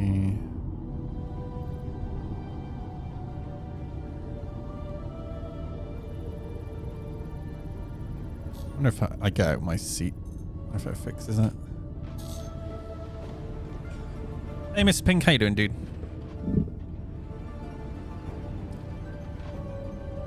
Oh, he's stepping down to go into a supporting role, which so basically he's in the same role, just not like in an official capacity. So basically, it's the same role, but not in a official capacity, so it doesn't keep affecting his share prices, stock prices. Got you.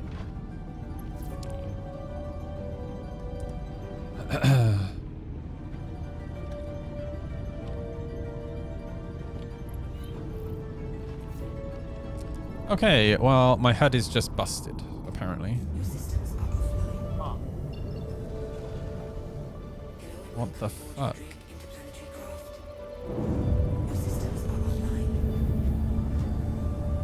So do I need to get a fresh ship?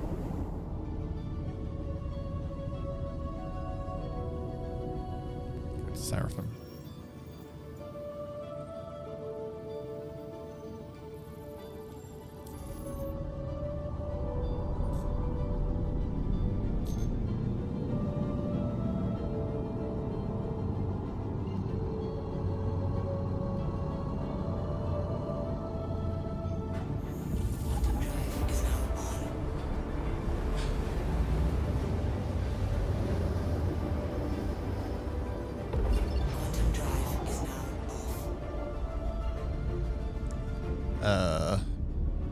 Where the fuck is Seraphim?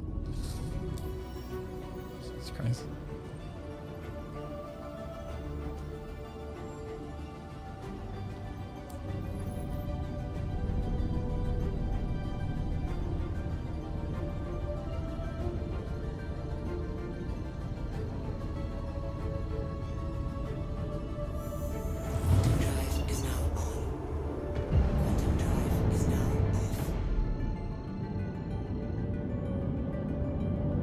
Oh, I think the quantum jump fixed it actually.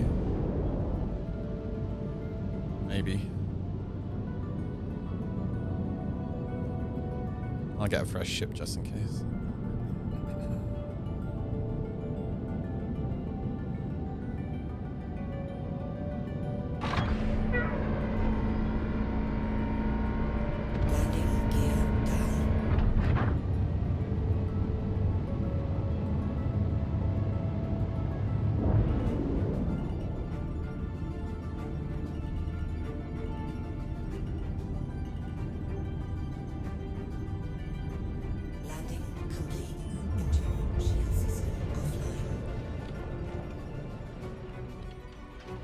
What do you try to mine?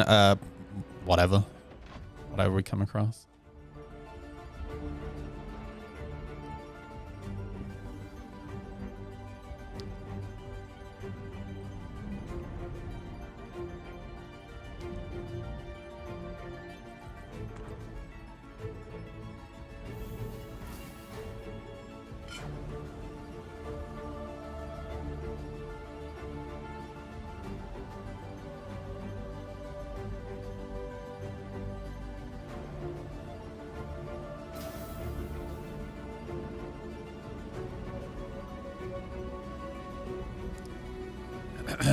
Welcome to the ASOC retrieval system. Well, of course his team was violating all sorts of federal privacy and record retention laws. They work for Trump, dude. Your insurance claim has been Duh.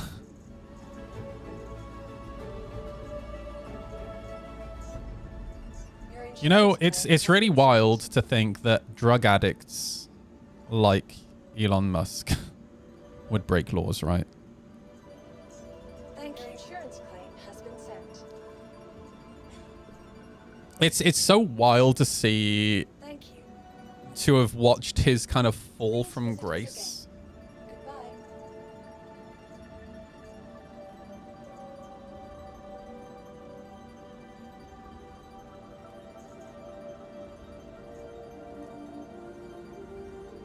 Now, I'm not saying he was ever like a decent guy, right? But over time, it's very clear that his inhibitions, right, have kind of like just fucked off. From I think the first time we really saw, Vehicle selected. like, where all this kind of began was rescuing that kid from the cave, Following location. right? Please visit us again. Tesla's awful. Well, we already talked about my feel towards electric vehicles. And it's what makes me laugh as well are the types of people who buy Teslas. Like a lot of them, sorry if you guys drive Teslas, a lot of them are doing it because they want to save the planet. Right? Now, some people buy Teslas because they want cool cars. And if that's why you're buying them, then your taste is fucking awful. But for the people who are buying Teslas because they want to save the world, those people just do not seem to understand what goes into mining. the materials that go into Teslas and also the people involved in mining those resources. It's so wild, the ignorance.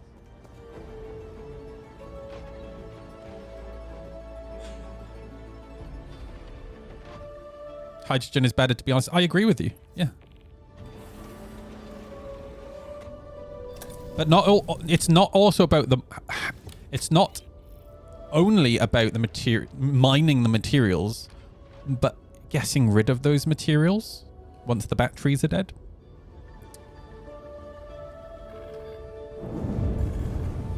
Electric cars...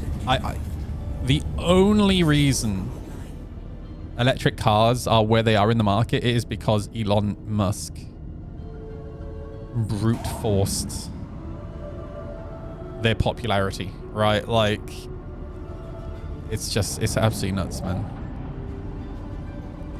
I think the Cybertruck is like the perfect example. And of course, this is why Tesla is doing so poorly at the moment, because they marketed Teslas towards a particular type of person. And all those people are the types of people who don't like the shit that Elon is doing now. Right. There was a great, hang on.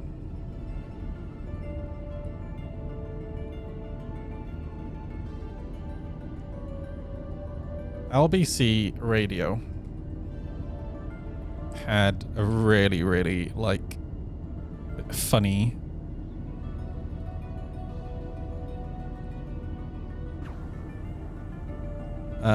here we go. Let me turn this down a second. We don't own it, we lease it, and I'm so pleased we lease it, because at the end of this year, it will be going back. And I cannot wait. But it's our only voice against unelected Musk is to boycott Tesla. I have to say, if you can't sit there and refer to him as unelected Musk when you're British, dude. I think that's fine to say as an American, but if it sounds really weird coming from a British person. If you were a US citizen in America, I would that literally would be the only way you can show your anger, because you can't vote him out. Of course, and the other thing as well, which is interesting, whenever now, because I've noticed, like, when we first got our Tesla a few years ago, like kids still do point it and stuff, and now they laugh. It's a nice sunny day up here in the northwest, so today I'll have my shades on, hoping I'm actually embarrassed to drive it. It's absolutely insane. Over the last couple of weeks, I've actually had people road raging me. I had a lady yesterday on a push bike doing the Nazi salute at me. I'm sorry, I shouldn't laugh, but that's extraordinary that you're attracting this level of anger. And before that, in East Finchley, I was driving along and someone, an old boy in a Honda, sort of stopped in front of me, and he wound the window down and he shouted at me. He said, "How does it feel to have a car made by a fascist?" And this is, I'm not gonna lie. Whenever I see somebody now driving a Tesla, that does kind of go through my head. I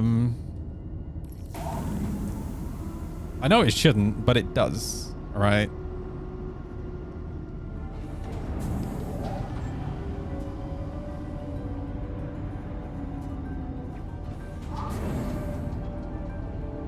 I think the reason being because it kind of feels like if you're buying Tesla, you're supporting somebody with those values, right? I think that's what it is.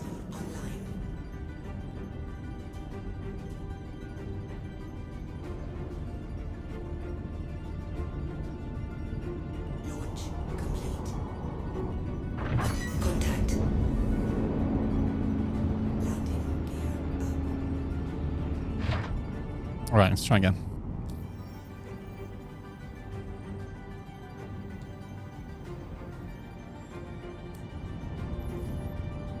No, and that's something I tell people all the time on stream, Kevin, right? The perfect example of that are, you know, all of these people buying Teslas because they want to save the earth, right? They want to save the planet. They want the best for humanity, yet they're using cell phones that are literally manufactured with slave labor.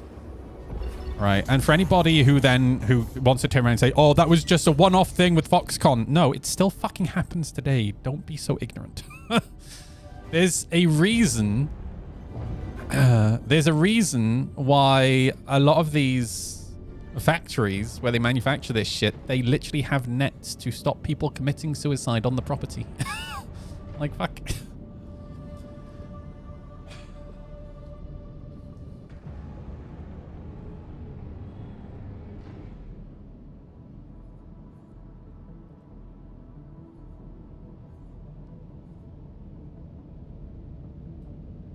And for the love of God, don't Google and educate yourself as to what the Chinese are doing to the Muslims in China.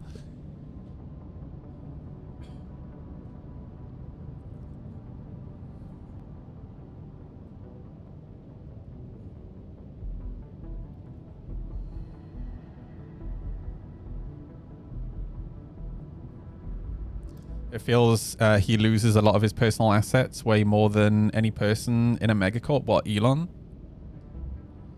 Elon Musk was born into money. And even after, say he gets cancelled and Tesla collapses, he will still be one of the richest men in the world. Like, rich people have their money squirreled away, invested in so many places that there's no way to destroy somebody like Elon Musk, all right?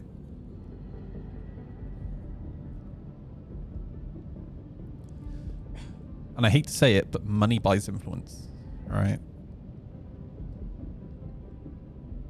No matter what.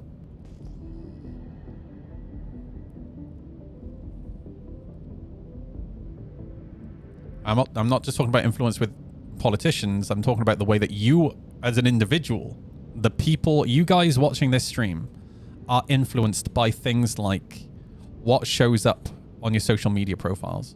What videos are pushed to you on TikTok? What videos are pushed to you on Instagram, right? What videos are pushed to you on YouTube? What posts are showed to you on Facebook, right? All these social media websites, they have the ability to have an agenda and push an agenda towards you to influence the way that you think, right? And people like Elon Musk, Russia literally have a department dedicated to this, to influencing people in Western countries, right? Why do you think that over the last 20 years, there has been such a huge... Why do you think that immigration, illegal immigration, has become such a big issue in Western countries? Right? It's twofold. You have countries like Russia in the Middle East, right? Destabilizing Middle Eastern countries and African countries to actually encourage people from those countries to head west. But then on top of that, then you also have countries like Russia that have these programs in place to influence individuals in these countries, right?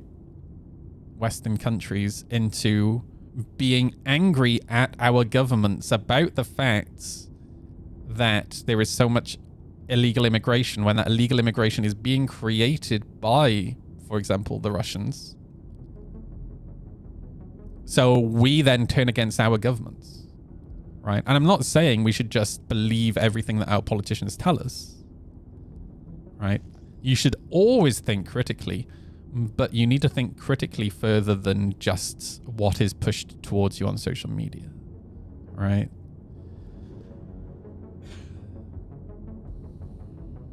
Just found out I have a McDonald's, KFC, and Burger King all nearby me. Congratulations. Now I'm hungry. Thanks. Fuck. Wow, I just got influenced by Twitch chat. Keir Starmer literally had a COVID house party. It was caught on camera, but the police said nothing happened. Yeah. And look how Boris Johnson was treated, right? I'm not necessarily defending Boris Johnson, but there is hypocrisy there, right?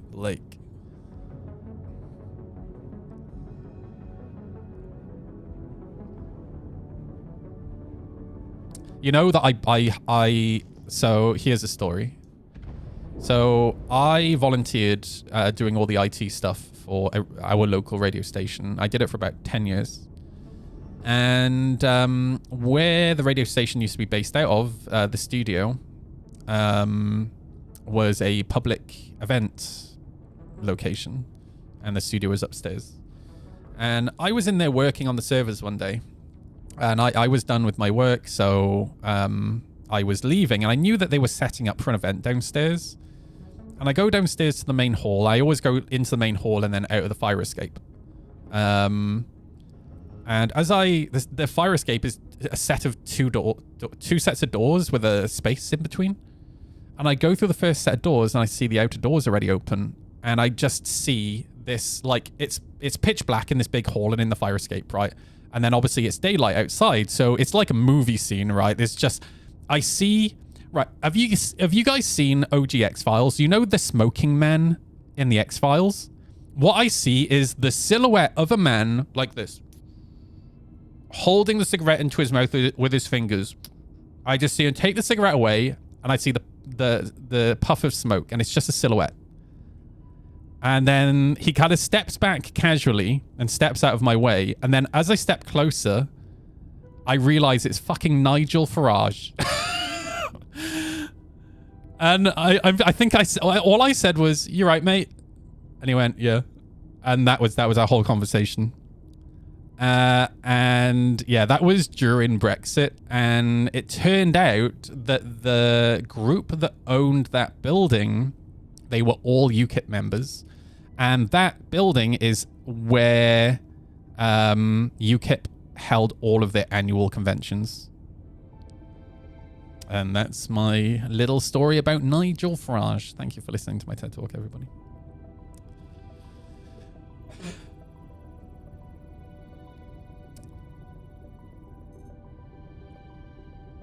Ooh.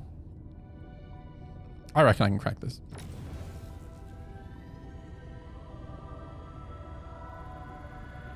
Oh, wait. I've got my... Yes.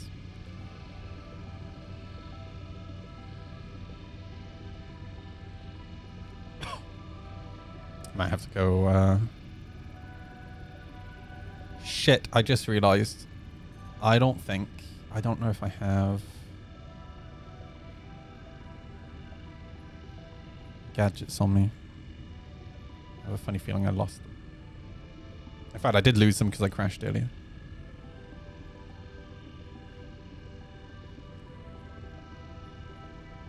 McDonald's and KFC are probably my favorite. I like all three. I just need to be in the mood. Now, for those of you from America, we don't chlorinate our chicken because we don't believe in putting chlorine in our bodies. So our chicken at KFC is way better here because it's fresh. McDonald's is also not as full of crap as it is in the US, but I would argue that US McDonald's and UK McDonald's is pretty much the same. I actually like Burger King. I know a lot of people aren't that into Burger King, but I do like Burger King. I don't have Burger King very often though, because it's quite expensive. You ever looked at the ingredients and compared the two between fries in the US McDonald's and the British McDonald's? Yep. Yeah, it's wild, like the amount of crap they put into processed food in America. Like, holy shit. Like, it's wild here, but in America it's just like a whole other level. It's just worse.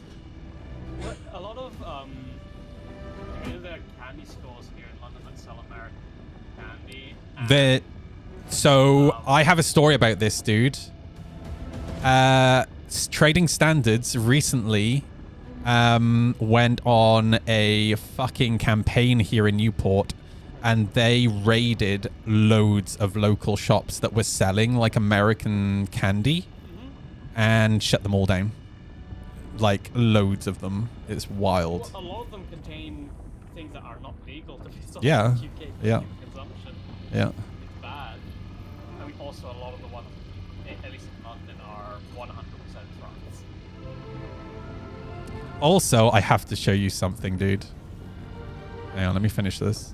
Do you remember what I was saying about the barbershops in Newport being fronts for for money laundering.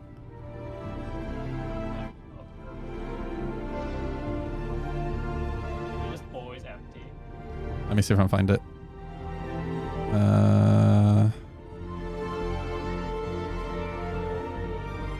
golem has 2 missiles underneath.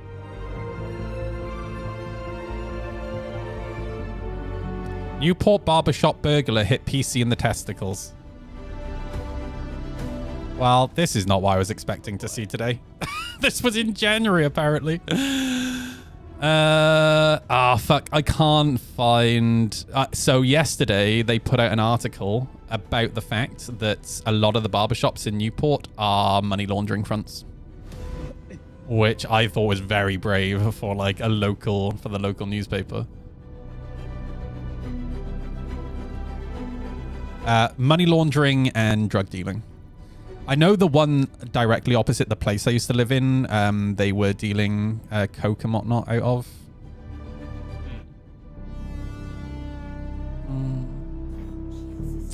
40%. So I shit you not. So the road that I used to live on, in a stretch, a 100-yard stretch, there were 8 barbershops. That's not including the side streets. Like, it's absolutely mental. What? Yeah. There are more barbershops than men that need their hair cut, dude. It's wild.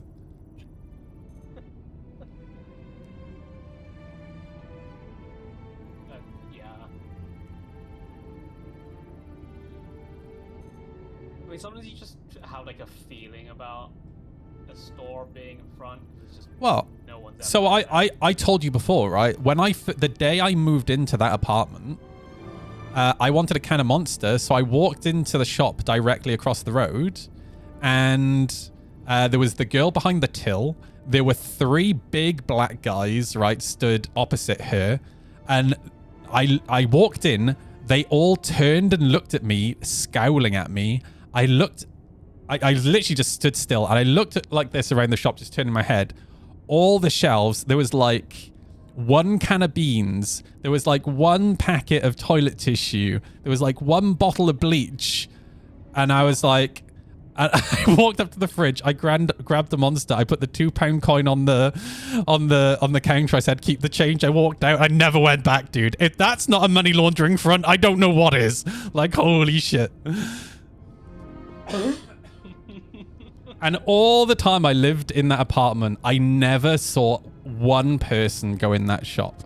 In fact, they had a plastic chair outside the shop, and there was always one of those big black guys sat on the chair stopping people that wanted to go in, or just to like intimidate people from going in. Oh man, wild.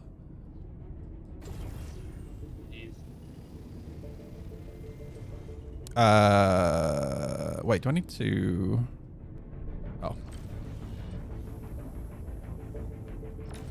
Oh my god, this is so much easier to do now.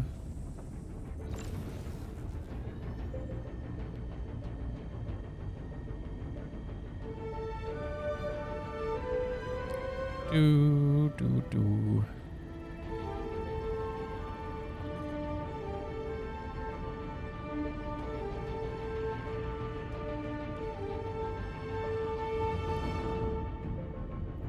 Oh, it's so much easier doing this on an Axis.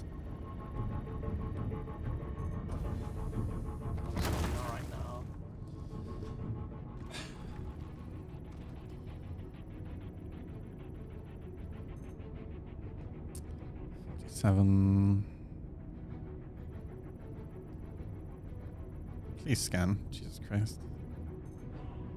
56.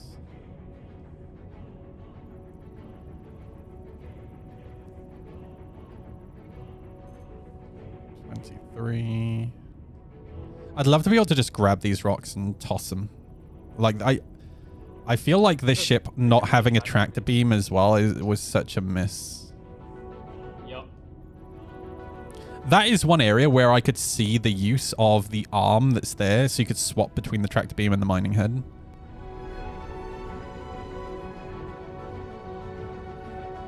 That would be really cool, actually.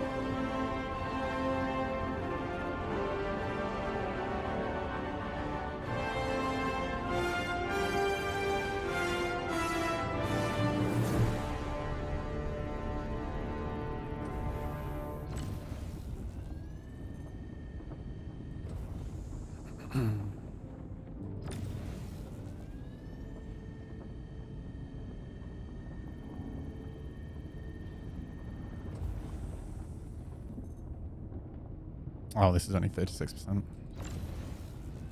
Oh well.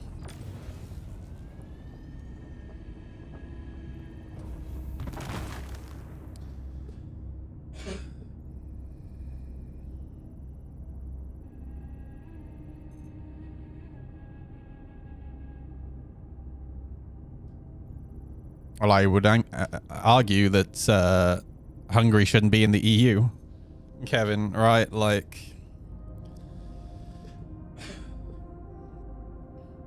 I gotta say though, the Hungarian people, they do seem to see the light.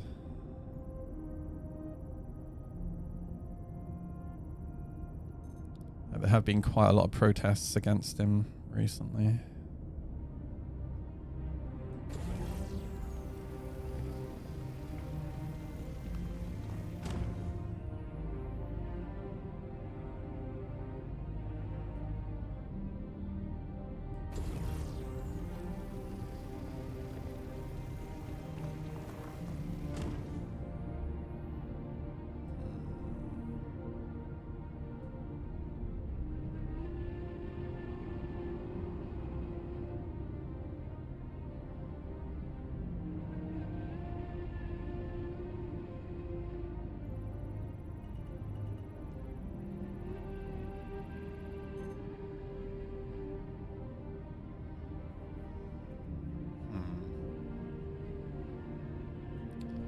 That 50%, so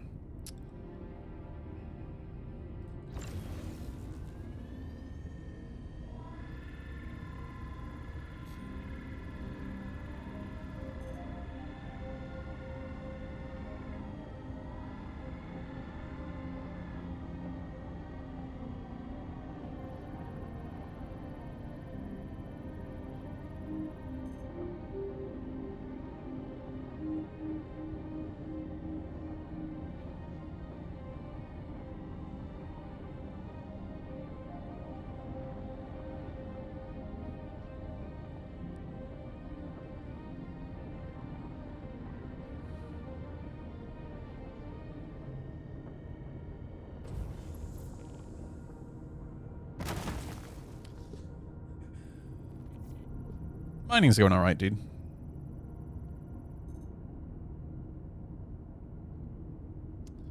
Titanium. One rock just full. Oh, this is 100% Laranite. Fuck yeah. Now we're talking 2.29 SCU of 100% Laranite.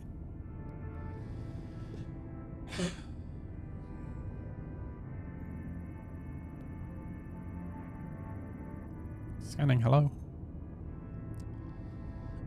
It's titanium and inert.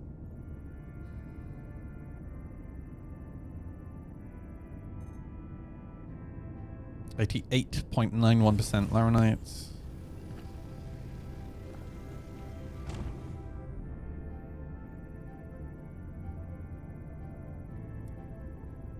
Got me 2 spare bags. I appreciate that, Noodly. Thank you. 38%.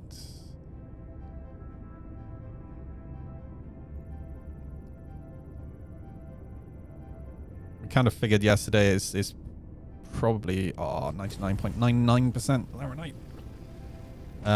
It's not really worth changing the bags just because of the freaking bug with them getting stuck.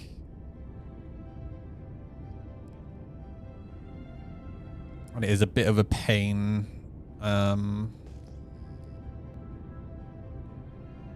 Then when you want to get the shit out and put it into refineries, because you got to put them back onto the ship, because you can't sell from the bag, or you can't move from the bag to the refinery, which is really dumb.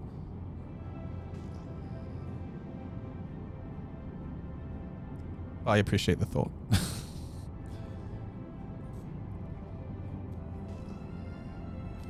That's debris.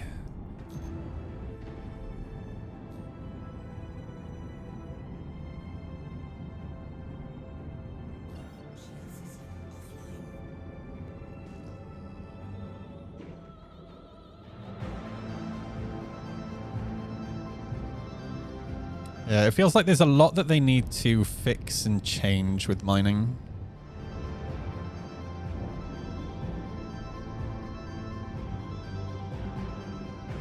Just to make it feel less clunky. Yeah, like everything seems to be broken, everything's disjointed, it doesn't really work well together.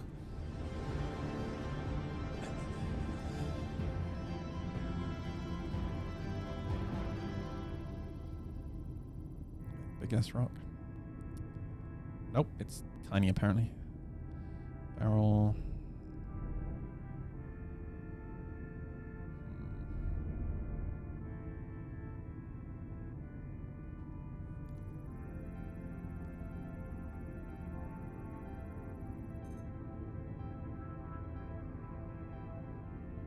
Impossible? I view that as a challenge.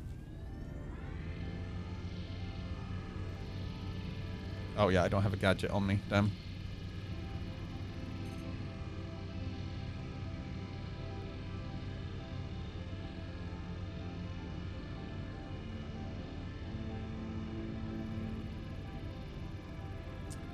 Why is my hit enunciator going on?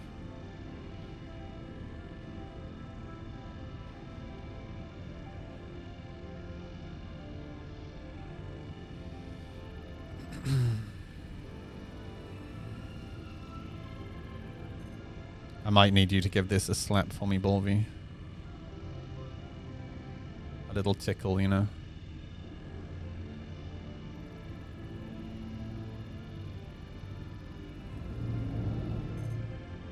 Just changed the weapon on the brand new Super Hornet. Nice, Bites car. What did you put on it, dude? Did you have a Hornet before? I'm under attack.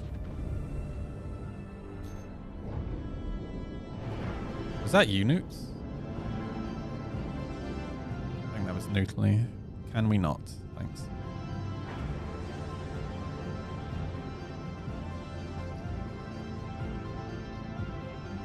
I shot the rock. I will shoot you.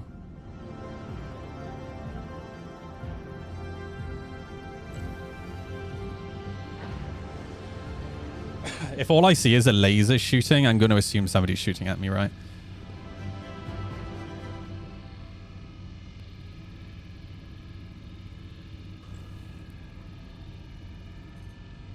Wiggle that laser, Bolvi. Wiggle. Too much wiggling.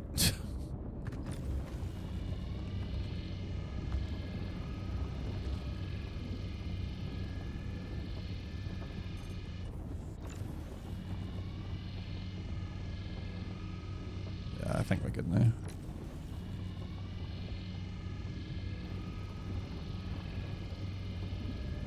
When I go back in a second, I do need to... Wow, Nootly, you cracked that rock. Look at you go. Nootly is such a pro miner.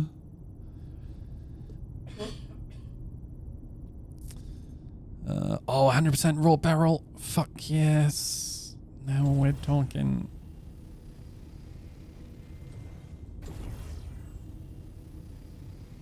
Oh, wait. Do I need to... Oh, God, dude. I need to crack it again. Fuck.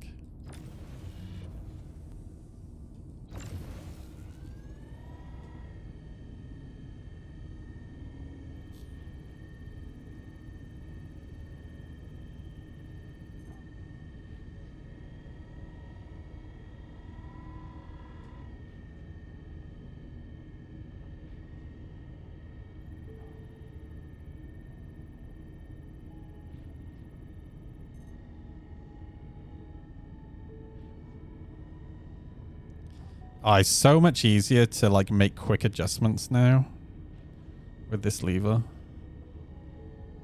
when it does that.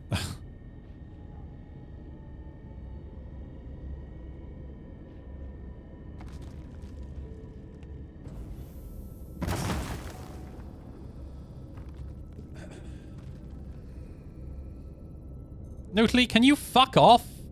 Jesus Christ.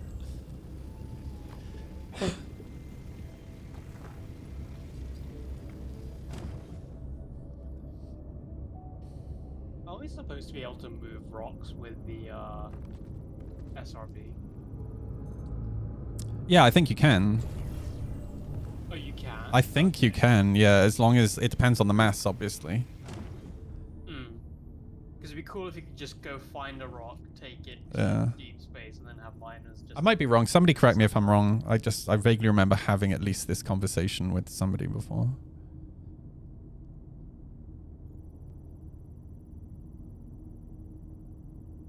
It does seem a bit silly, though, having somebody dedicated to moving rocks when you could just have a tractor beam on. Well, again, it depends on the mass, obviously, but like these little rocks, the mass is quite small. Yeah.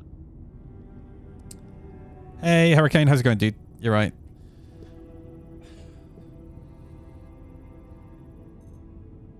That's titanium.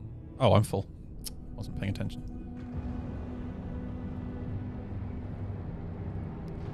All right, back to Cruel 1.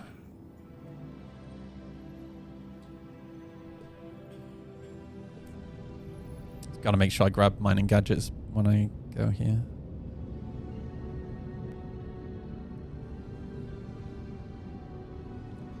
Wait, you want a mining ship, Nootly? Come to Cruel 1, I'll give you one. I'm not giving you my ship that's full of ore. Oh, fuck no. Okay, then, no. I went bags. No, we already tried it yesterday, Noots.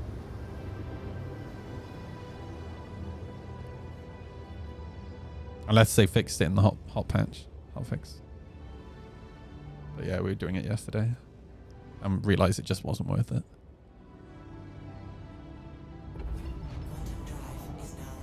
Oh, the TSMB. Yeah, the TSMB is nice.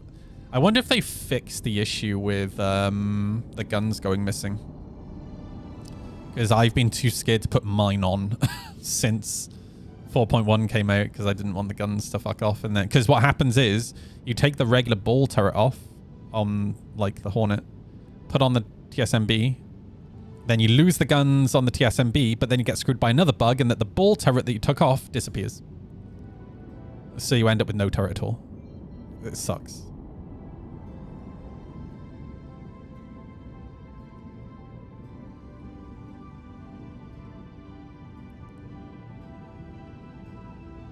That's like the double whammy, you know?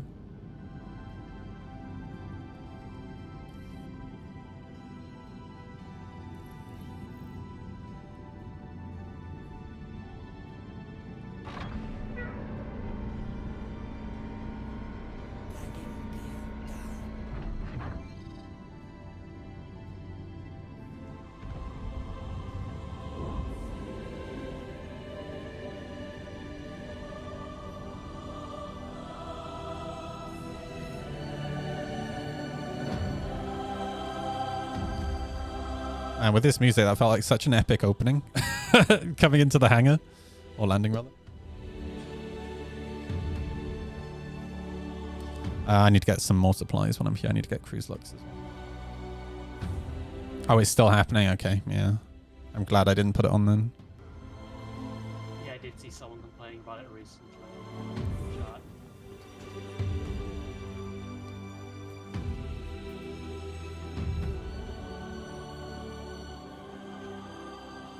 It's wild that they'll sell people something and then just disappear. Yeah. Literally, like, oh my god. People pay real world money for that shit. And it's not even like the patch after it breaks. The patch that it was introduced in, it was broken. So you pay real world money for it and then you lose it immediately. Like, what the fuck, CIG?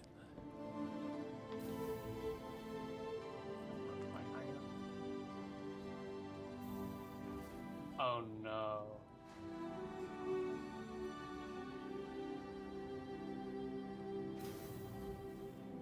I'm getting the invalid request thing. Oh, shit. To be fair, claiming earlier was broken, right? So... Well, I managed to claim just fine. I'm just hoping. Yeah, but the point that I'm making is it's the same service, right? Oh, so yeah, if claiming was being janky earlier and you're getting an invalid request, it shows that that service is still just not working correctly.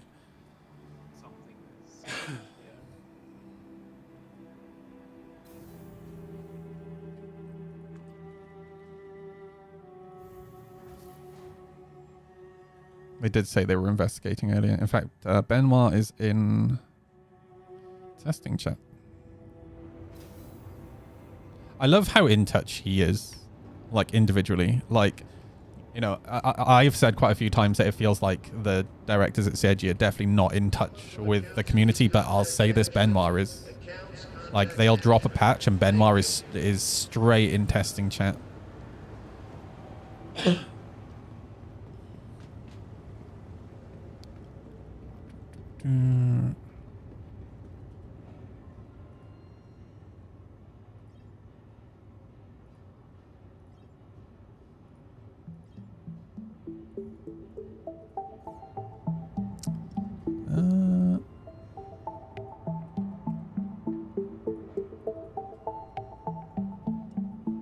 Yeah, he's in Zero Stream all the time. In fact, he was in Zero Stream one day when I complained about something, and he fixed the thing I complained about, or got the thing fixed same day, which I was very impressed with.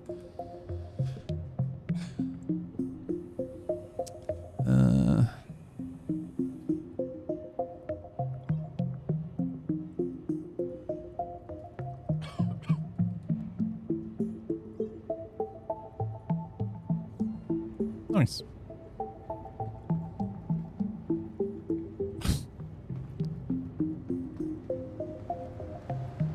Getting FPS bounties for MRTs got ruined? Oh no, dude. Oh yeah, because that was one of the things in the hotfixes today. There was something. Oh, it was to do with the FPS AI shooting at dead players on the ground rather than shooting at the living players still running around. Set up work order. Boom, boom, boom. Have a great day.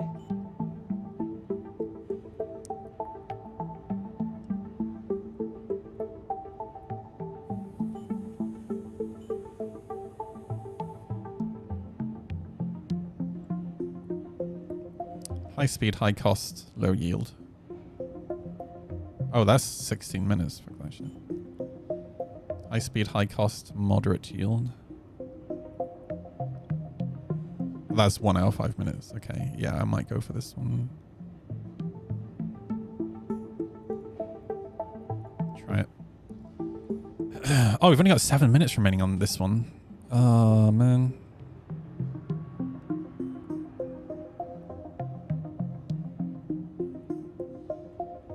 That's right. That gives us a slot when we come back. Have a great day. And I think that was the moderate one that I did earlier, so that's probably the way to go.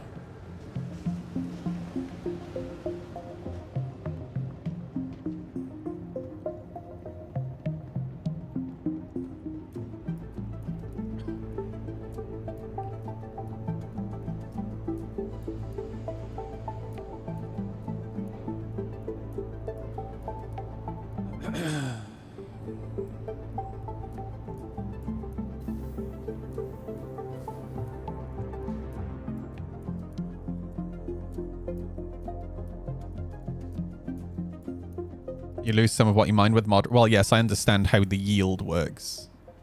I know I'm dumb. I'm not quite that dumb.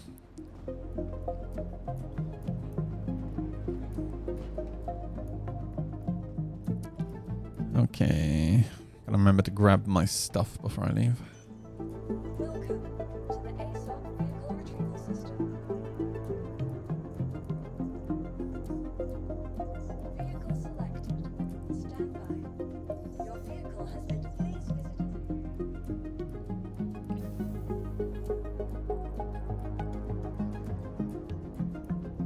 Man, ever since somebody mentioned food earlier, now I'm hungry, bruh. I haven't played Star Citizen for like 6 months. Can you give me a quick update if you can, please? Yeah, everything's broken. How's that? Okay, it's not as bad as it was when 4.1 launched. It's better than when 4.1 launched.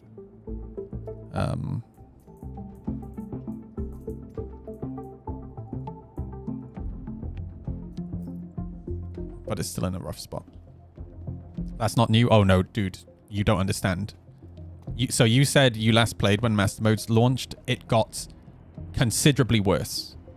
Performance-wise and serviceability-wise and bug-wise. Way worse. But it is better now. Now that 4.1 is out, it's a bit better.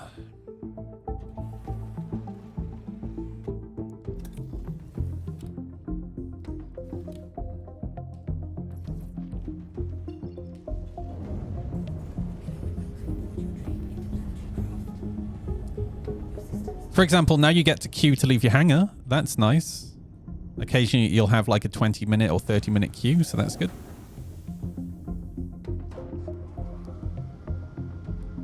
Because they've still not fixed that bug. So there's only one of each size hangar working at any one time.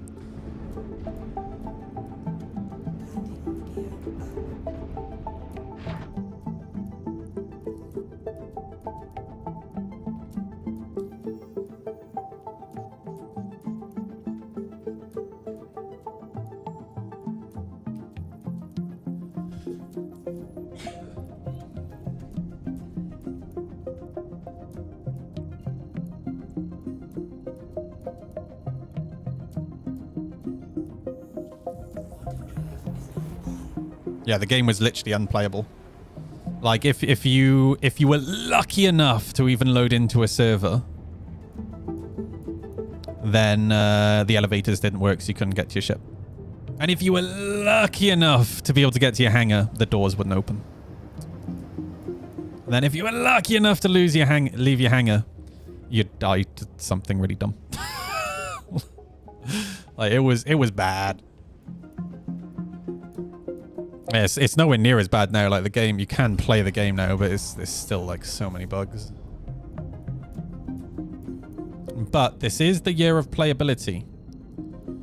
So hopefully by the end of the year, things should be a lot better. Hopefully, maybe.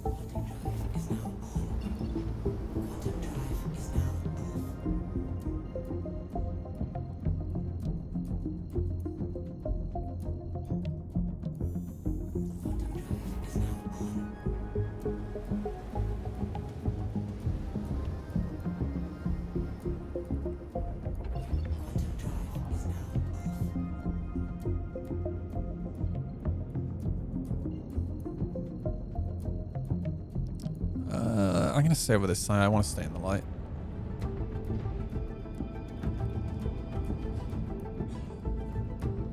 Start to pay attention. I mean, I would say it's worth playing right now. Like, it's not as bad as it was. Like, 4.1 was a big improvement.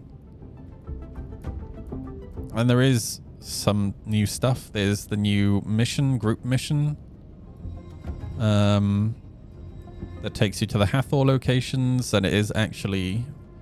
that particular mission is quite buggy at the moment, and there are a lot of like server issues at the location, so I'm avoiding doing that until they've kind of fixed it.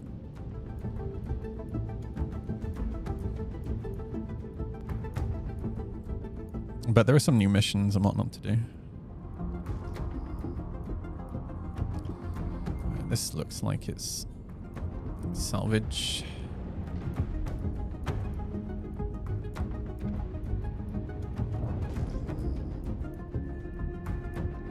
Oh no, that's an asteroid.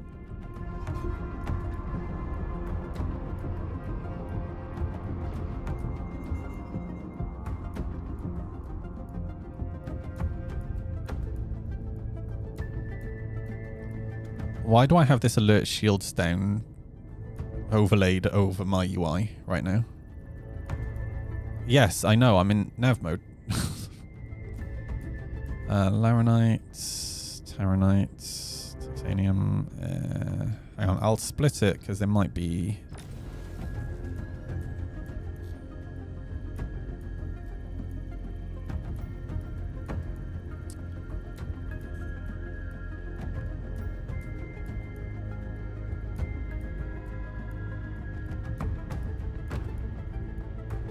Just want to see if there's like a 100% rock in there.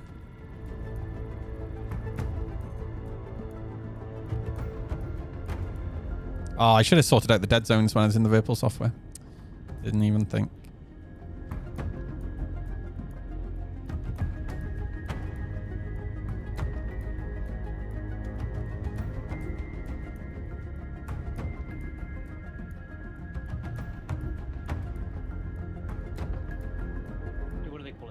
landing, I think. I have no idea. Like, the name is irrelevant. No, just for, like, what you need to change. I think I also need to tweak some of the stuff, because I drift ever so slightly when I'm stationary.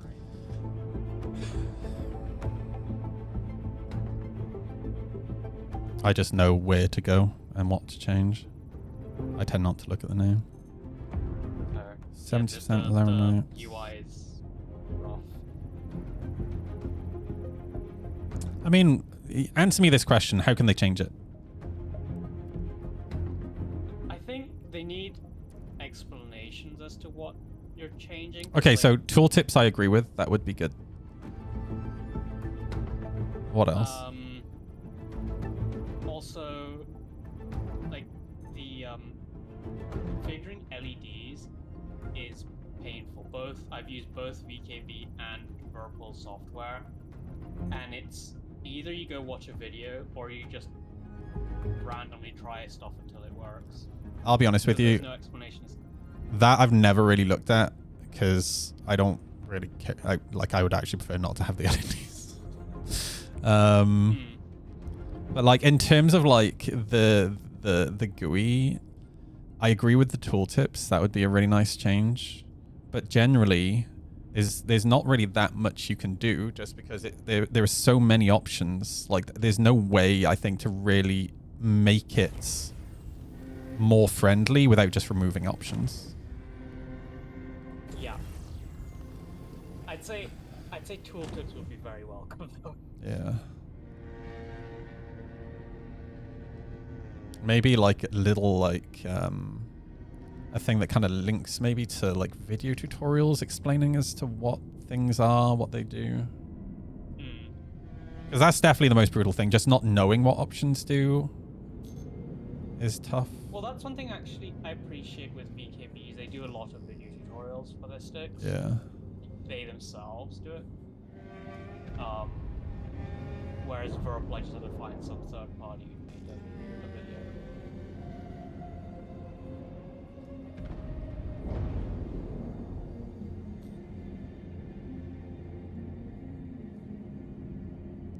God, there's so much like UI. I've got UI on UI on UI, dude. It's awful, dude.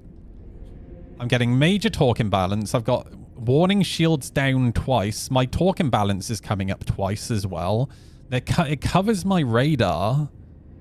It covers my compass. It covers extraction mode. It's like, holy shit. Ooh. This is only 21%, but I'm gonna crack it anyway. Actually, before I do this, let me add more Dead Zone in-game just so I'm not fighting it.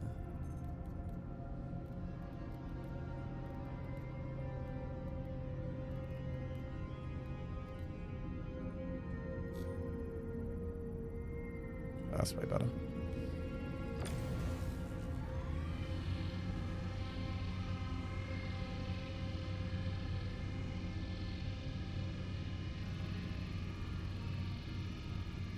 I do have a gadget with me this time, so... Although in space, I try not to use the gadgets just because they're so infuriating to use in space.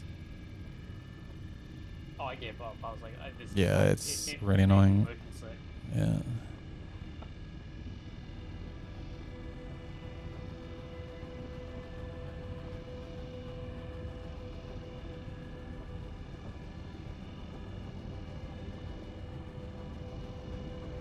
There we go.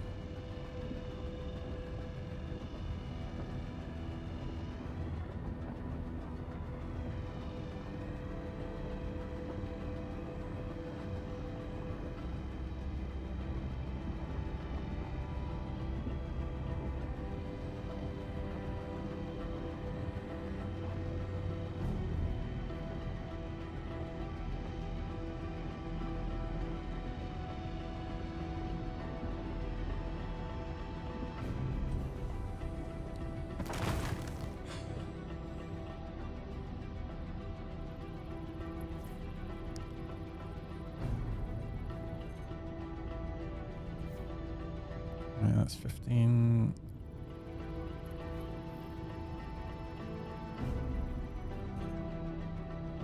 $44.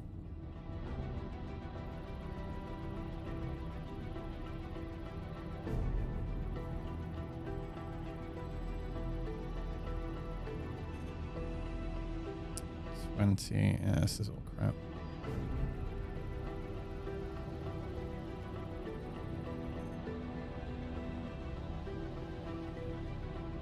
$28.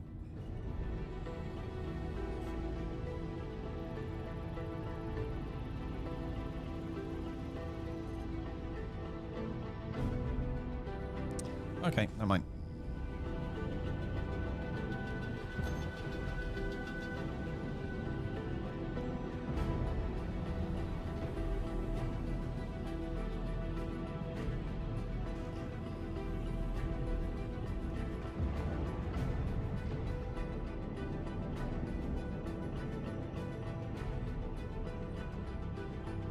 They need to be cracked again, yeah, but they're tiny, dude.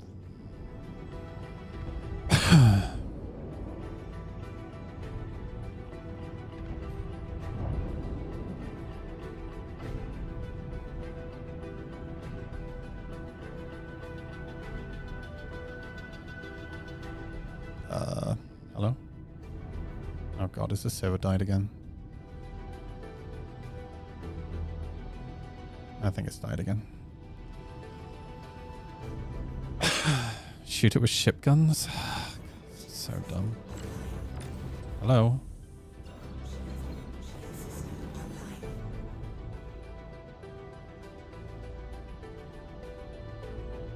Now what? Oh, there we go. Oh, this is so dumb, dude. How is mining buggier than everything else in the game?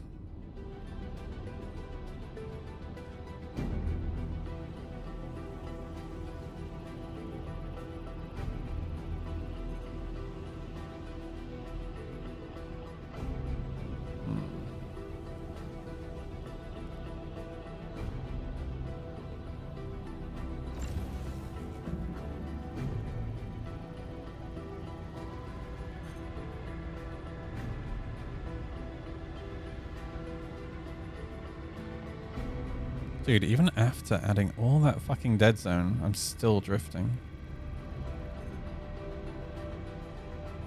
And I recalibrated these the other day.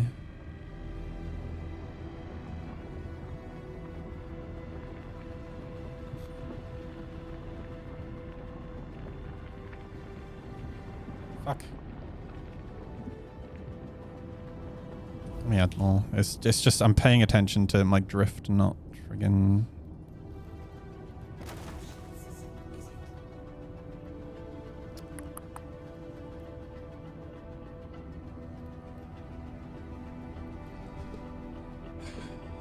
Okay.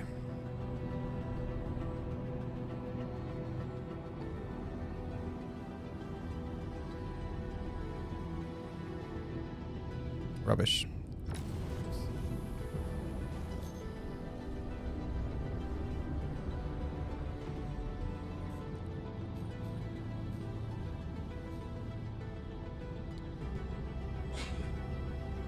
Isn't planet mining better than belt mining? I mean, tell me a way to get it to work, and I'll planet mine.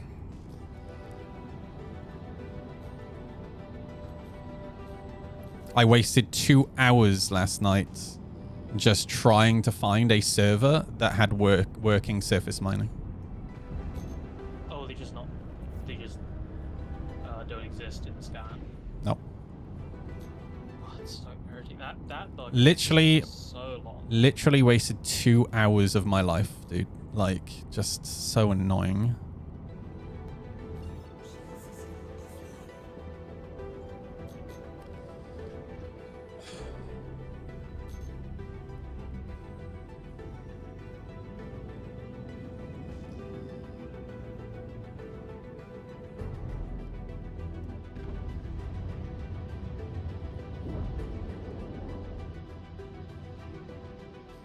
You haven't had a single server that you've had that issue? Well, lucky you, dude. That doesn't help me. Like, again, 2 hours of my time wasted last night.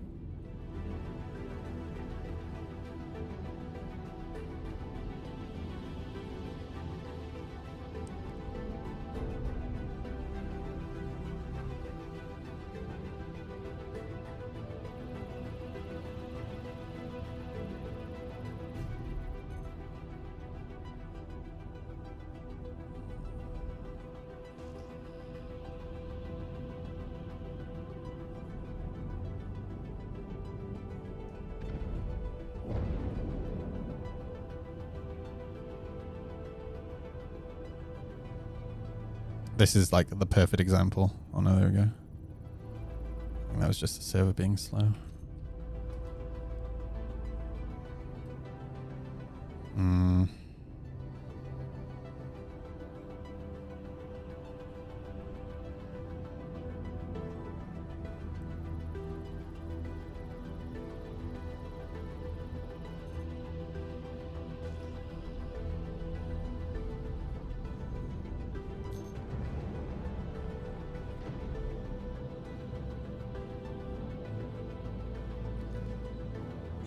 I have not been out riding today, no.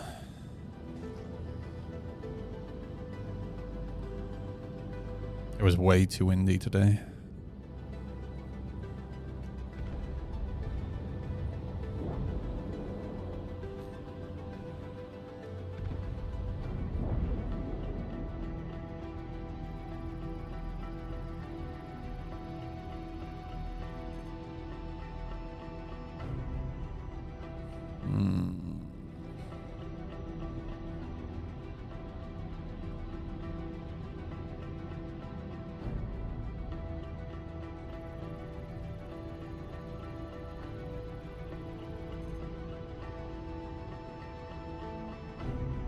This'll do.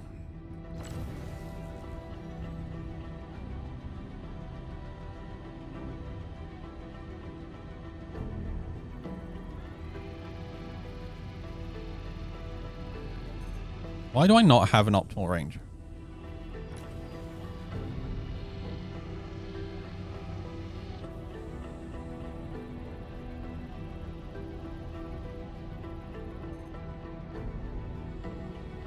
Oh, now it says impossible. Now it says challenging. What? That one's easy.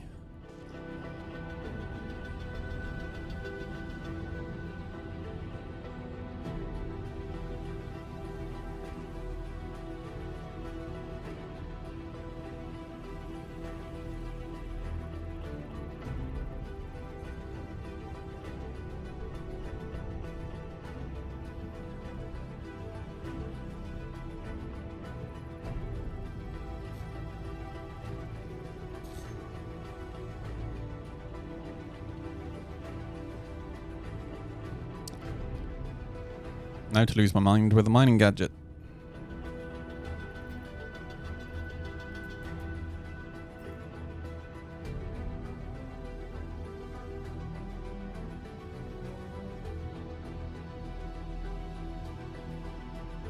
Hello?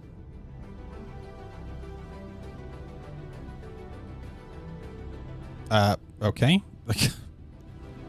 Jesus Christ. Fuck me.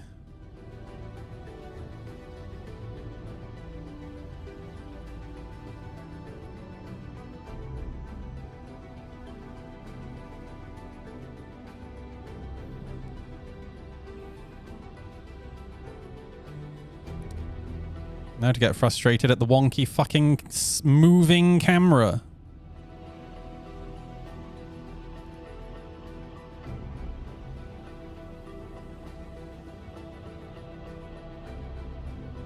Oh my god, this is so frustrating. Holy shit.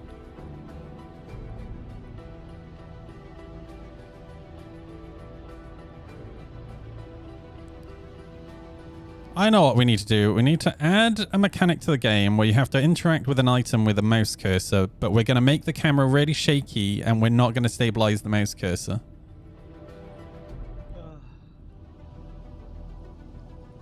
What the most frustrating minigame? I mean, the minigame's fine. It's just like the rest of the mechanics are just so fucking shit. It's the shaking that makes it awful.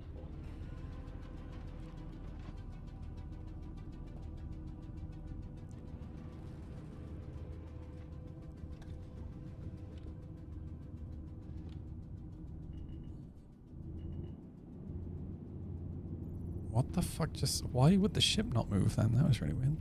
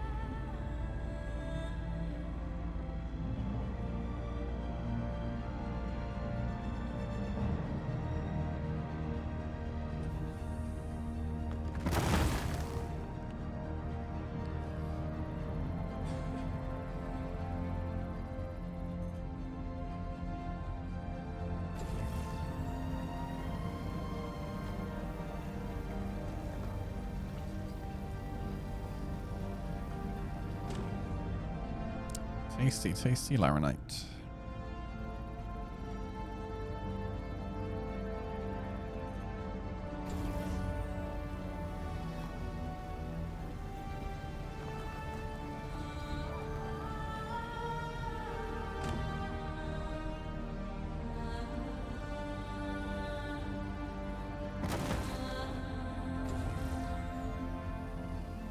Oh, this one needs to be cracked again.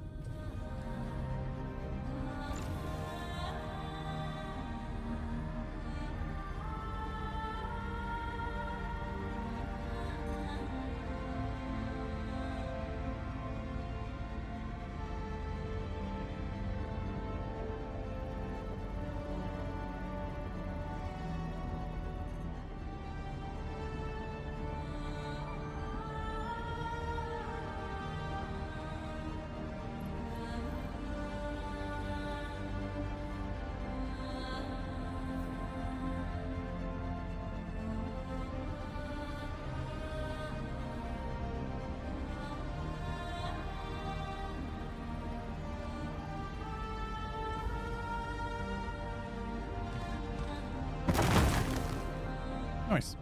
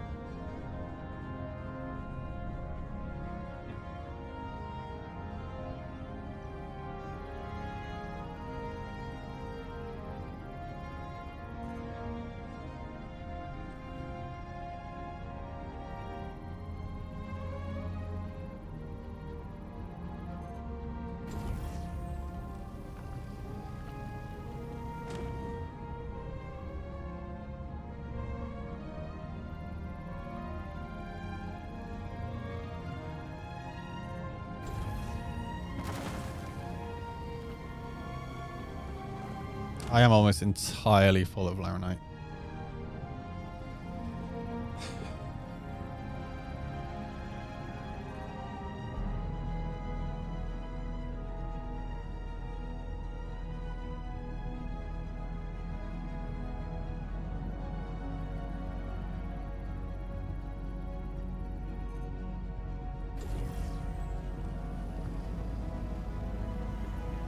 I am now full of Laranite. Well, almost. 30.91 SC of Laranite.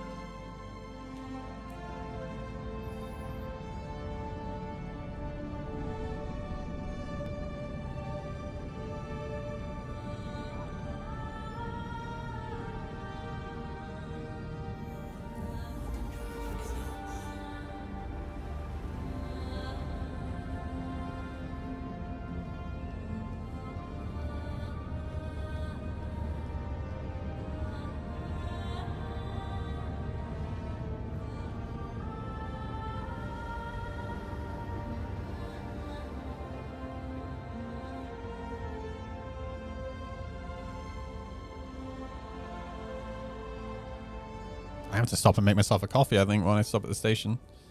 I haven't had a single coffee today. It's going to sound wild, but when I woke up today, I had a cup of tea.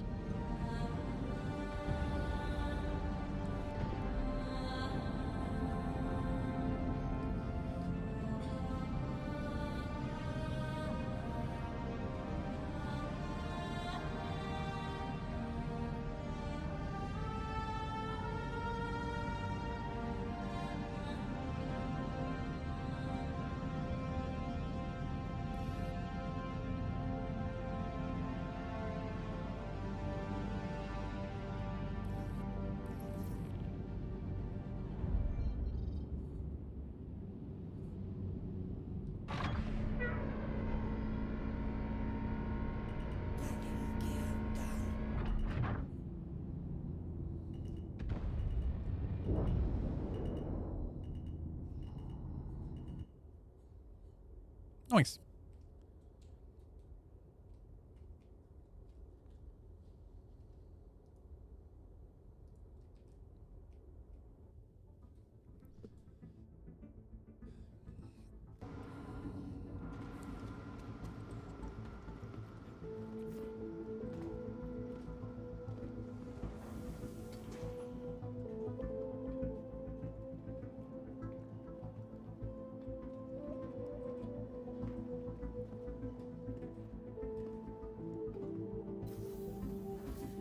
Wow. Okay.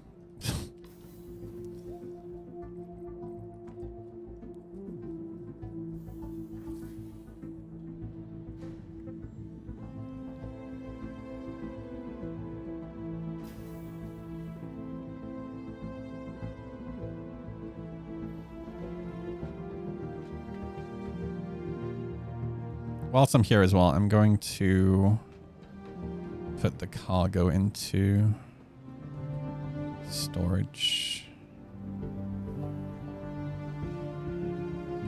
Did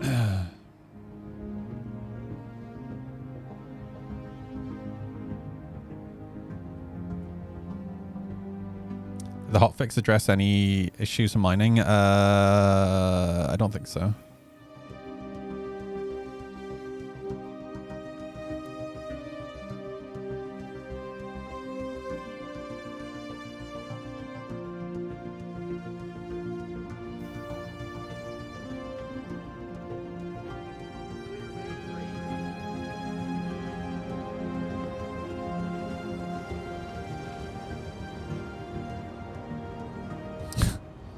AI's working better than ever before, lads. Love to see it.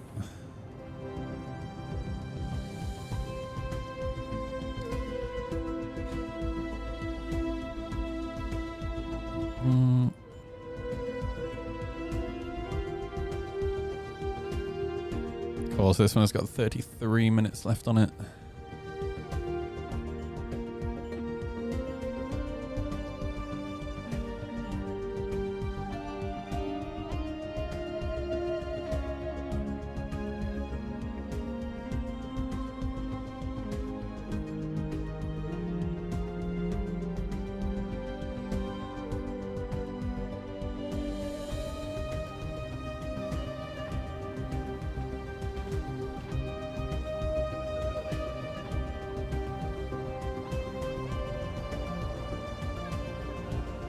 Stop and collect it? I mean, why?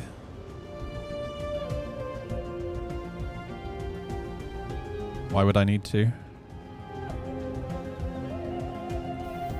Mate, why not just collect it once it's done later? Like, I don't need the slot, right? Yeah, I don't need the space.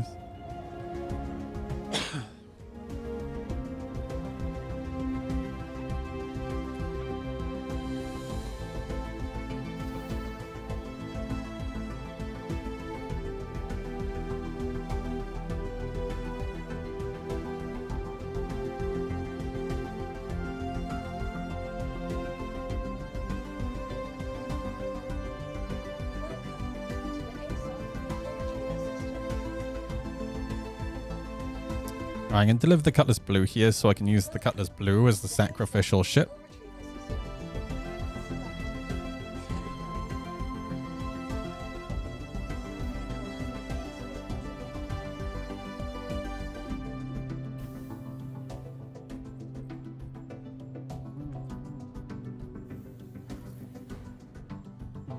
Pyro Terminus right now and it works just fine. I mean, good. That's good. Maybe try to go to Pyro. No, it's per server, dude, is the issue. It's when the server goes to shit. So the server that you're on right now is fine, right?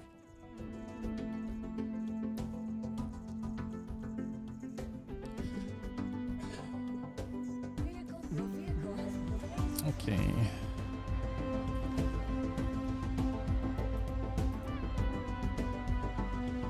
Dude, this is still broken, man.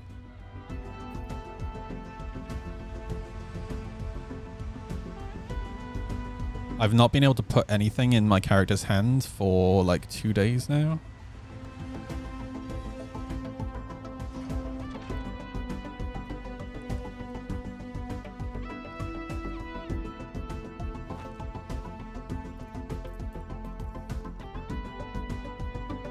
Oh, shoot. I forgot to pick the gadget back up.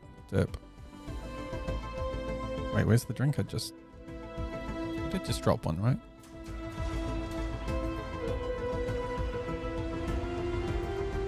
Oh, there it is. Okay. Okay, well, good thing I dropped two because that one didn't work.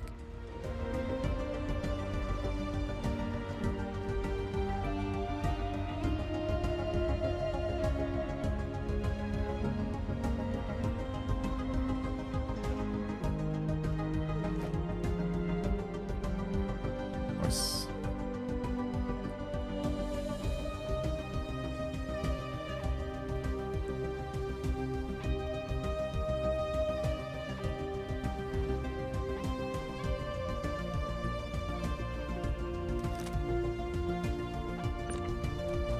Gold.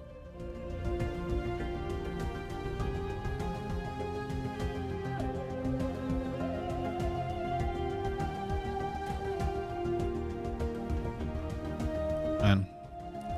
Should have gotten Atlas out.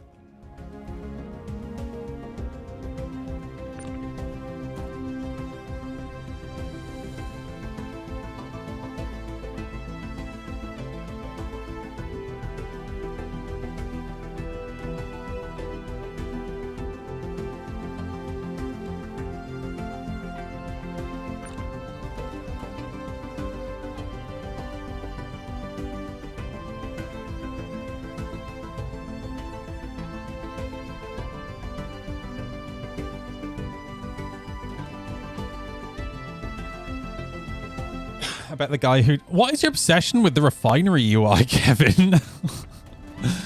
Like, it's fine, dude. I don't understand what your gripe is with it.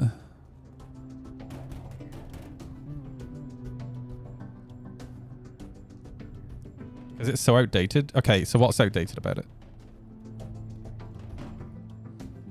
You're going to have to explain to me what needs to change.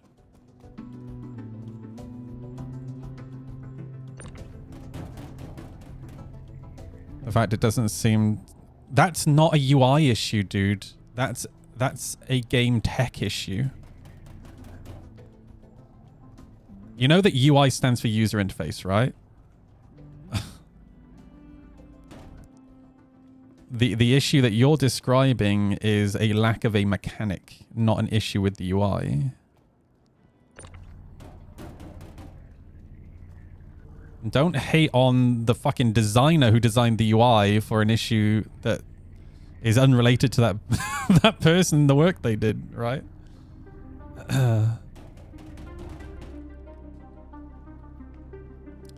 Okay, yeah, so okay. You want to keep arguing, so let's let's have the option added to the UI, all right? But now it does nothing, right? So you've got it on the UI, but it doesn't do anything because the tech doesn't exist, right?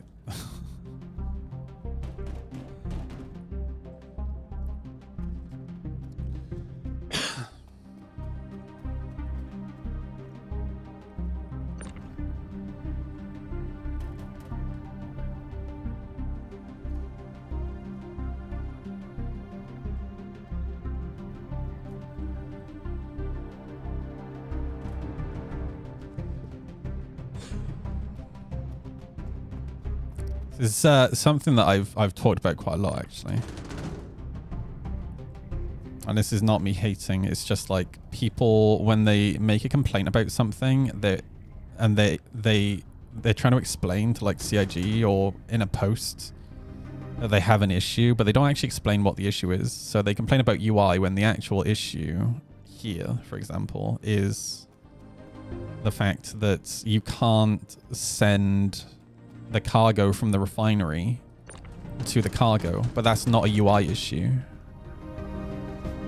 right?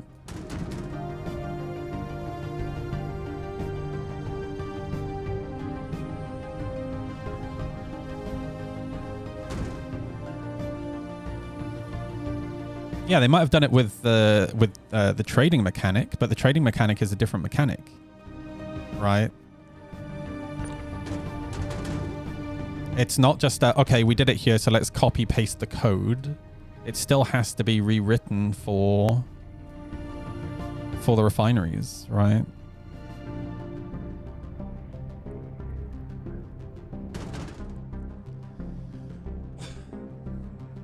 Like, dude, I agree with you. It's dumb that you can't send stuff from the refinery to the cargo, right?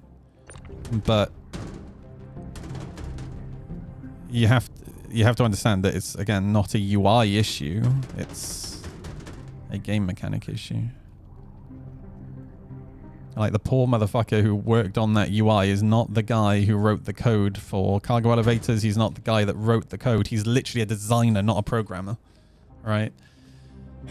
These designers use building blocks to design those user interfaces, right? And also, the guys who work on UI are not the guys who program the mechanics behind cargo, right? Like, those are UI guys. I know, just as somebody who's like worked in the tech industry, I get very defensive when people blame the wrong people for something wrong. Especially as somebody who had to interact directly with frigging customers. And especially through times like WannaCry virus, when they, you know, would get customers hating on us. Oh, and like, the best one is Google outages. Oh my God, dude. AWS and like Google outages and Azure outages, they call us and they blame us. It's like, dude, we have no control over the DNS on the internet. Like, holy shit.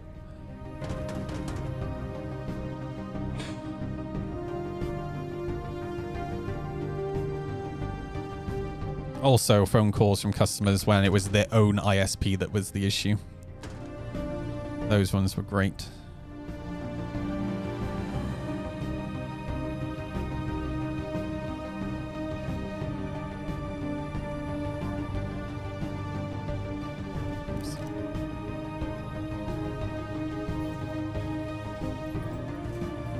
Nice.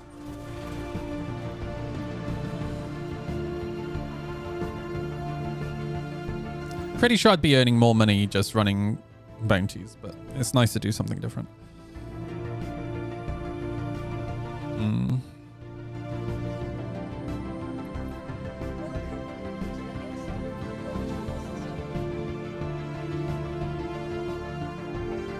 Alright, Prego again. I'm gonna go make myself a coffee. I will be back. I need to get rid of this ad break thing. I don't know why it's on there. There we go.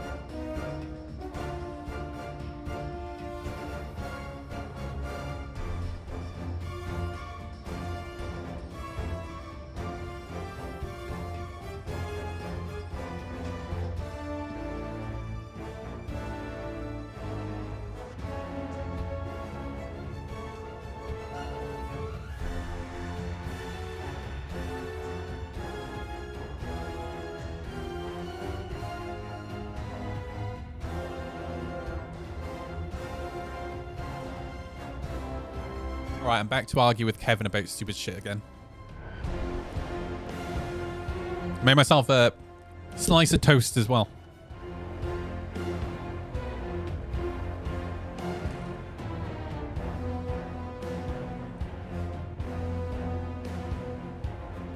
This is Helldivers music.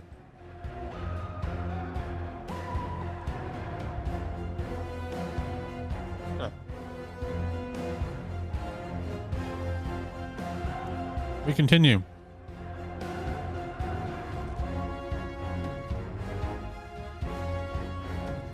Next time I use a gadget, I'm picking it straight up.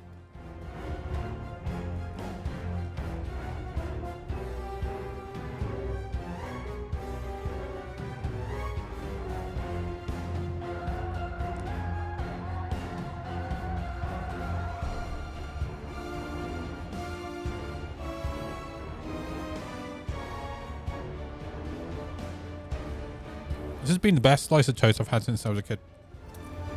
I don't know why.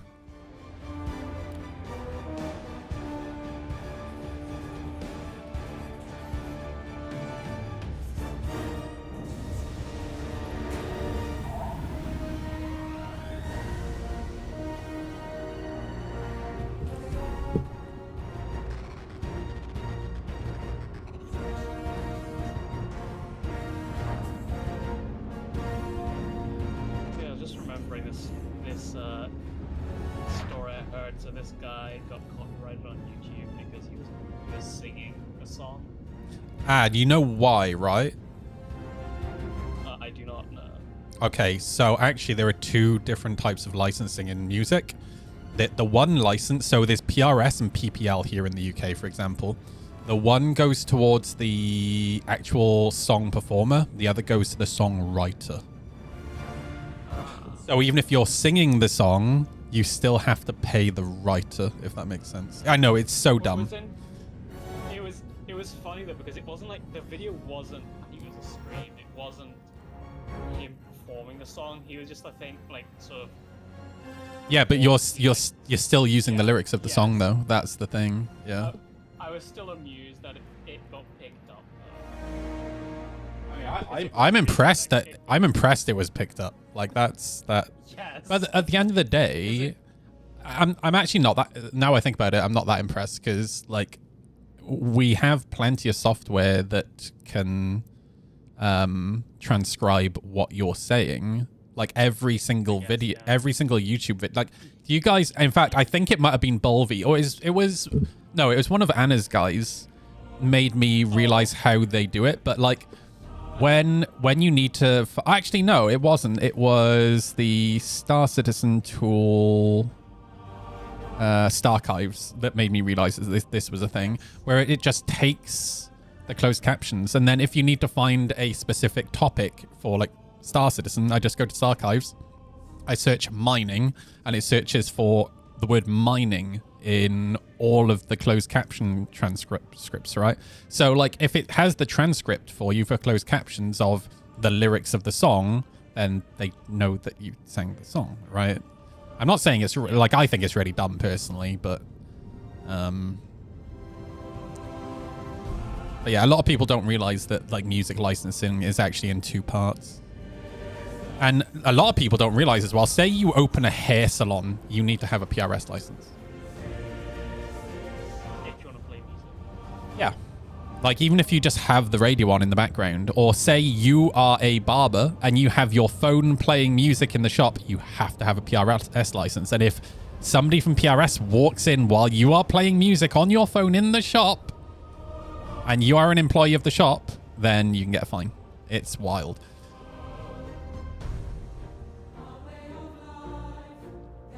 Have a little bit of experience when it comes to licensing because of the radio.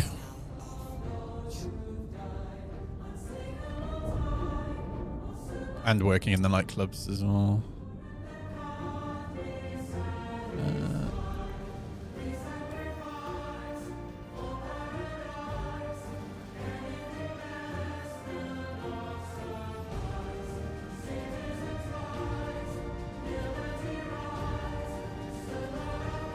Go find some more Laranite. I hope this is a good coffee.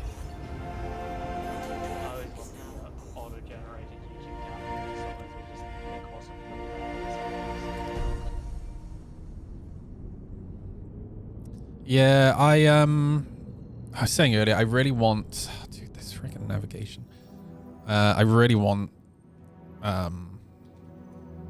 Resolve Studio just so I can not like put captions over the whole video, but like sometimes there is a funny use case for captions. And it would be nice to do rather than have to like do it all by hand. Did it not actually set? Oh, yes, it did.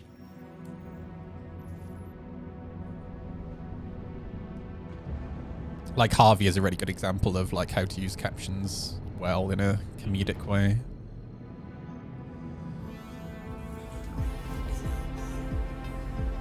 What's funny is like in his videos they actually start singing, and that's one of the times when they actually do use captions.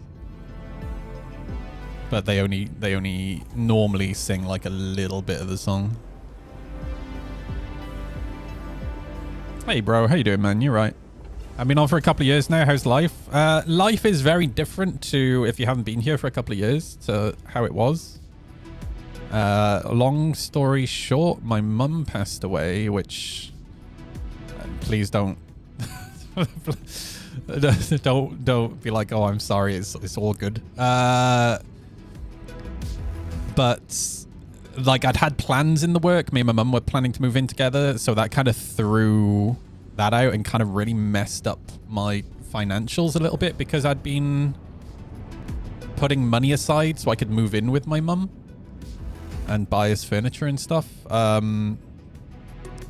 So what actually ended up happening was I actually ended up moving in with a viewer from Twitch. Hey, Noodly, have a good one, dude. Thank you for hanging out. So Tam Tam was somebody that just came into my Twitch chat one day and kind of stuck around, and then we ended up becoming friends. And yeah, now we live together. So that's nice. I have a bigger place now, which is good, because all I rented before was a room, whereas now the two of us rent a whole house. So a lot more space. I stopped streaming Star Citizen for about a year after my mum passed away, just because like I was kind of okay after it happened, but I lost all my patience. Like I didn't have patience for bullshit. So I just found Star Citizen irritating me a lot, and I'll be honest with you, not just Star Citizen, but I don't mean this in a nasty way. I was finding like Twitch chat really irritating as well. Not in that Twitch chat was doing anything wrong. I was just hyper irritable. That was the issue. Like I'm very irritable naturally anyway, but like more irritable than normal. So I just decided to kind of take a break from streaming for about a year. I only recently kind of started streaming more regularly again.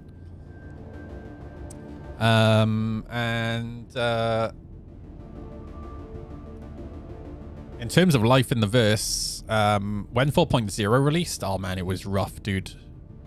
Like the worst in terms of like stability and bugs and performance, the worst the game ever had been. But we're into 4.1 now, and it's a lot better than it was. All right, I have HUD on HUD on HUD again.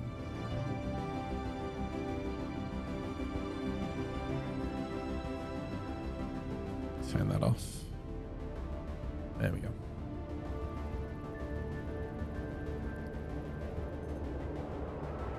Excellent. Oh, this one might be worth... It's 20,000, but if I use my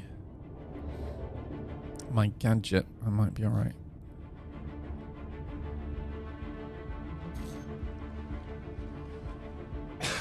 They must have fell for your feet, Cam. That's exactly what it was, dude, for sure.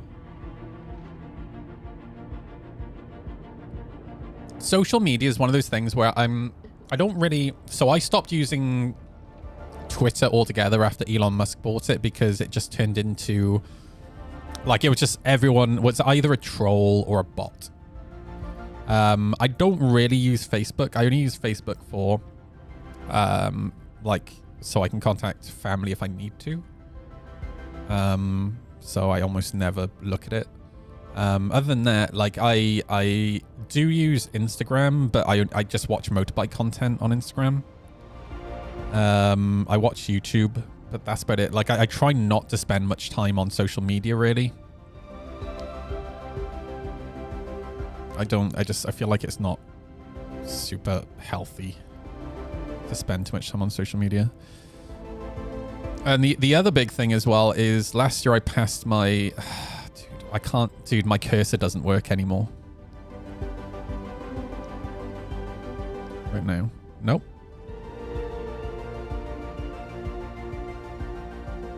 Okay, now it works. But now I can't look at the device. Oh my god. I just said things weren't as bad, Star Citizen. Stop showing me up. So yeah, I passed my motorbike test last year. I've actually been riding motorbikes since I was a kid. Dude, oh, for fuck's sake, dude, this is driving me nuts.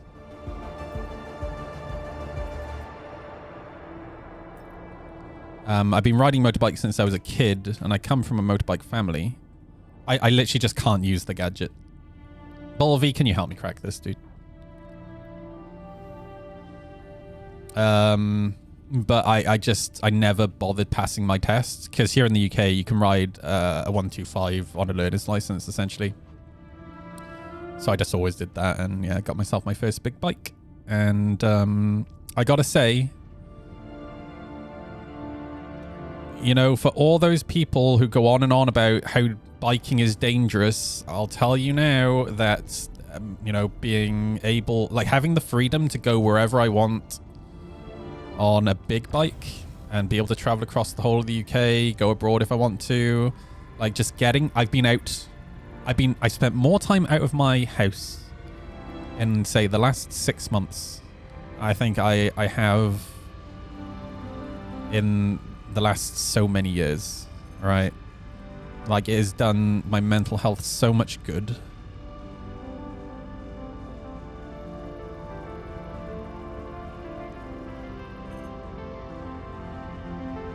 Oh, come on. It's too close.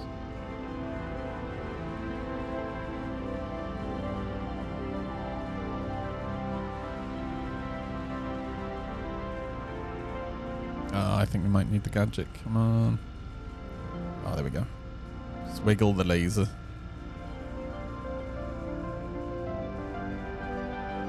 There we go.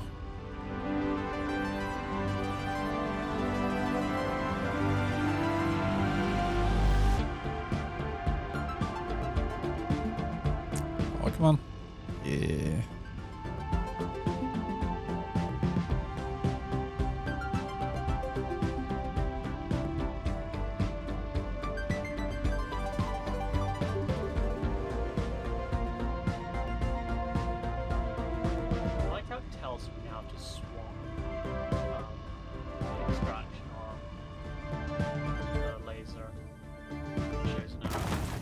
Nice.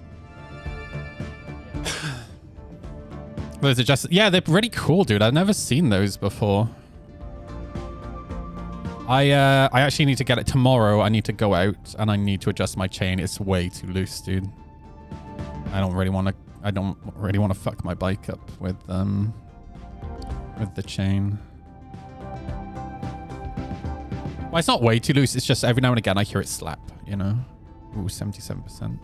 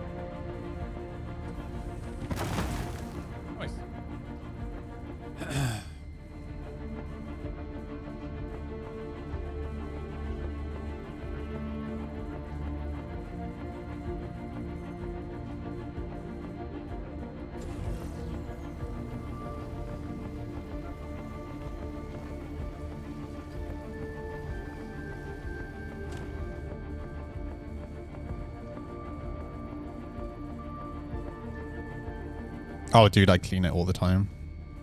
I'm super anal about keeping the chain clean.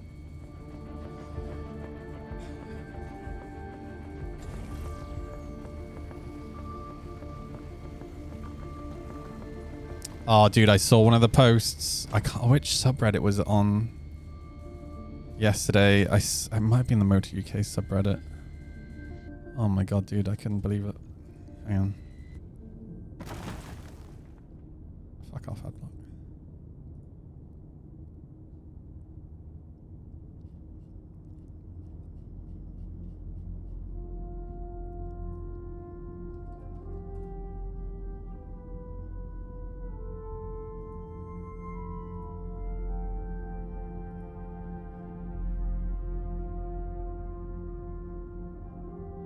Oh, maybe it was a motorcycle subreddit.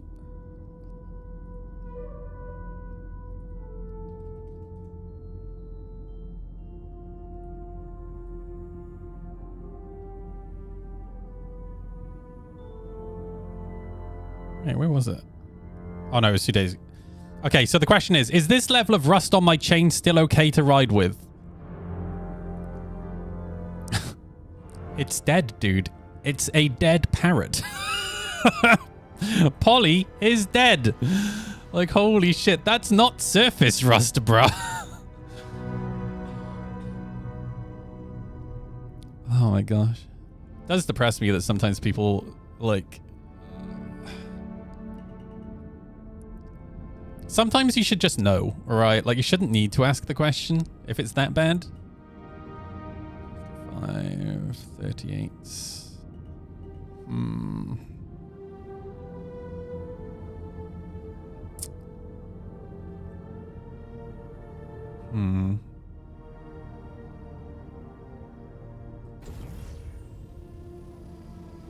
Oh, this needs slapping again.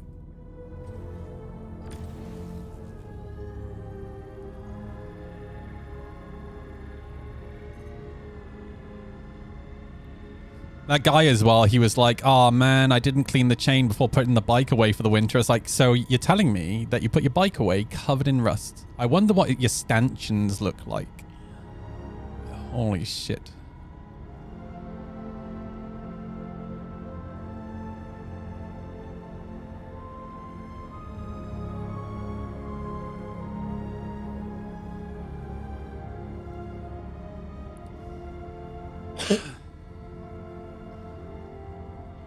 Well, this is the thing, right? Like, my housemate, Temtem, I said to him, I was like, dude, even if you don't ride the bike, at the very least, every couple of days, just look at the chain. Like, there's no reason not to check. Because it's just one of those things where, like, rust, holy shit, like, it can move so fast.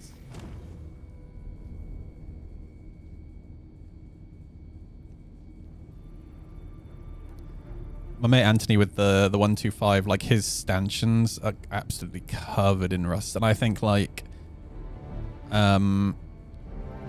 it's actually a really good example. Like, if you'd just, like, kept on top of it, they would be, they wouldn't, like, they're completely eaten away now. There's no, like, it's not just surface rust. That's the thing. I think a lot of people don't realize that rust comes in multiple flavors. And surface rust is so easy to deal with. Right, like in terms of stanchions, you want to avoid using steel wool, really. But just grab some polish, just grab some Autosol, right, and polish it. And then you're good. But if you don't polish it, then you need new stanchions and you got to pay like 300-400 quid, right? Like 300 or 400 quid or a £5 tube of Autosol.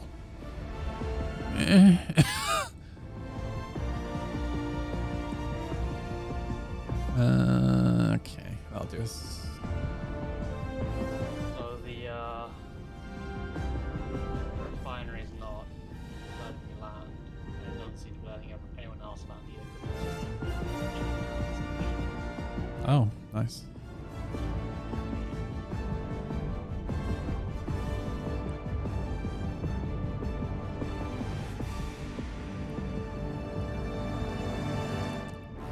Dun dun dun dun. Every single time I played Helldivers, and you started a new mission and that music played every single time, I was just like, dun dun dun dun. Just can't stop myself. Oh, the music in Helldivers is so good.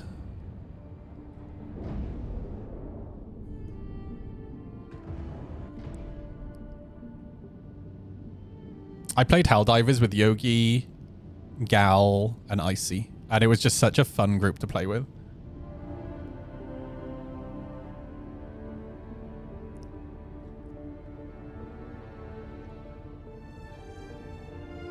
That's when I would have actually loved to play with Henken.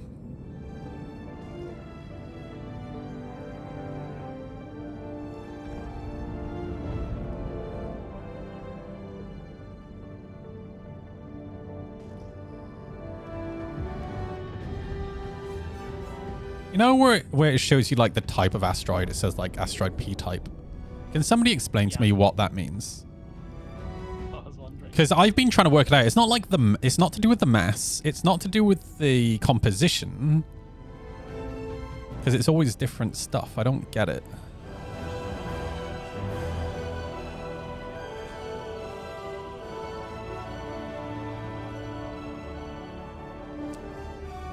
Rubbish. Saw Laranite, got excited, saw it was 4SU of Laranite.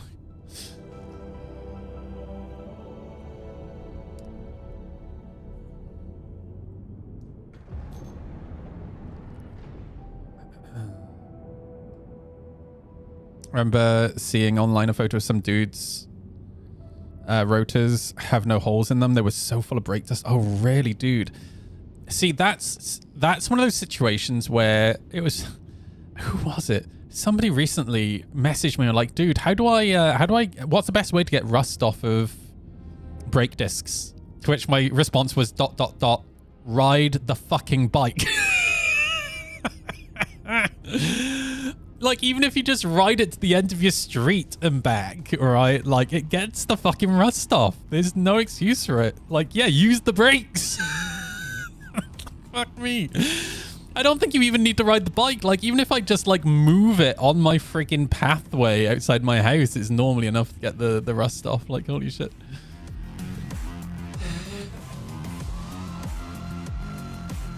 Barrel? Barrel gold.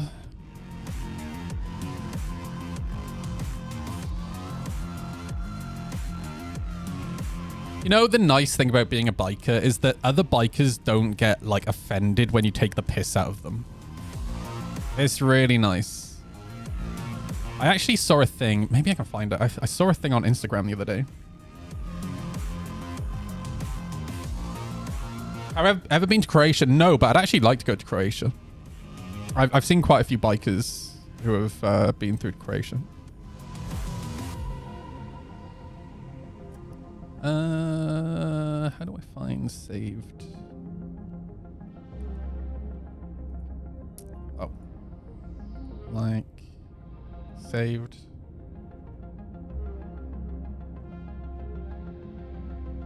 Posts. Oh, this was wild. Look at this, dude. Hang on. Look at this for lightning.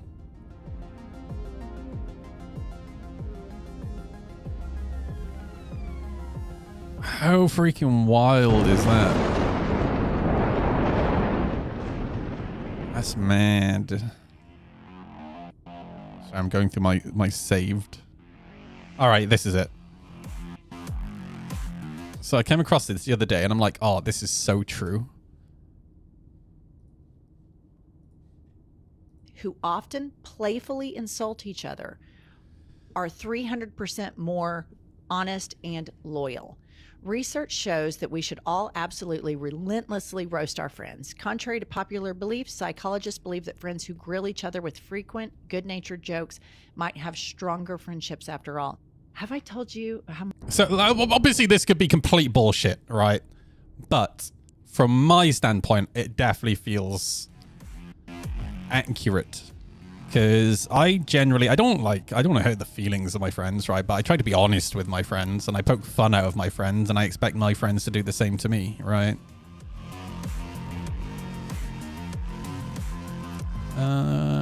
35. Let me crack this and see.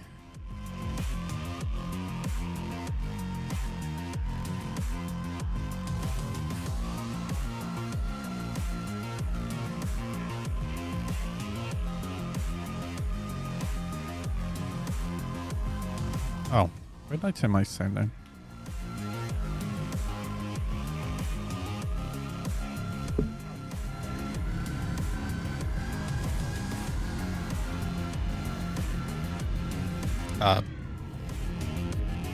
Wait, it says I'm so... Oh, because the optimal range is being weird. Okay, great.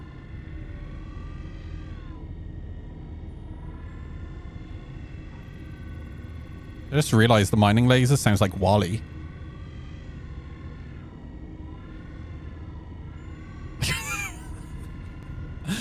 I'm never going to be able to unhear it.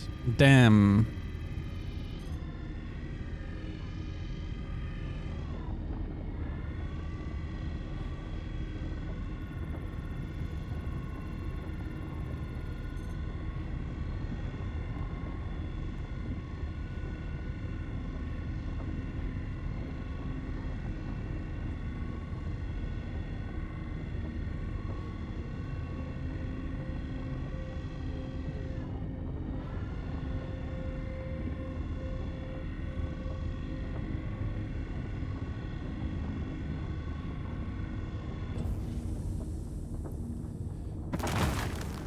Nice.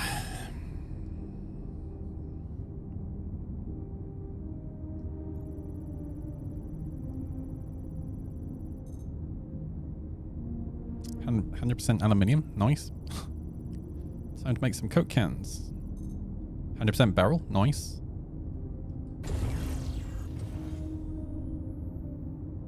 Oh, do we need to crack this again? Okay, that one we need to crack.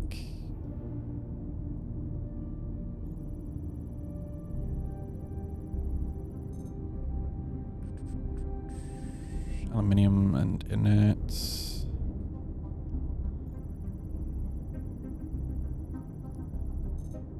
%100% barrel.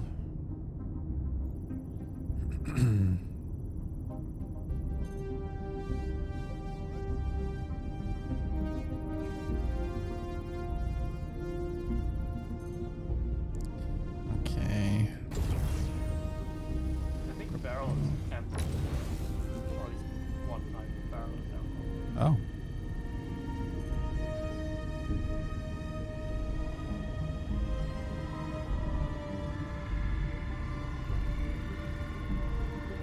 Dude, look at my screen. This is stressful.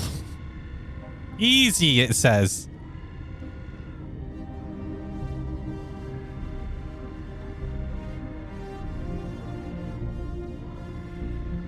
Ah! Fuck. Do they know I'm in a golem?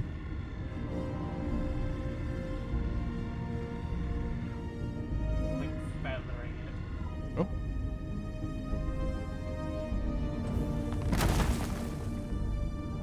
Everything's fine.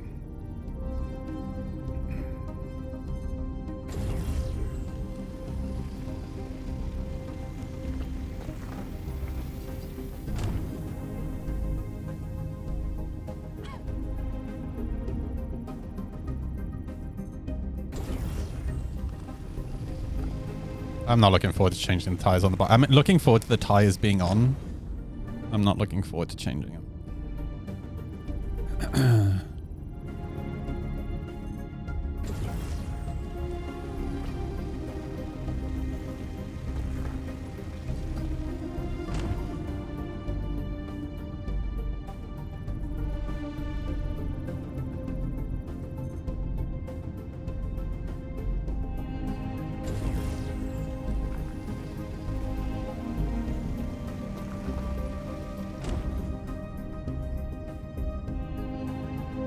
Oh, I'm full. Balls.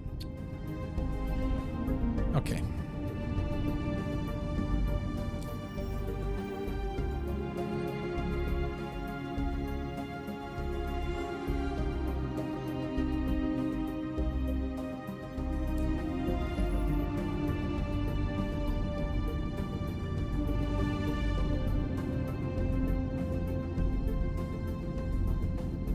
Man, I wish that logistics was more of a thing with mining. Like, I'd really like to actually just be able to just keep mining and have somebody take my bags away. With like the thought of it is there, but it just doesn't. Well, the thought isn't really there because, like, if you think about it, well, it kind of isn't. Because the thing for me that holds it back isn't necessarily that the bags are glitching at the moment through the cargo grid. It's more that you can't refine from those bags. Yes. That's the thing that holds it back. Because the bag, how much are the bags each? Like 25,000? 20 grand, yeah. Yeah, like I don't want to. Like, how much money do I need to spend on bags, right? Like, because you can't empty them. You have to just keep stockpiling them, essentially. It's really expensive. Yeah. Whereas what I'd really like is to be able to, like, take these 2 bags off, have the logistics person put 2 fresh bags on, and then they come and bring the full bags here and start them emptying, right? And then they bring another. So say you have 6 bags altogether, then you bring another fresh set of bags to swap out, and then you swap those out. And by the time they come back again, then the first set is emptied or whatever, right? Like, in fact, like, why are we not just? Why are we not just, like, able to empty the bags into, like, a holding facility? Right? Like, I don't know, it just...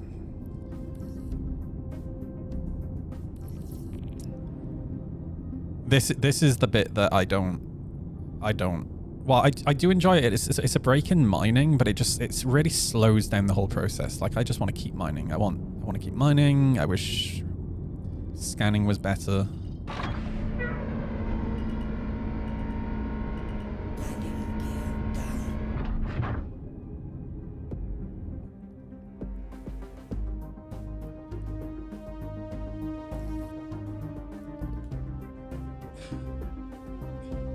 The 10p bag fee went up like crazy. I know, dude.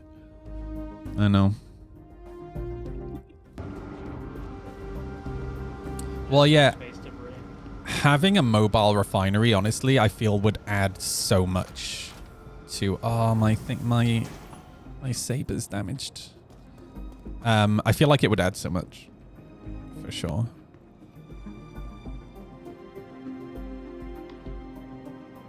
Like, I want to be able to do the whole gameplay loop from the field, right? I feel like that would add so much to group gameplay. Because then you got people mining. Like, once scanning has been reworked as well, right? Then there's more of a reason to have a dedicated person scanning, right? For ores. You could use, like, a terrapin, right? If that person can save those locations and then hand them off to the group, that'd be fantastic. Then you have dedicated people in the refinery. Then you have dedicated logistics people, right? Like, hey, catch you later, Bolvy. Thanks for hanging out, dude.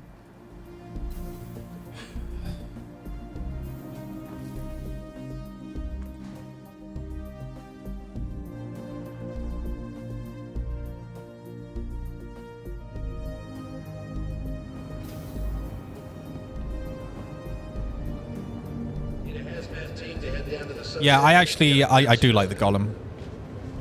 The big negative of the Golem is the stability is a bit all over the place, but other than that, it's I'm not a fan of the MISC aesthetic.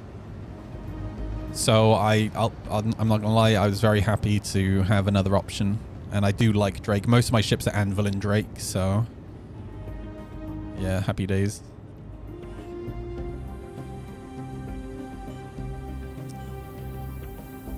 Alright, let's collect that. I love it, dude. It's such a good sound. Alright, this one I'll do is a...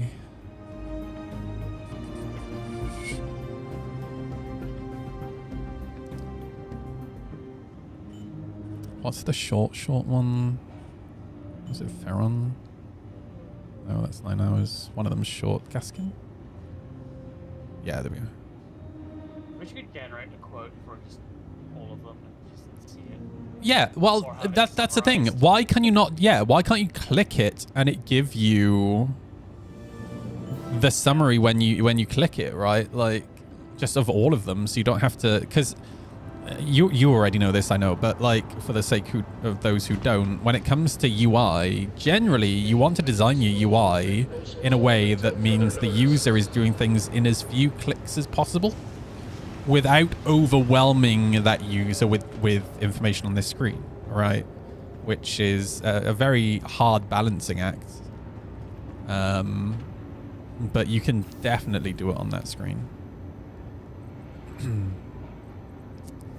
Okay.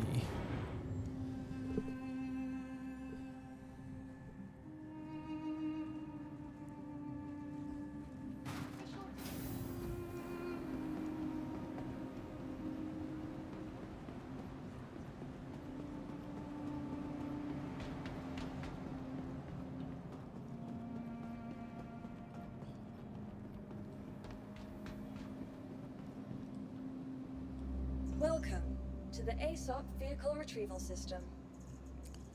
I need to work out if the mole actually makes any sense, because in my head the mole doesn't really make much sense. Vehicle selected. Stand by. Your vehicle has been delivered to the following location. You know, does it make more sense to have 4 people? Because it is 3 mining lasers, isn't it, in the mole? I'm pretty sure. So 4 people in the mole or 4 people in golems. Goodbye. I feel like it just makes more sense to have 4 people in golems.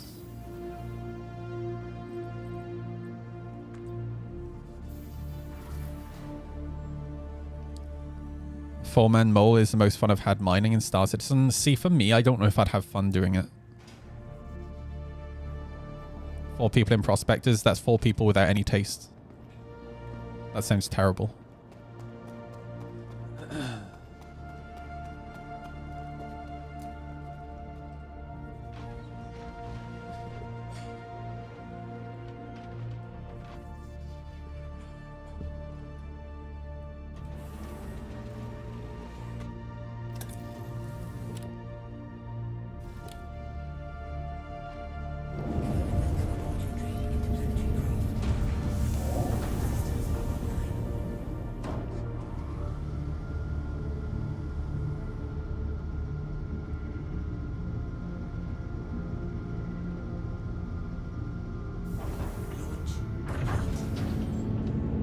I'm going to take off one day and rip the engines off this thing. Oh, I've been so close to doing that. It's just slightly wider than where you're sat.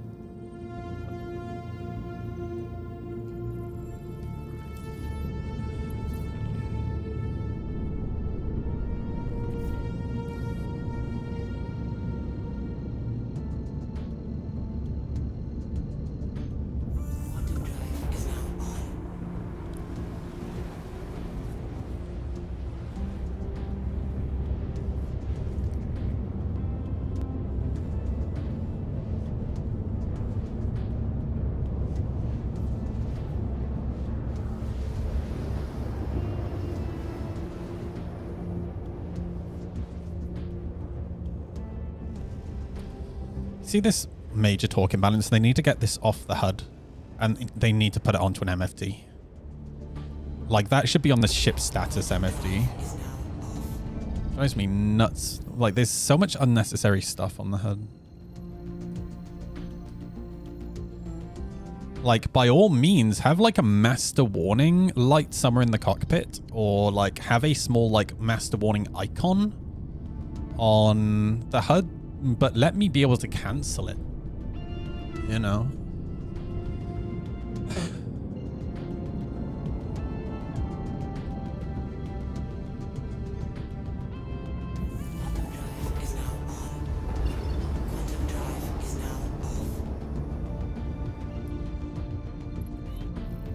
Damn, they have a lot of ships coming soon per the monthly report. Well, they're the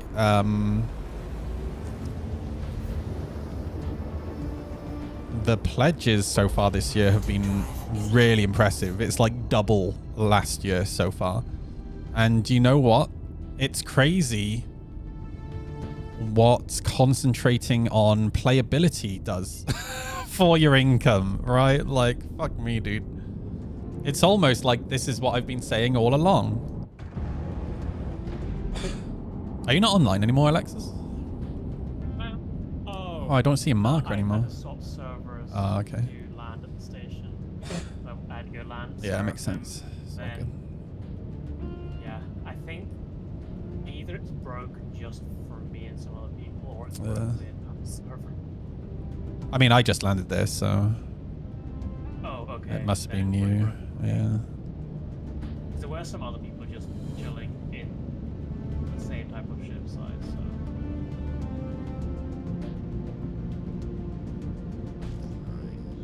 The Pioneer and the Perseus are in grey box. The Perseus definitely makes sense because, well, to be fair, they both make sense.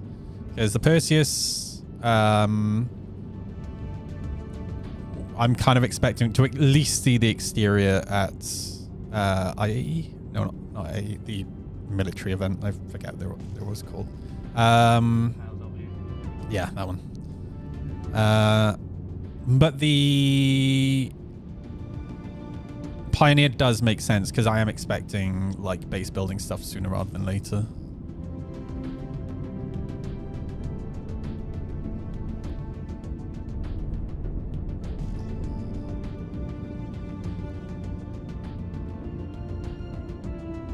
And the Apollo. Oh, dude, having the Apollo in game won't really change anything. If the Apollo's coming in, then I would fucking hope that they're doing more work to medical gameplay. Because what's even the point of that ship?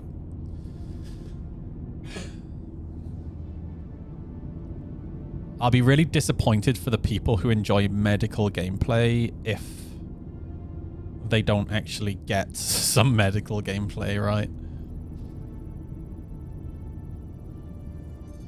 I mean, if there are med beacons in the game currently, what's even the point? Because you keep pretty much everything.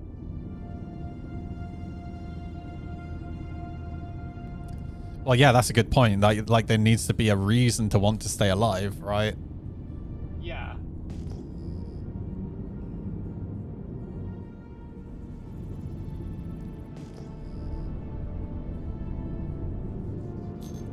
I am starting to worry that medical gameplay is literally just going to be set a respawn point, kind of like how you respawn on your squad mates in Battlefield. That's all those ships are really be for, which is actually really disappointing.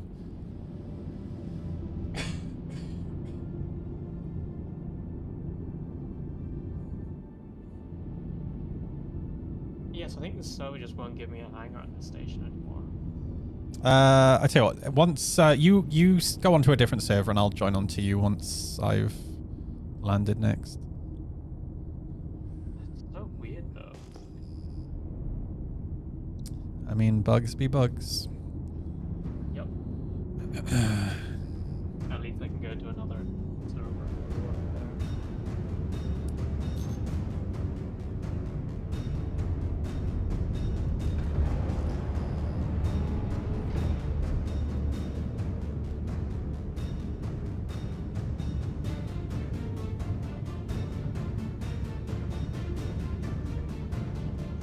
Two UK-based ships final bug fixing pass before release. Are they doing the Iron Chad? Oh yeah.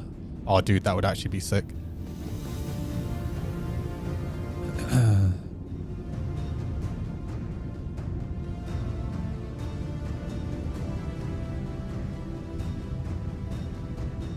Wow, 100% in it. Great.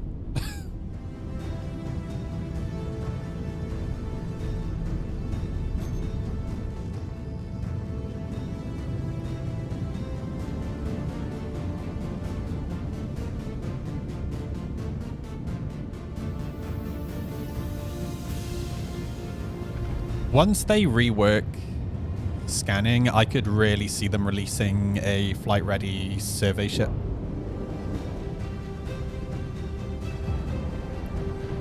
I feel like that would be such an easy moneymaker for them.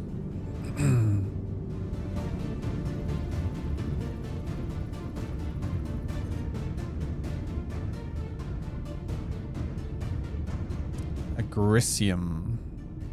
Chat, is a Grisium worth anything? What's the other one?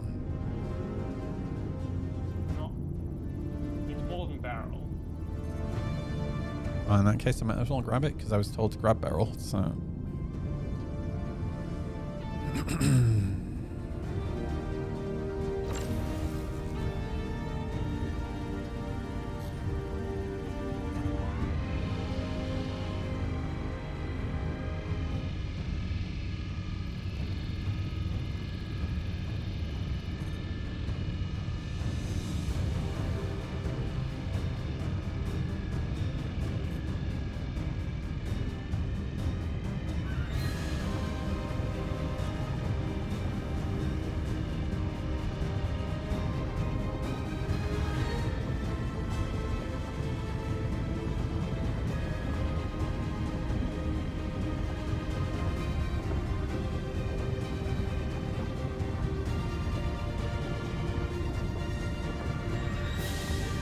This is so much easier with an Axis, holy shit.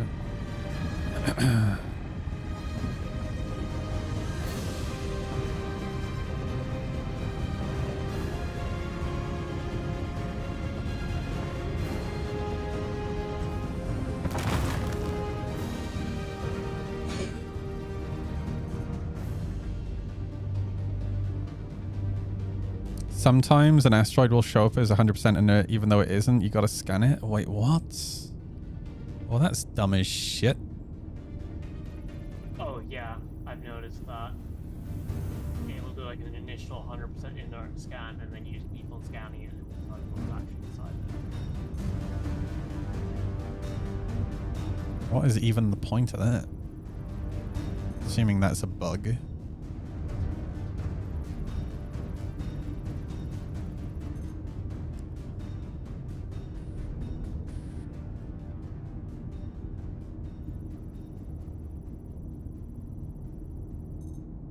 Meh, I'm not gonna bother with this.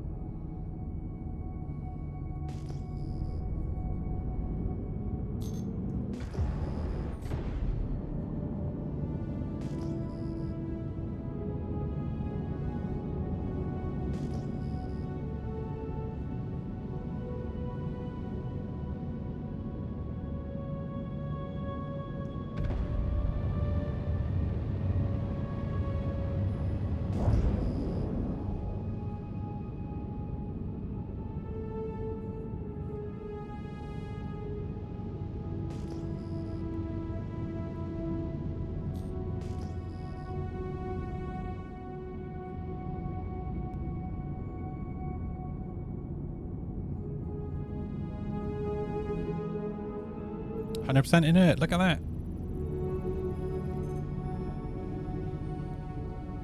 Huh? I flew to Cruel 1, landed, stored my geo at Cruel 1, and now it's at Seraphim. I've had that happen to me as well. What?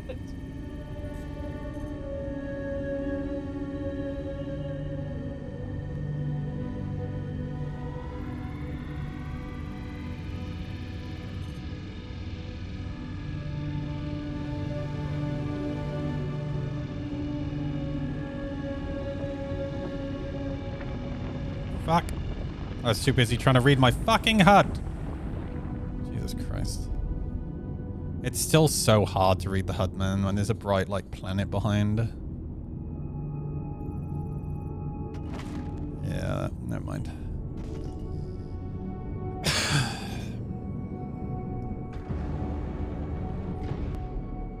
I was trying to look at my optimal distance, I just could not see it at all. That's More scrap. Oh, that's rocks. Now it's back here. I don't even know anymore.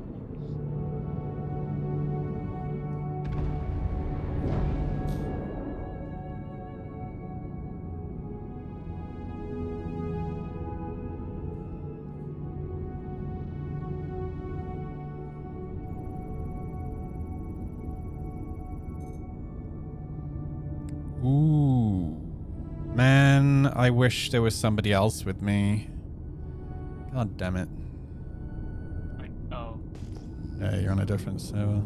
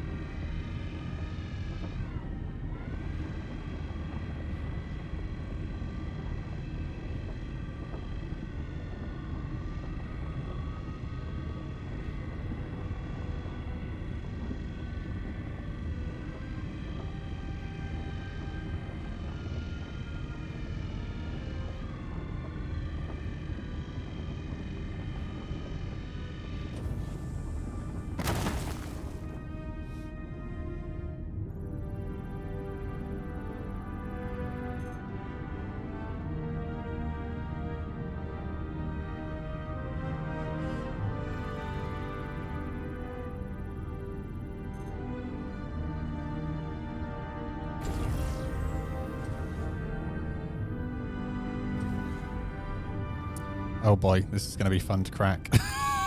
Easy, it says. Easy.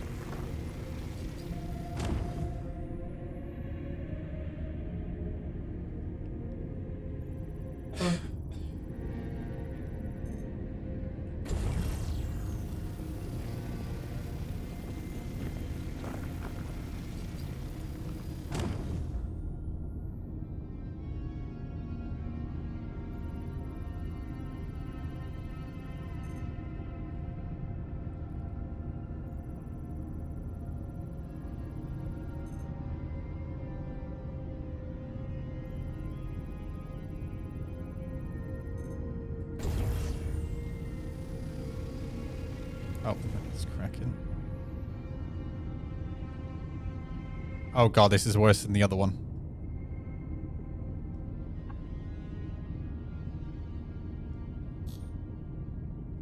Dude, what is up with this? I just need to recalibrate it again.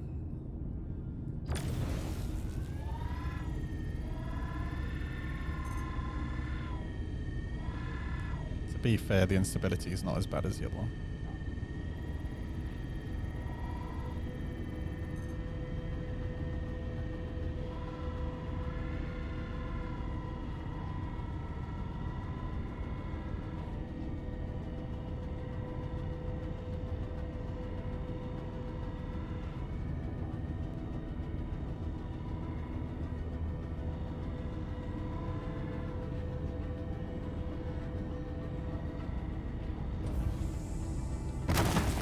Nice.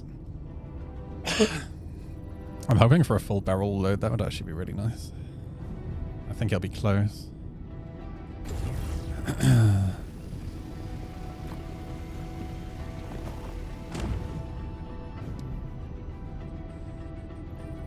think I'll be like one off probably, because that was all barrel, wasn't it?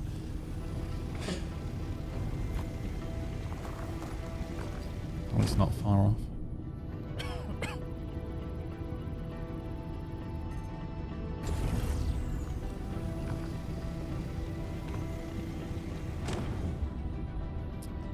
What's this?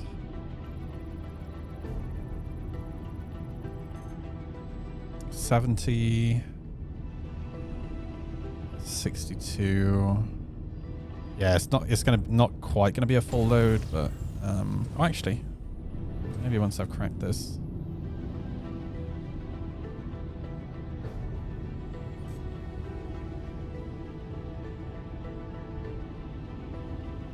Please, for the love of God, stop drifting.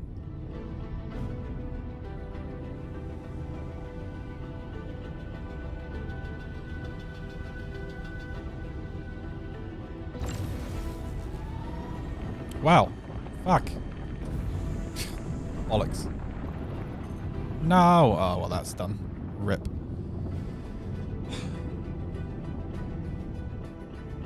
Cinch.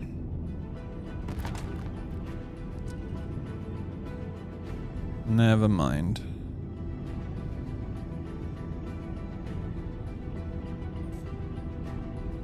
Every time I've done that is because I've either been fucking around trying to stop my ship drifting and not been concentrating, or struggling to read the HUD.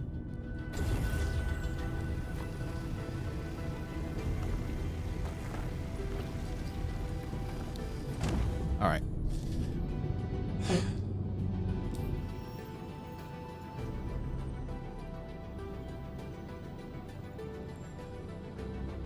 When I land here, I might open the Virpil software and try and fix it.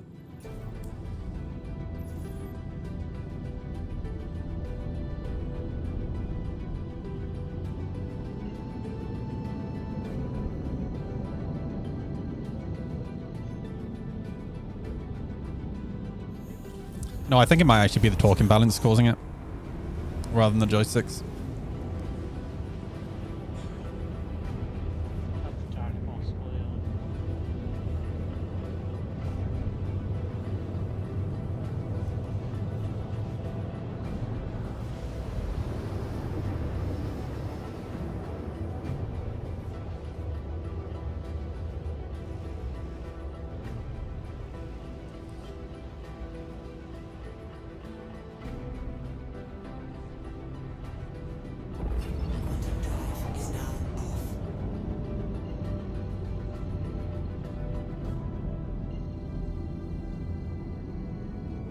See, just accelerating forward, it pitches me up.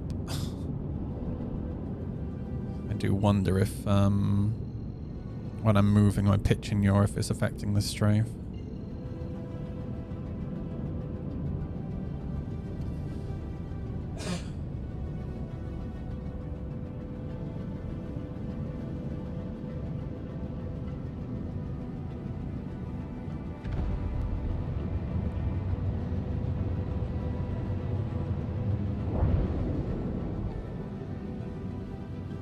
I feel like the whole like major torque imbalance thing is something they should never have implemented until engineering was in the game. It just doesn't really make any sense, and it's just annoying.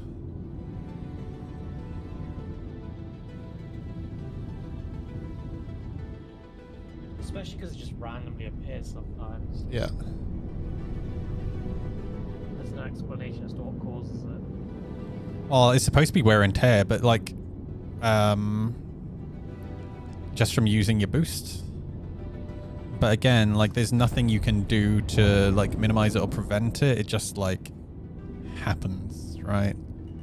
And it doesn't really show you anywhere. No. Like on your self status.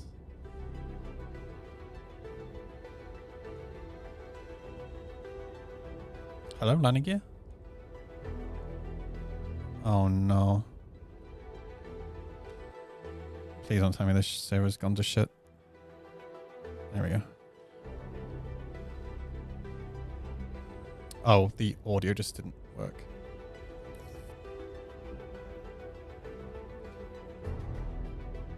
None of the audio is working. Okay, cool. Yeah, but you have like the worst taste of any person I've ever met, Kevin, so that's fine. Alright, let me go chuck this in the refinery and then I'll hop servers. Need to remember to repair the ship before I leave. Someone in my server, his name was Femboy, and their name is like complaining about being around. It's like, Nice. You'd expect them to love that kind of thing. that's what I commented back.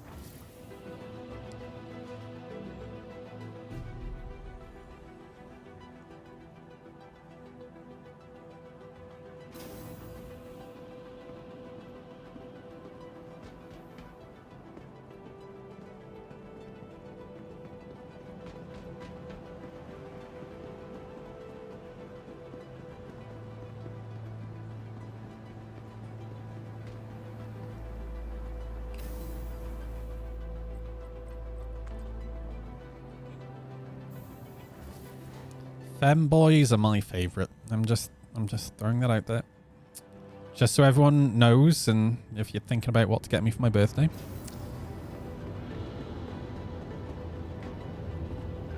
I love femboy fishing. You've heard of femboy fishing? Did you know there's also now femboy works on cars? He is cute as fuck. Yeah, but he has a YouTube channel now as well. Welcome. He's rebuilding Miata with really shitty Chinese parts from AliExpress, and he's working on the Miata in a maid outfit. Literally the best. And streams on Twitch as well. I can't drop this stuff off because I've worked too quickly. Alright, let's hop servers. I can take the bags off though and buy new ones. But will it, I'm curious if it will work. I mean, it'll work. Like, it's just... Or do you mean, like, snap to the grid? No, I'm curious if when you put them back onto the ship. Yeah, how do you... Yeah, how do you think that we steal ore from, like, moles and stuff? We take the bags, we store them, and then we put them onto another mole or another prospector. That's how we've always done it. Yeah, you just worked it out. No, why would you buy bags? Oh, I see what you mean. Yeah, oh shit. Yeah, but I'm just going to claim the ship. I'm not putting fresh bags on. Okay, yeah. I'm just taking the current bags off. Yeah, that works, yeah. That was where my confusion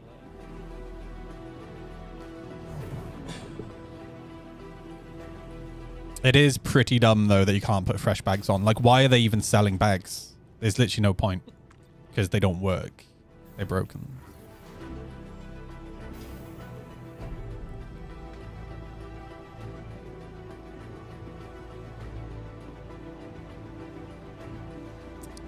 Okay.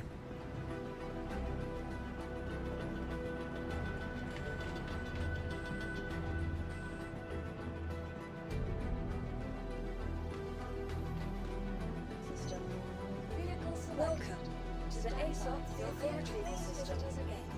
Goodbye. Gollum. Vehicle selected. Yeah, God, Stand is that by. actually Your vehicle has been delivered to place visitors again. one of the YouTube video titles?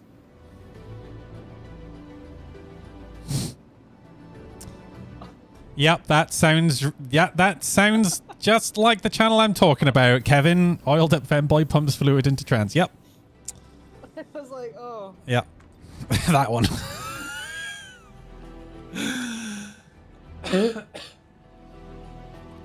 He's pretty new to it, so he's a little bit awkward sometimes, but it's still fun watch. Oh, have you never seen hang on, let me see if I can find the YouTube channel. So cute, dude. Like long curly hair. Femboy works on cars. Yeah, this guy. Femboy fixes cars, sorry. Yeah.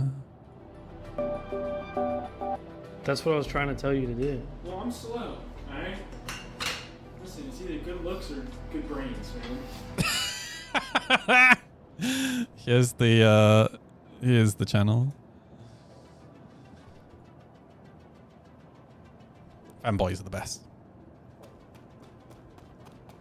I didn't know you had a video of Alexis fixing a car. Yeah, well, I've got all sorts of videos of Alexis.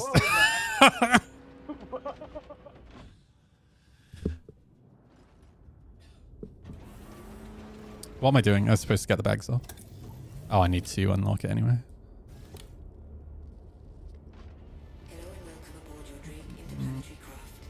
Ship ports unlocked.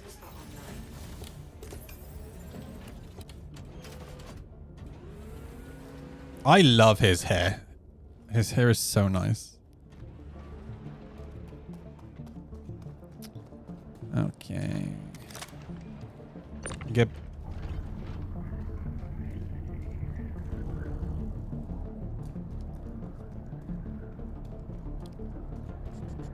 We'll get this back out late. Oh, that was one that was so painful as well. Trying to rotate the bag so they were the right way. Yeah. I know.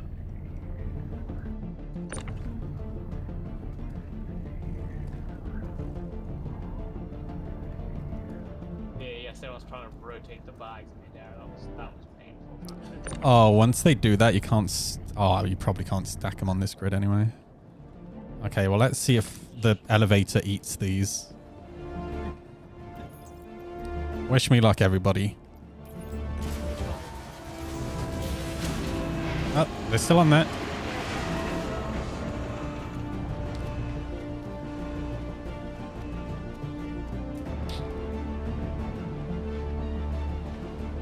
I wonder if they'll make another great ship for like cargo.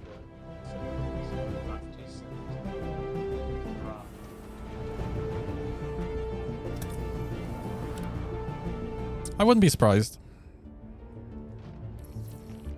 Like they might make a larger capacity one.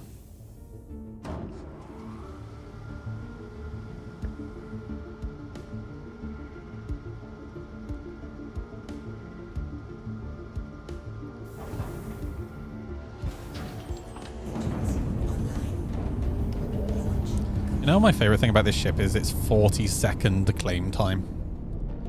Oh yeah, that's the best thing about starter ships. Yeah. It's so quick. What's the other one? I think it was the 85X has a pretty quick claim time. I think it's the pad spray. Yeah, I hope so. Yeah. Oh, I should hope so. It's a completely useless ship.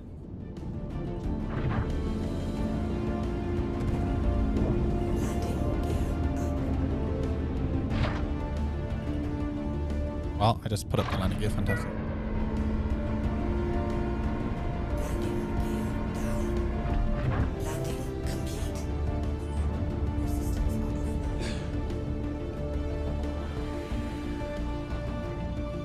Yes, I've been saying this all night, Robert. I too hope that we can refine from bags soon. Because it's definitely annoying that you can't. Oh god, why did you bring it up? Kevin's gonna start complaining about the freaking UI again.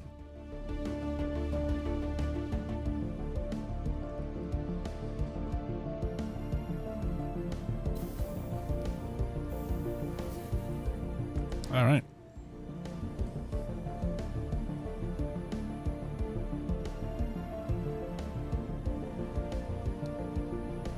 I need to close that global chat. It's going to drive me nuts. Welcome to the ASOP Vehicle Retrieval System. God, I thought I had an Argo Mole for a second.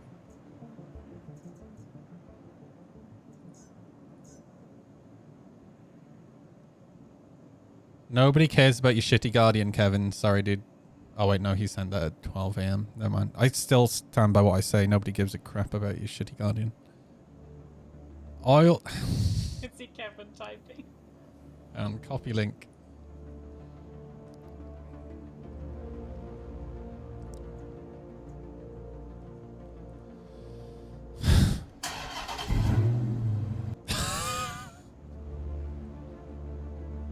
This title, dude. Holy shit. Turn that shit off. Turn that shit off. Turn that shit off. Turn the car off.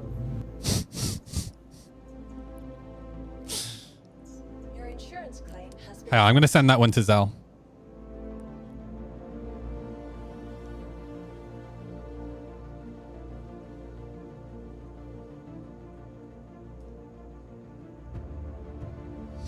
Oh, I've seen this one before. Thank you.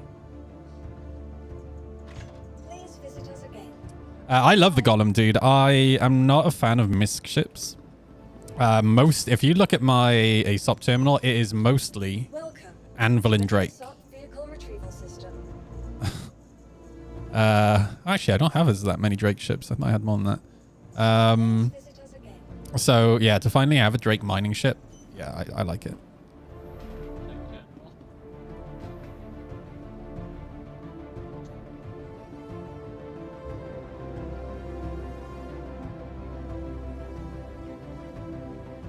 Oh my god.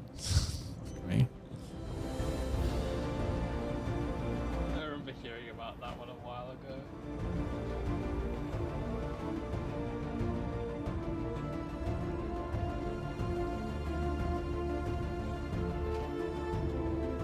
Apparently I'm trespassing on this station. Yeah, I got that To the too. ASOP Vehicle Retrieval System. Lord, that was Vehicle selected. Stand by. Your vehicle has been delivered to the following locations. Please visit us again. That shaft is fucked. I mean, if you put too much power through a too small of a shaft, you're generally gonna fuck it, right?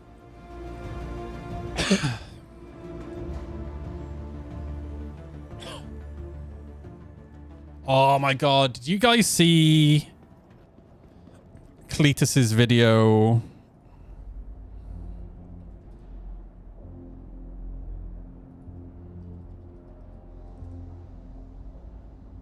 Hey guys, today's video is sponsored by PDS Debt. Did you guys see this? Customized options for anyone struggling with credit card, personal loans. Look at this. The C7. Look at it, dude. The C6 in it. This shell looks so good. Sick. Yeah, let me see it from back here. Ooh. I absolutely love, like, I've followed this car for so long now, and it's been really cool seeing its whole progression, especially when they went to the wind tunnel to design. Well, first of all, they designed this in VR, which I thought was really cool. Like, it was literally a guy with a Quest headset and the controllers, and they kind of painted it or modeled it in VR, which was really fucking cool. Just as like a starting out point.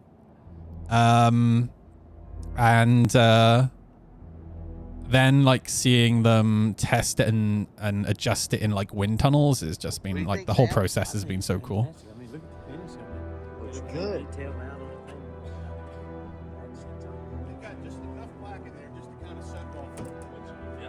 I can't wait to see them send this. Although the last time they ran it, they ripped the doors off. Because of the pressure differential. And then air managed to get under the door, which is what ripped it off.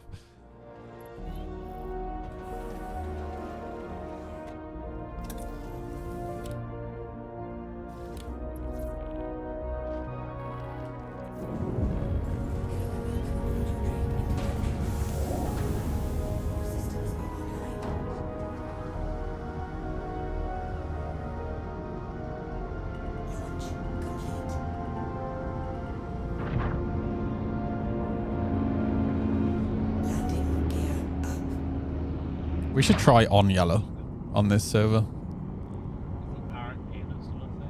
Yeah.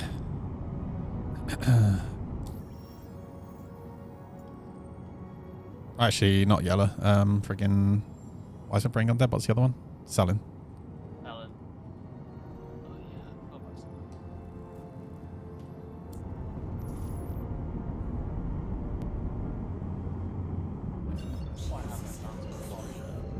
Nice.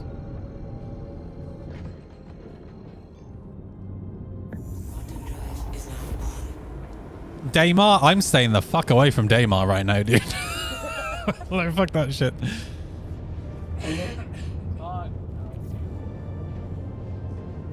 think one of my favorite things to do with flying though was I'd find climbing and I would float right past the top of the cliff to scare the shit out of them. Or if I was really bored, I would just fly around them and fight like a dude. My Nightside Grimhex, I will never understand why people do dumb shit like that. It sounds like a meme, but people genuinely do it. It's like, what are you thinking? And then they complain, and you're like, dude, you're literally mining directly outside the place where all the criminal players spawn. What did you think was going to happen? It's like a small baby lamb wandering up to a fucking wolf. Like, holy shit.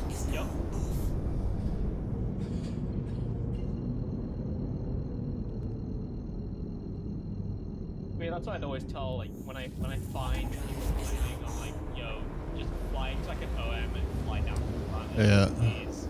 I shouldn't be able to find it. I'm not even looking for it. That's the thing I just found. Alright, I want to go somewhere this side.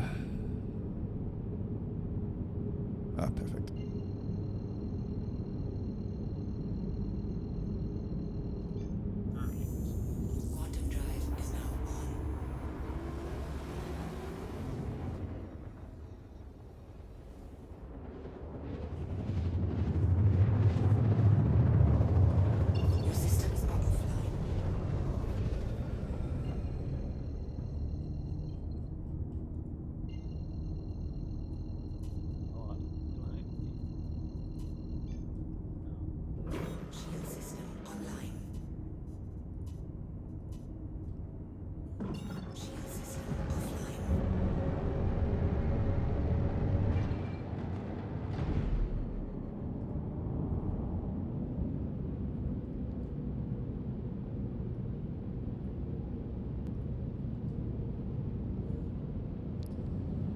I can't believe people would shoot me in a game where weapons are free most of the time. Yeah, exactly, dude. I know, that shit's terrible. You should complain to CIG. They love that. I have to say, I feel like a lot of people who complain about PvP are the people who are just lazy to No, 100%. try and Yep. avoid it. Because whenever I've mined, I'll go to an OM and just fly to a place that's nowhere near. They're also the type of person that they would actually prefer to be outraged than actually learn from their mistake and then not get caught again. Just swimming upstream. Yeah. But some people genuinely just like being outraged, right? There's a term for it. It's called Karen. You know? Like they don't act like that because it's normal rational behavior. They act like that because they enjoy it. Oh yeah. You know, it's somewhat unhinged. Some people like drama.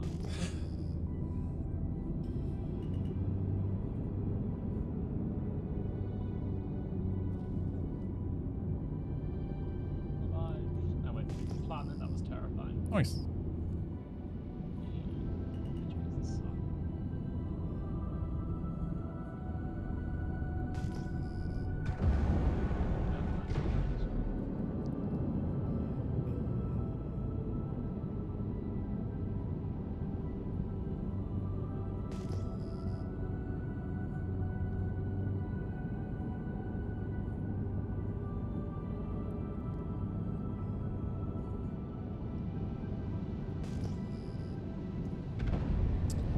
Hello, Governor. What do we have here then? Oh god, I gotta turn off my freaking UI again. So this is now a new thing since today's hotfix. Fantastic. On the UI. Yeah.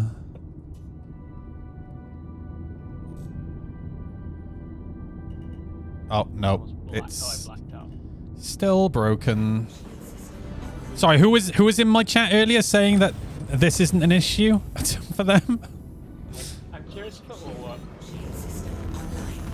Yeah, the gun doesn't even, it just shoots straight through it.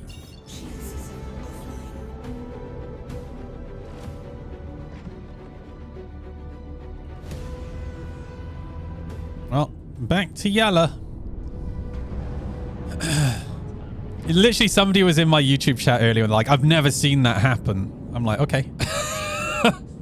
I mean, all I saw today in chat is like mood mining working. And I saw so many people asking about that. It's astounding how in a patch designed primarily around mining, you can't find on the planet or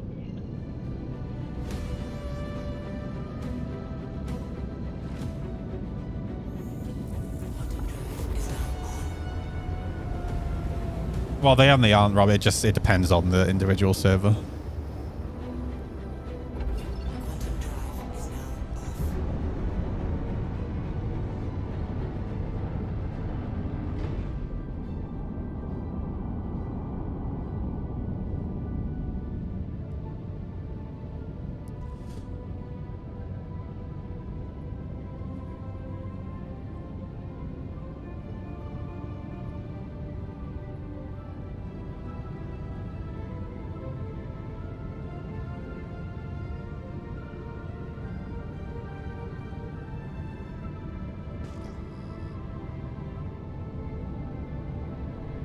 Oh, this rock's all the way out here.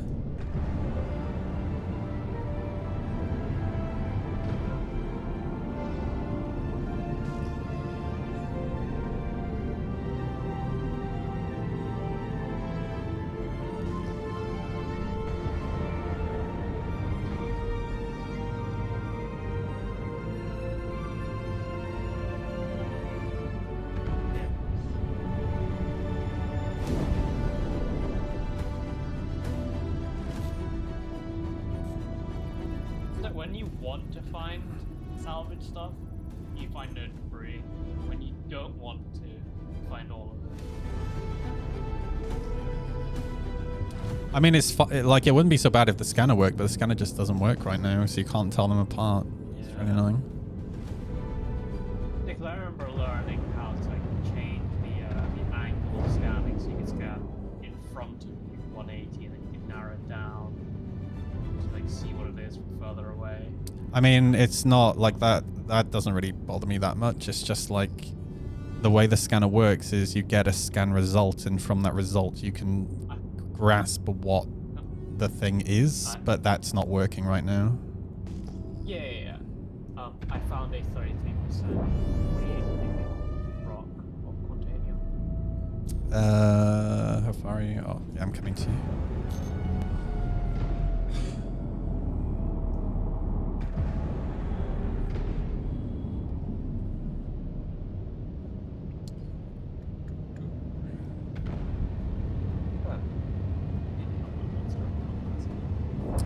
Yeah, you shouldn't do that.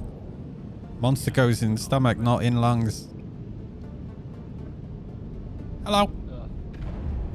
Oh, Jesus.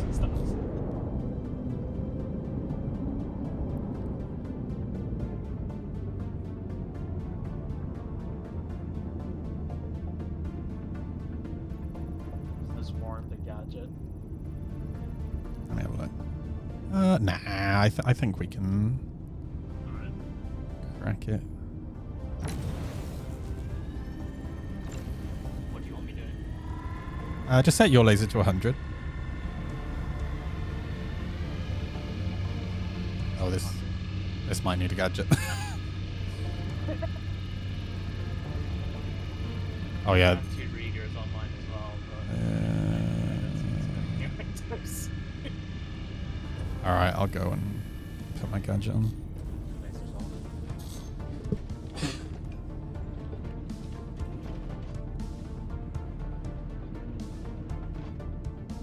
Hey, good night, Bite Skull. Have a good rest, dude.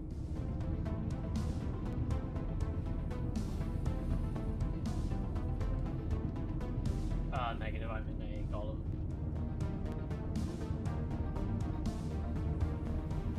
All right, where's my freaking? And somehow I've lost my mining gadget. Okay, I have it. I have one. Amazing. I literally had it when it was on me when I left the other server, and now it's gone.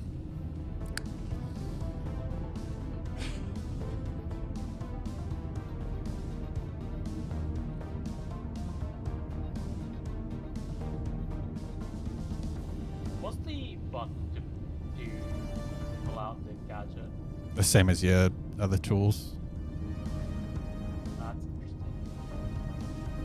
Oh. That's if you have it. Back, but it's Yeah, it you was- it have was to have it going quick. back to there.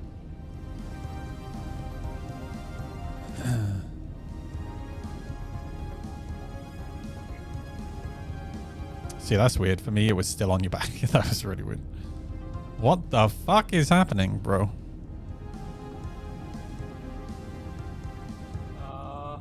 They just haven't made an animation for placing these gadgets in space. So it's so jank. At all. It's all there.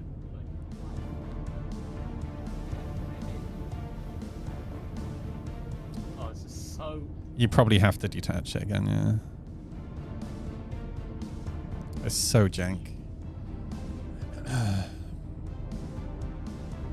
There we go. You're gonna want me to do the thing, aren't you? It's already at 81%. Fucking A. Nice. Calibrate.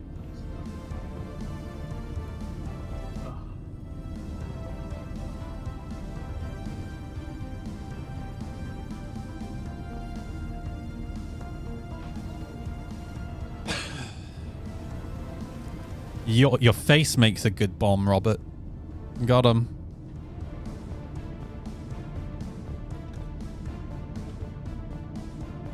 The entry in 0G into the golden plant.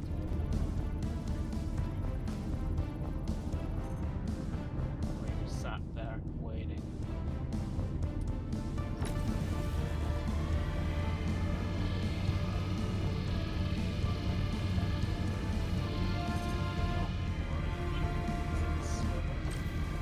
I don't think it... Oh, you're right. It is just the tiniest little sliver. There we go.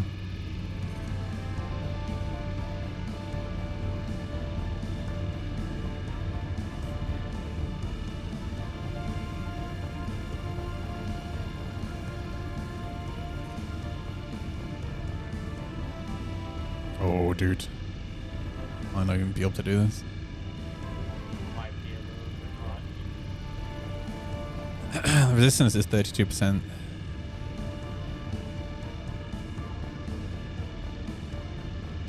Yeah, I don't think we're cracking this one. I don't think this is happening.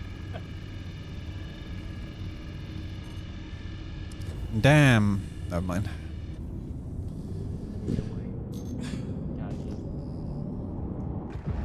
Yeah, I have 2 readers online.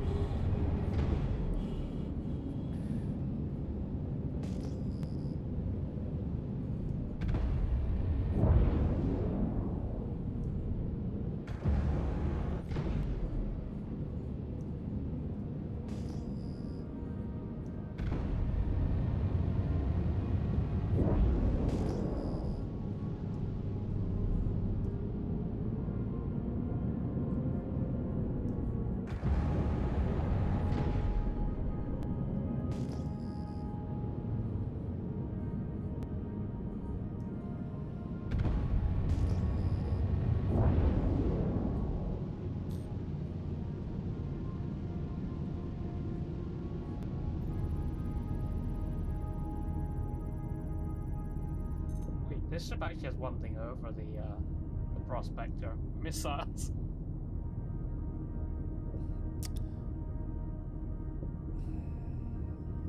Just hear what you just said. Yeah, the Prospector doesn't have missiles, does it? Yeah, when have missiles ever been useful? Oh, no. I'm joking. I'm not being serious.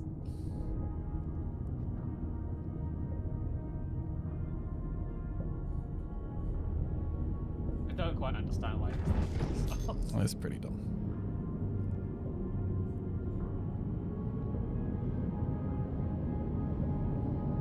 Now, if they plan to have like a mining missile in the future for helping crack rocks, that would actually be pretty cool. Oh, hell, you could put probes down there so you can fire a probe. That would be scam. That. Debris.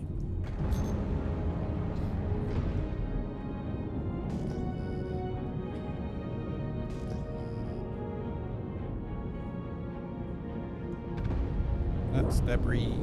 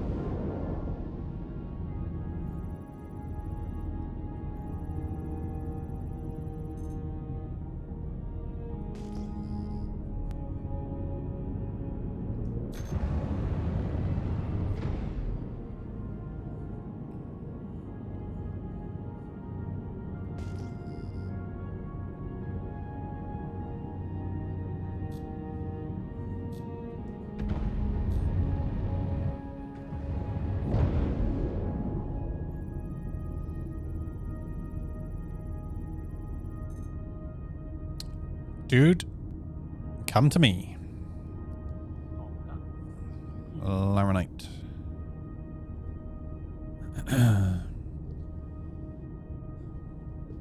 108 SCU, 42% Laranite.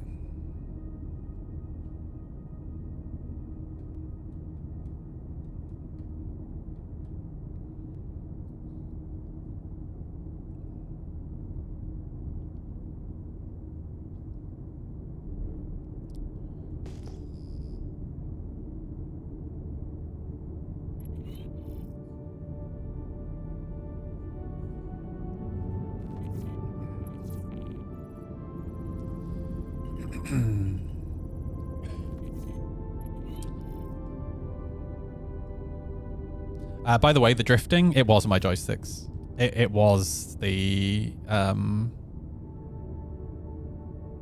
Oh, this one's got more Laranite in it.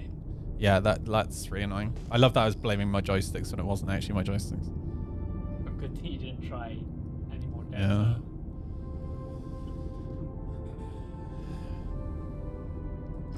Alright, let's...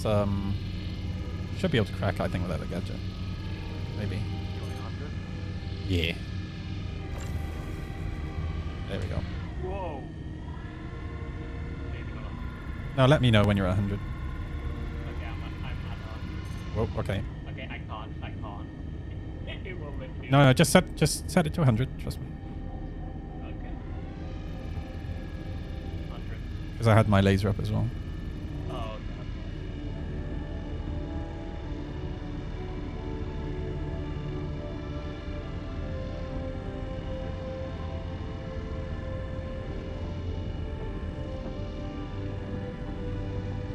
I do still have a little bit of drift.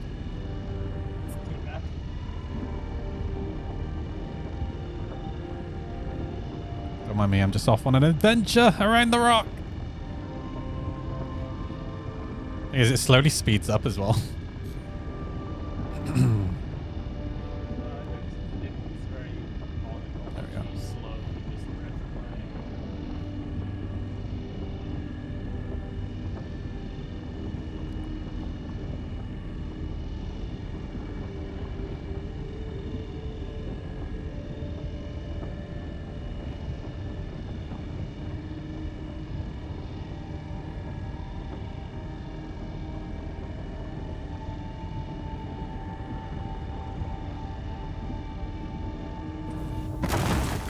Nice. Yeah, this would be another nice thing. I wish we could like pass information between the two of us. Mm-hmm.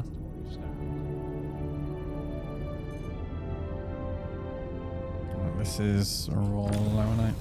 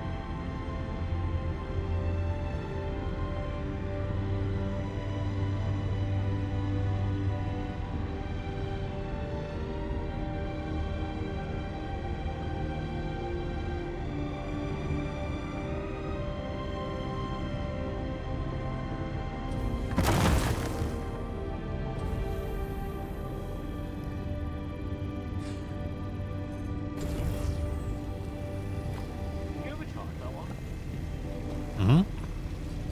No. Oh, okay. My entire screen shook when you cracked that.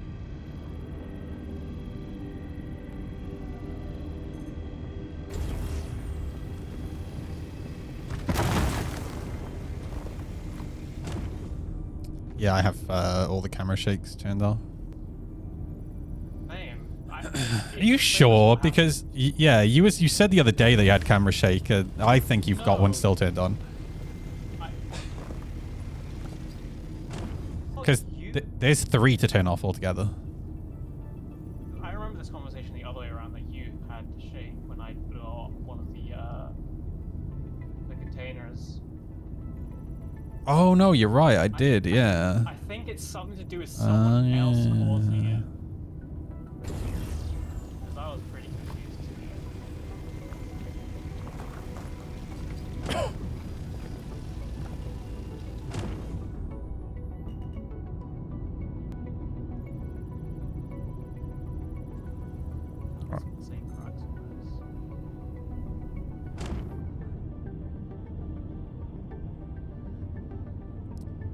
Is aluminium? It's like 3 separate breaks with 100%. 4.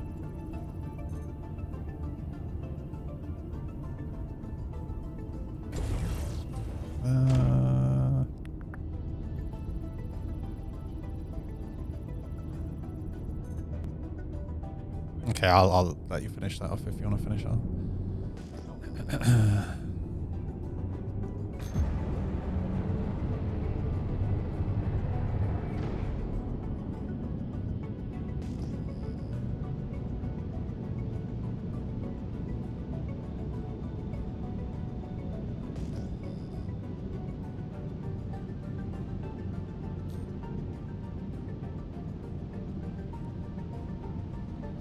It's a fun ship to mine, I'm not gonna lie. What do I call you? 02 GB? I just call you 2 GB.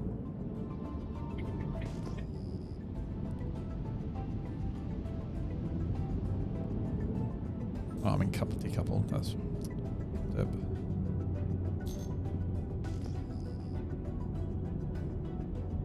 I noticed that people haven't been complaining about the space dust. Notice how they only complained about that for the first 5 minutes after that patch came out, and they haven't complained about it since. It's almost like ignoring the community sometimes is a good idea. I think the only weird thing is on your station install. Yeah, I agree. Like, it needs to be fixed for sure. Oh, dude. 63 SCU. 40% Terranite.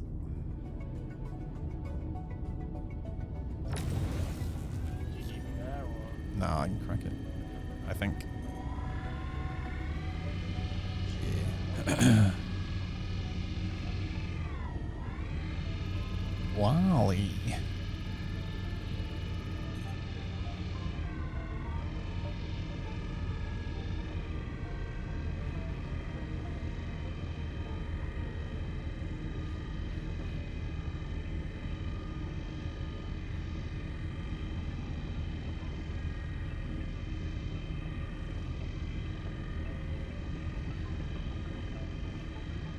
You know, some keyboards have encoder wheels on them. I'm curious if you could buy that stuff. Probably not as an Axis, but well, it just depends how it's configured in by the manufacturer, right? Like, is it have they configured it as an Axis, or is it have they configured it as just like a button press?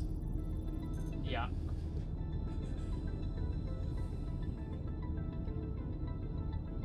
I mean, maybe through Gremlin you could do that. No, I don't think you would be able to. No, because Well, because think about it, right?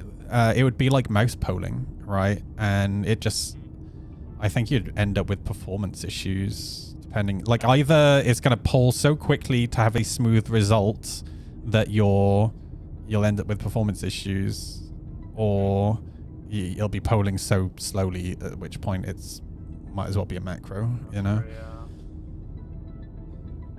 I know, like maybe it'd work, but I wouldn't really try it. 69, nice.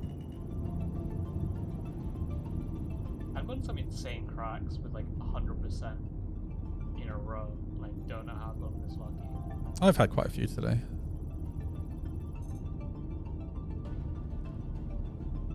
Because currently I have almost 30. I have 31.43 SCU of Laranite on. Well, yeah, my Laranite run was 99%.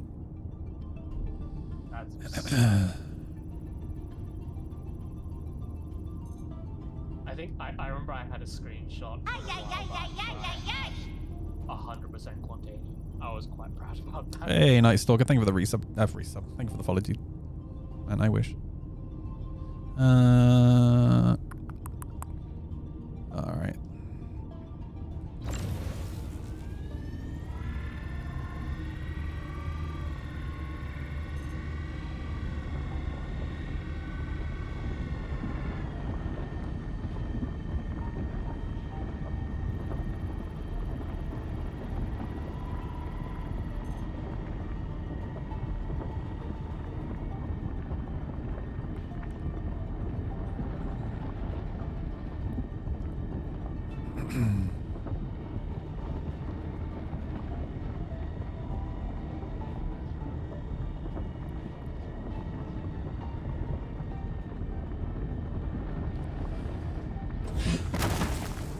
Nice.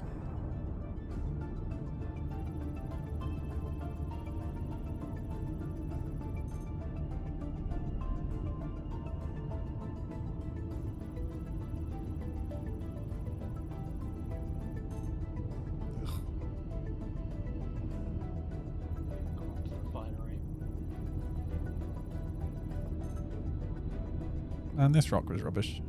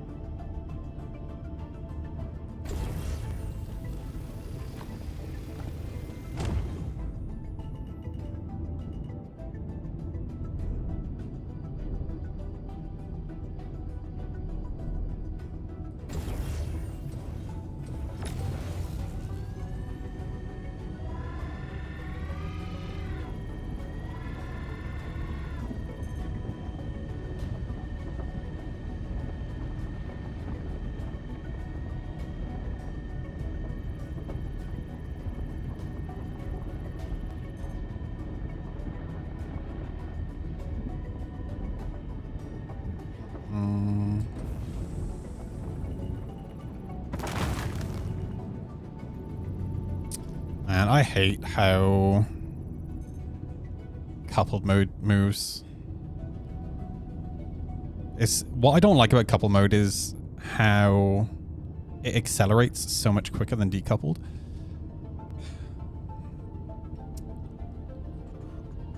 Okay. Like it's so twitchy.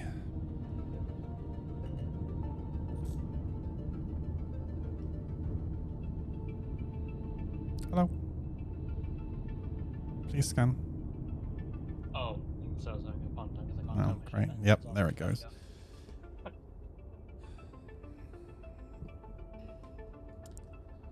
Was there an issue with replacing the collection bag and it breaking the ship, or did they fix that? Yeah, so it's not like...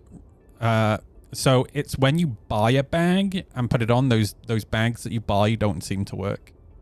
Like, they don't collect anything. From our testing yesterday. Unless they fixed it today, but I doubt it. There was nothing in the patch notes about it.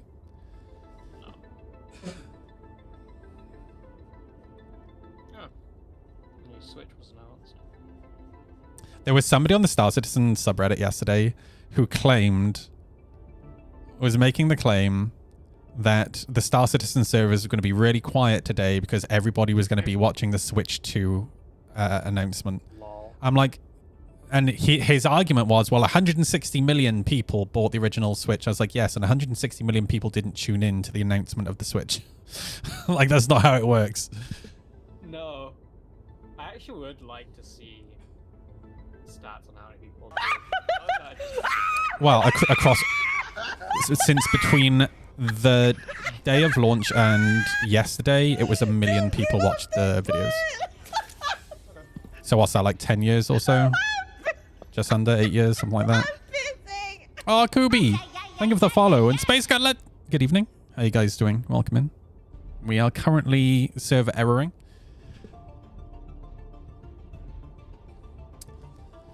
Take my eggplants.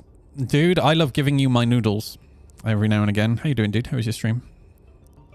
I assume you were at on Daymar today. I haven't done the new mission yet. I'm waiting until like they've ironed out the issues, and then I'm gonna go do it.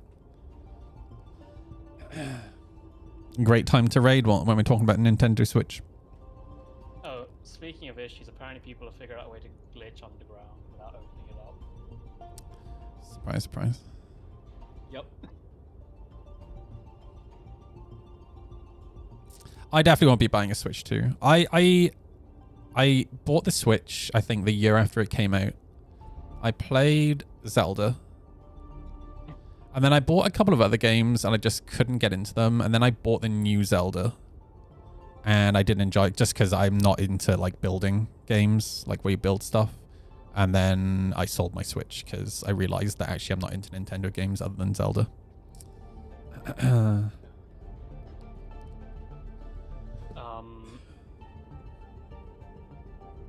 I much prefer my Steam Deck because I just play the same games as I do on my PC. It's really nice. My ship's gone. Interesting. Nice. Good luck. I'm still server erroring. Indeed. I was in a hangar, so maybe. Yep. Okay, it's stored. There we go.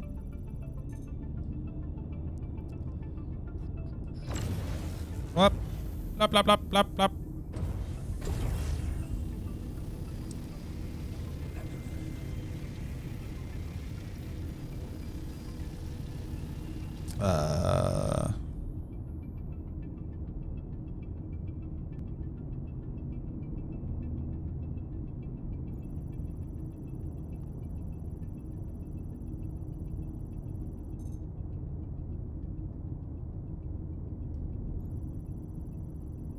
Oh, there we go.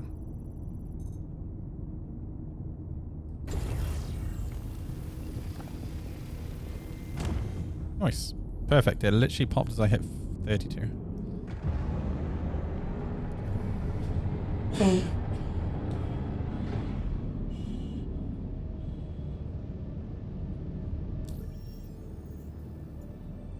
One of these days, they're going to fix this roll bug. I remember talking to Yogi about this roll bug like 3 years ago. And he was like, yeah, we'll fix it soon. They still haven't fixed it. Yeah, so if you, when you first get into a ship, the first time you... What? No. Is it your head moving? No. No? Okay, Ship rolling. So when you first get into a ship, if you have roll on your pedals, the first time you tap the roll, you get locked into that roll. Or if you're like slightly pressing the pedal when you open your mobi-glass, your ship gets locked into that roll. Yeah.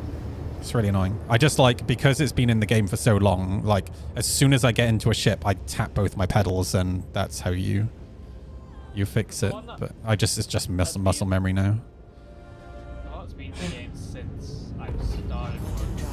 Your head just goes off into the corner. You just look in the corner. What? I've never seen that. Yeah. What the fuck is that about? That's really weird. F, and then it snaps your head back to center. You use head tracking, right? Not currently, no. So that's it. Yeah, okay. So maybe I don't get it because I use head tracking.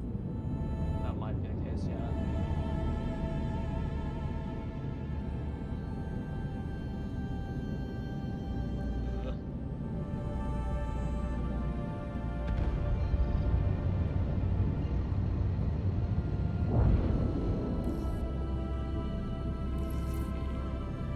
Oh.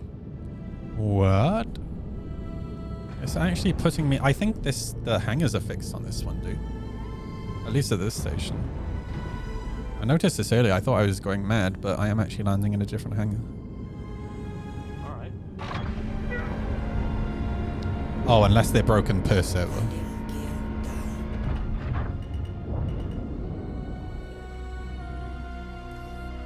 Nailed it.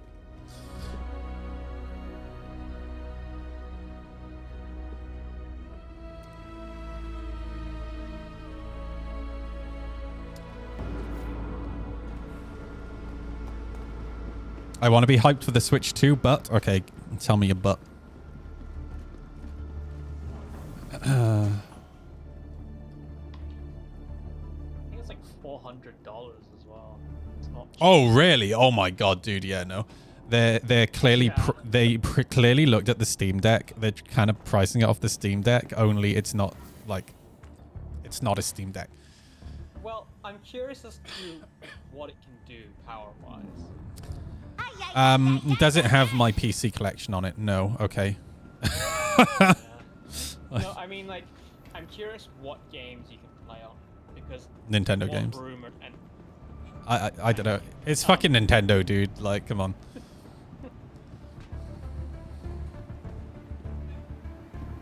that's the thing. There's just so little to play on them. Yeah, exactly. Just Zelda. Yeah, like for me, like again, and the thing is, their games pretty much never come on sale either, right? So you're always paying full price for a game, and I bought the original Zelda. That's why I bought the Switch. And then I think I owned like 8 games altogether, and I didn't enjoy any of them. Like I played each one for like an hour, and I'm paying 50 quid a game, dude. Like what? No. It's just, it's not worth it. So no, I won't be buying a new Switch.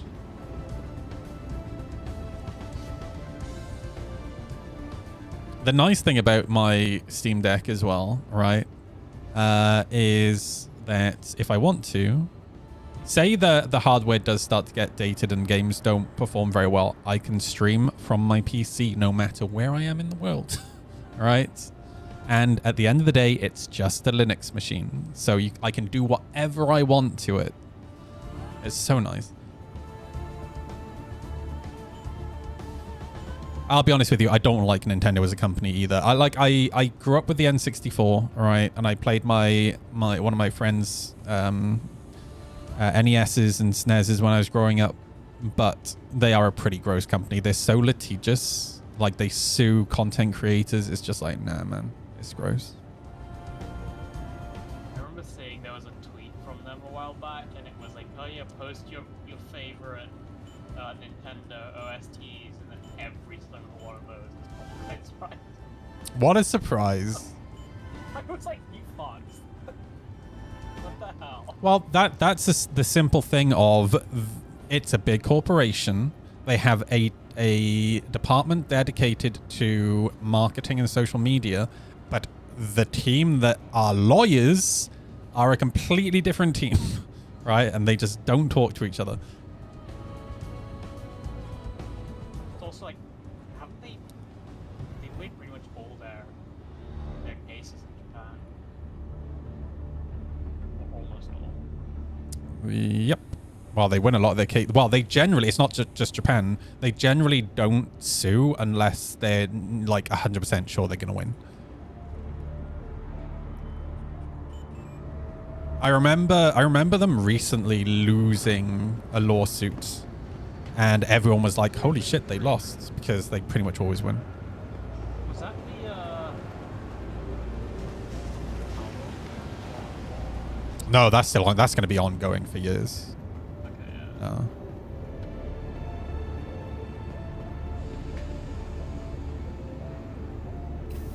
I love claiming ownership of music that isn't theirs. You'll have to give me an example because I'm not familiar with that.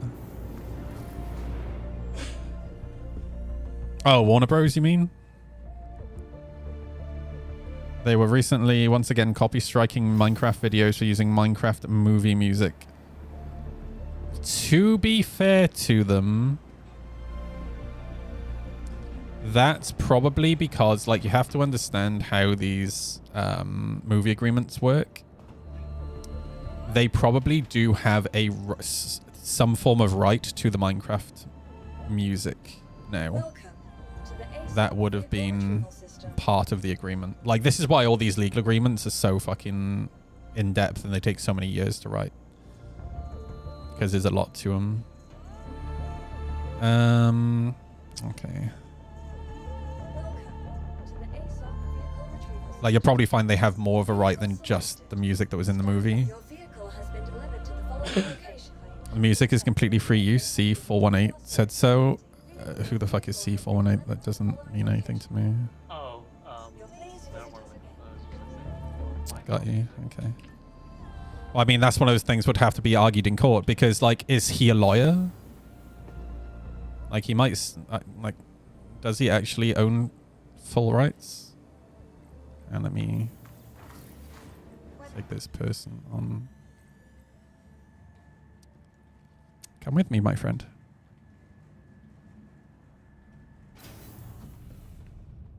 I enjoy going to every single pen.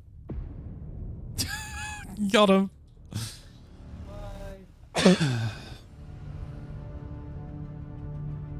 Apparently it was already cleared up. That's good.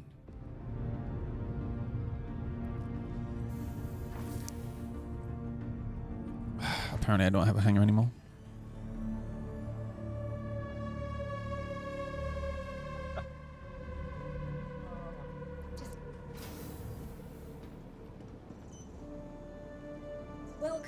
That's really weird that the composer had the right to the music and not the company that they composed music for.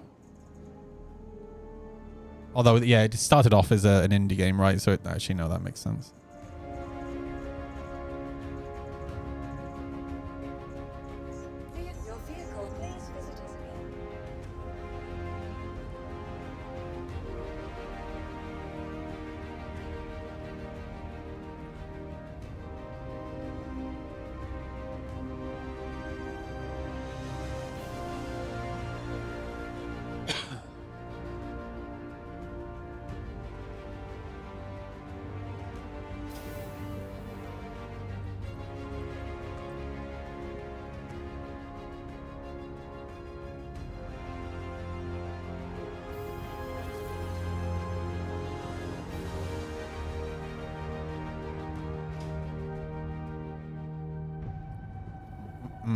Do I have stuff on me?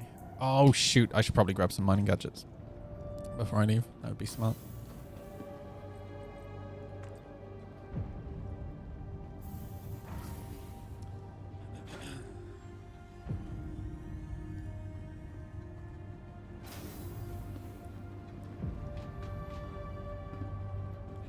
I'd love to not keep losing the mining gadgets.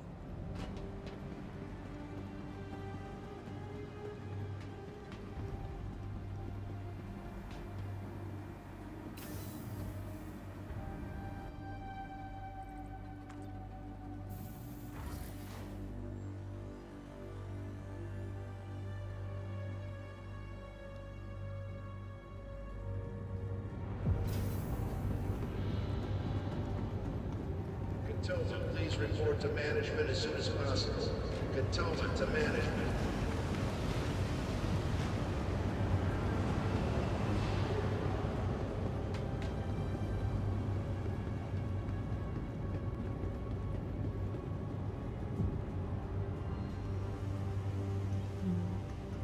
One and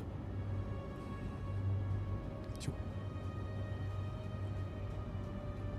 The transaction complete for quick buy, it stays on the screen way too long, dude. It would actually be quicker just to go in and buy 2 and click quick buy. Someone from accounts, please contact management. Accounts, contact management. Thank you. Oh, so that's happening to you too. Okay. Good, good, good. Yeah, because I visually checked that it was on my back, and it was before I got to my ship, and now it's not there. Excellent.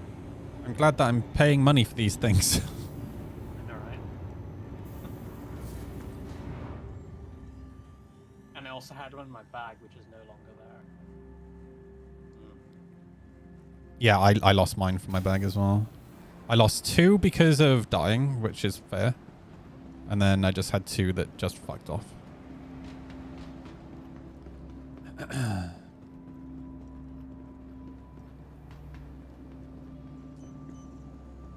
Welcome to the ASOP Vehicle Retrieval System.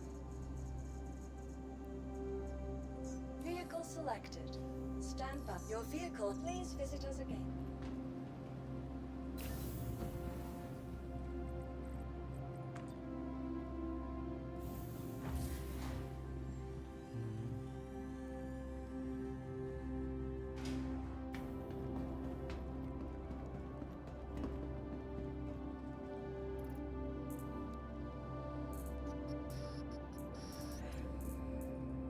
Nice. All right.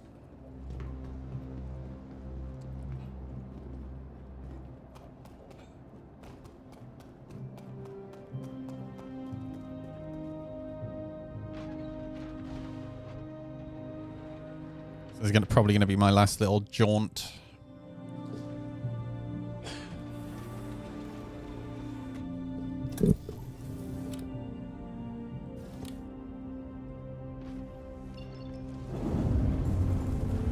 Starting to get hungry.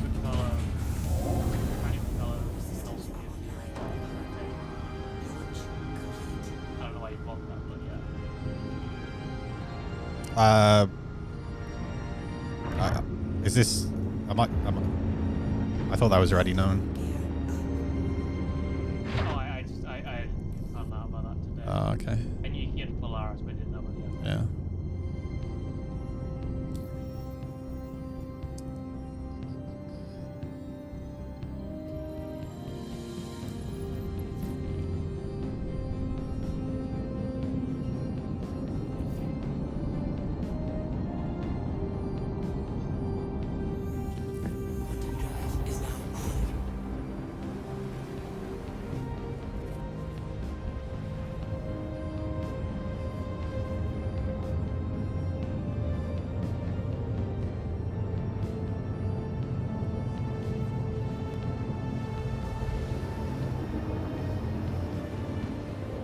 Wow, Fanboy Fixes Cars has gone live on Twitch.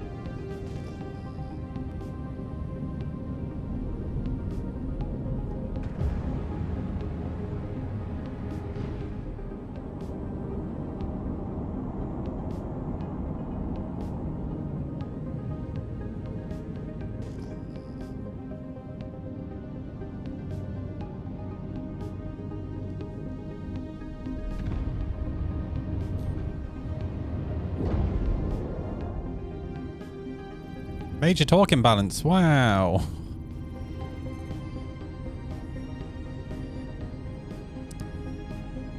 Laranite. 73. Okay, well, I guess we'll be cracking this.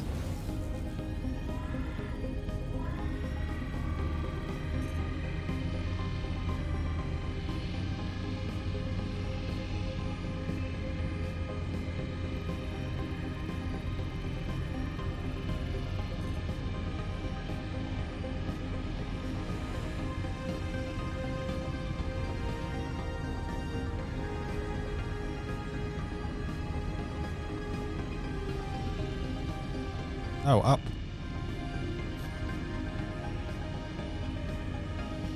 Christ, once again, fucking around, trying to sort out my drift. Stop drifting, you bastard. Dude, I really need to fix this. Nope, drifting again. Oh yeah, it's drifting more now because I've got the fucking... That's the issue. It just makes the imbalance makes the drifting worse.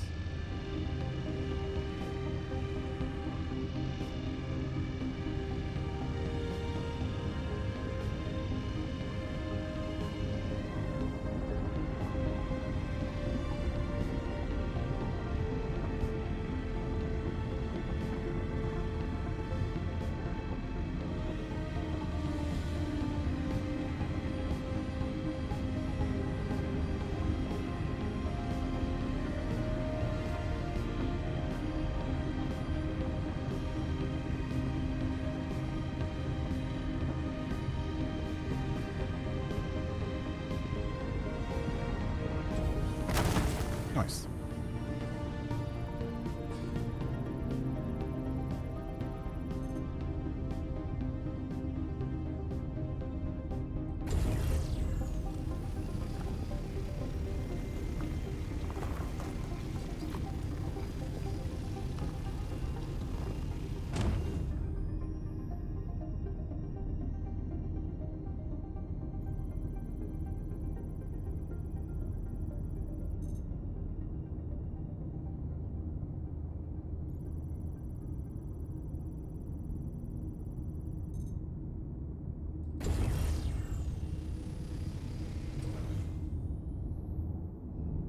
Back to that.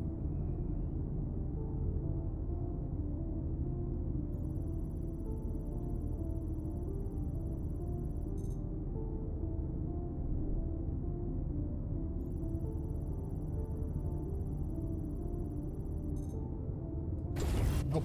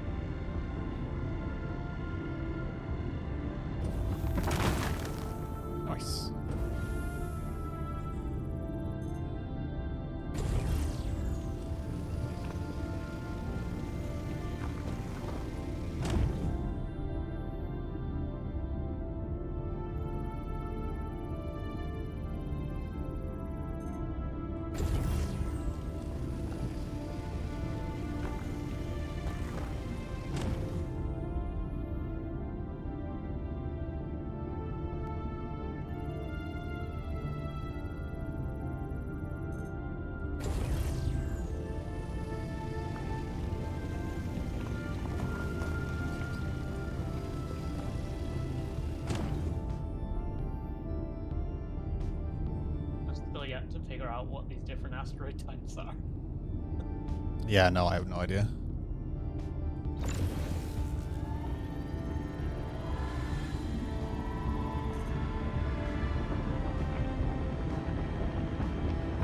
Uh-oh. Yeah.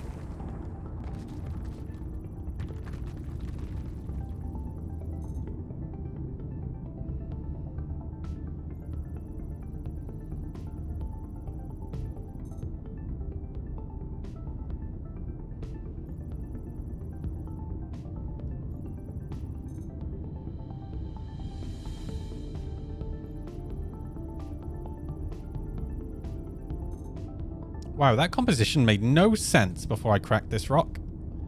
There was way more laranite in it that actually came out in these smaller rocks. I feel scammed.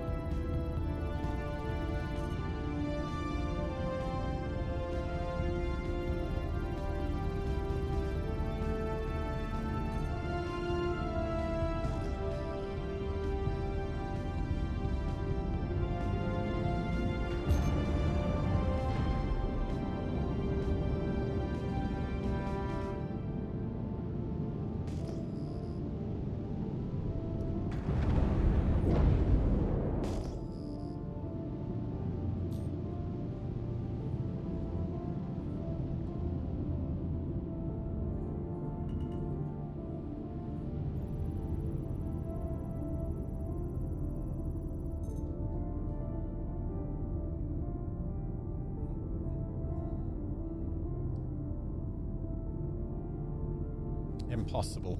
Is it really impossible, though?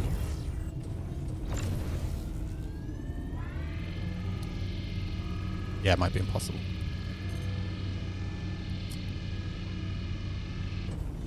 I got big old agricium here. Nice bit of Exolite.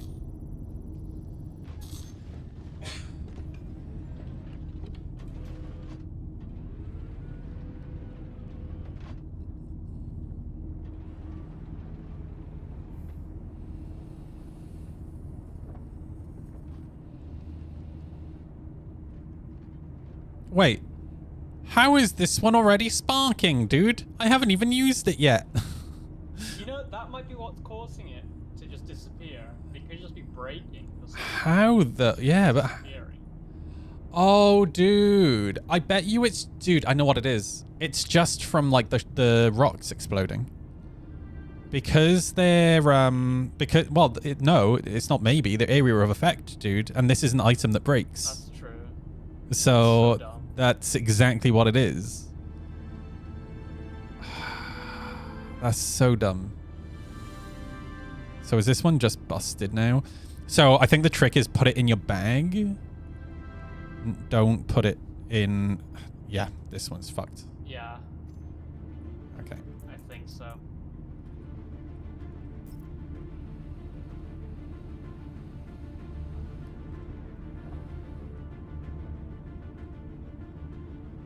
That's super dumb, actually. Yep. Oh, fuck's sake, this is such a pain in the ass.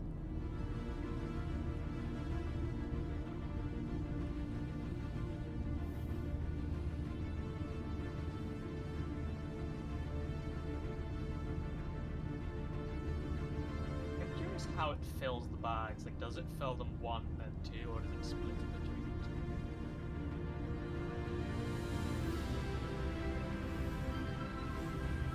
I mean, that would only really matter if there was proper logistics, but yeah.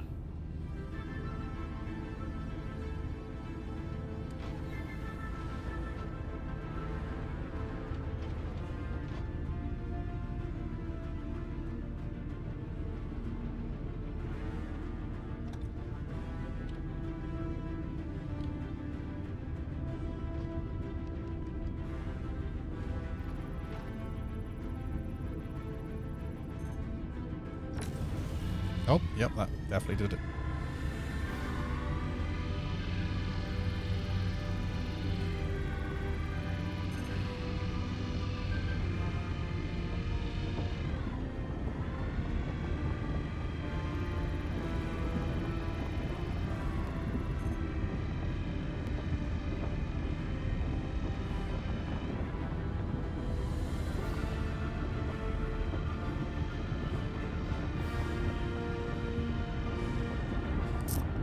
Rude.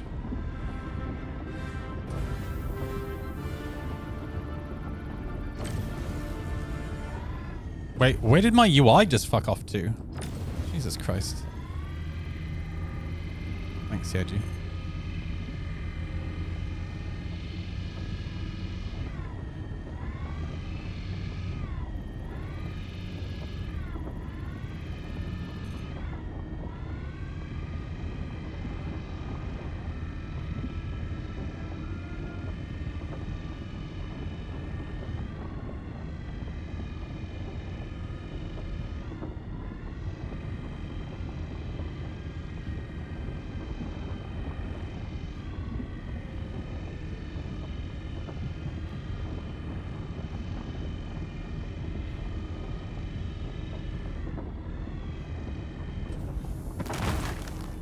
Nice.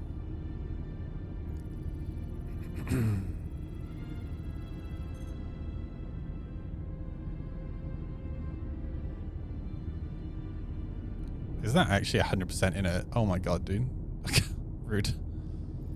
I mean, that's good because that means. Oh, well, true, yeah. Take, yeah. 68.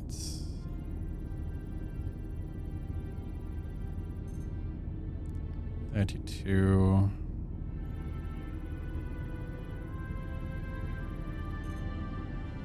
$70.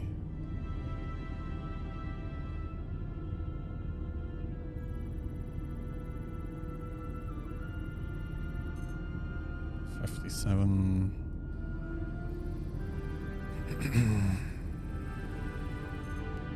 $26. Where's that? 70. Oh my god, dude. Look at the optimal on this. Holy shit. Oh my god, no, dude. You serious? Oh, fuck that.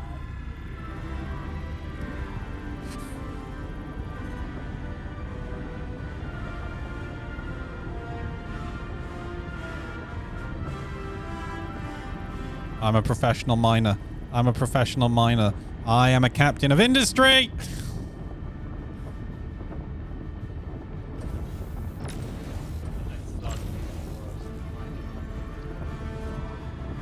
Oh, fuck. Not again.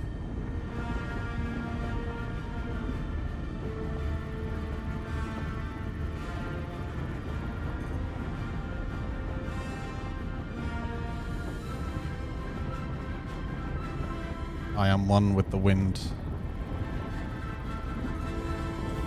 Oh my god, I am literally Space Jesus.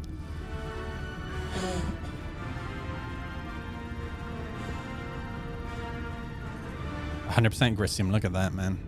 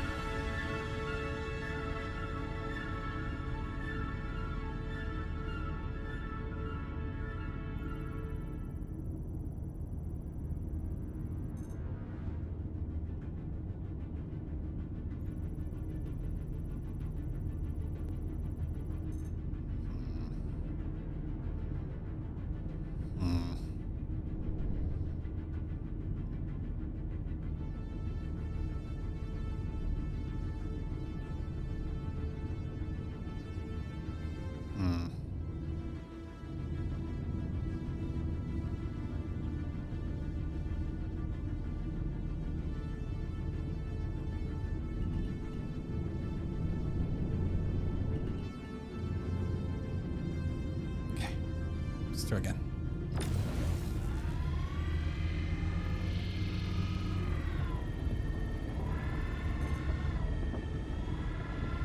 Wow. You guys hear it, right? Like, it's not just me.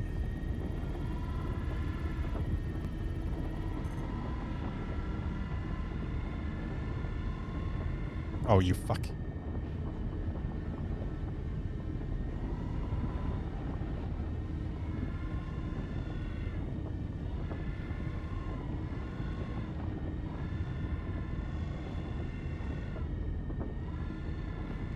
Fuck. Nailed it.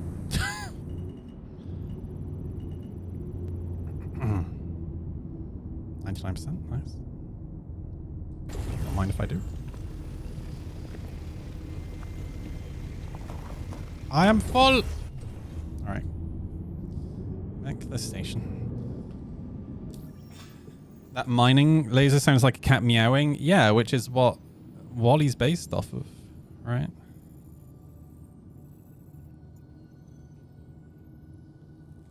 Feral 1.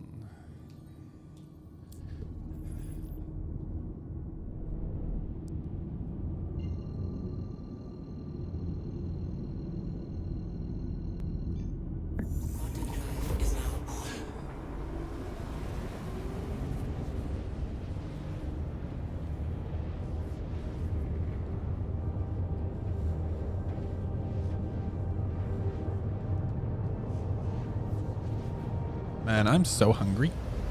Is Gollum stronger than the Prospector? Yeah, Kevin has done a pretty good job of explaining in chat, like, the difference.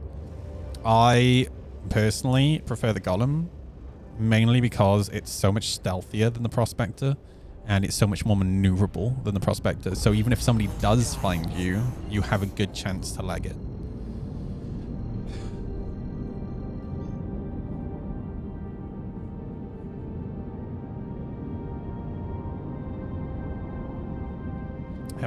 I have no idea how fast I'm going.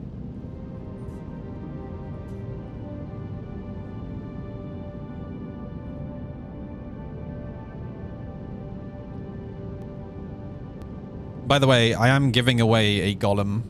Thank you, CIG. This month. Exclamation mark giveaway. Get into the giveaway. In fact, I haven't given it any stamps today. I have some stamps to put towards the giveaway.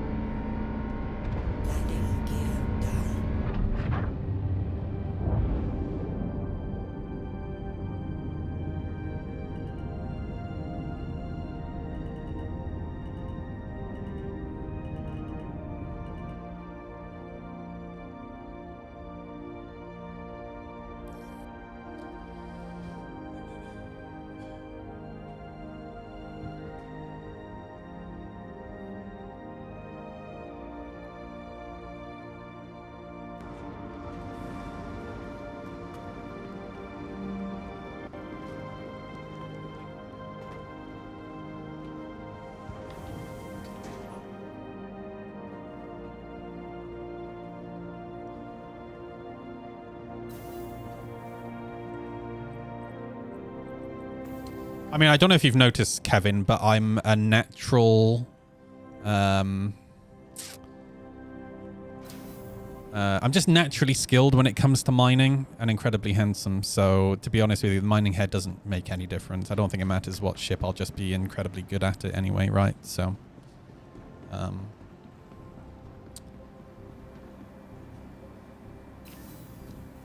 Drake is definitely... Holy shit, dude. Look at you coming around with your taste. I never thought it would happen.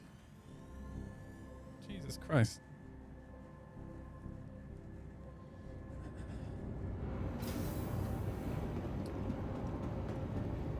Need a hazmat team to head down to the I've always been Drake, then why'd you fly a Guardian? Like, the Guardian alone pretty much almost nullifies the fact that you're a Drake appreciator. Aficionado.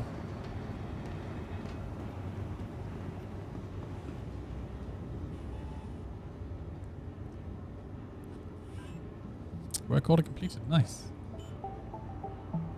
Yeah. I have a storage issue on my Cutlass.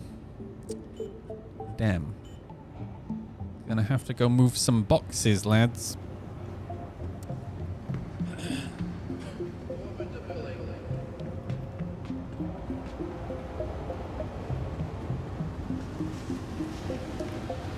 I agree, I would like to see a heavy fighter from Drake.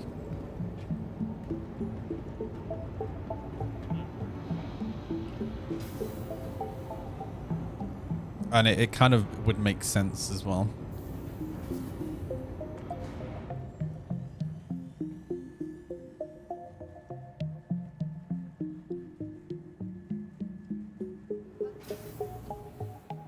No, the Cutty Black doesn't count as a fighter in my books. Like, dude, it has 4 size 3 guns. Size 3.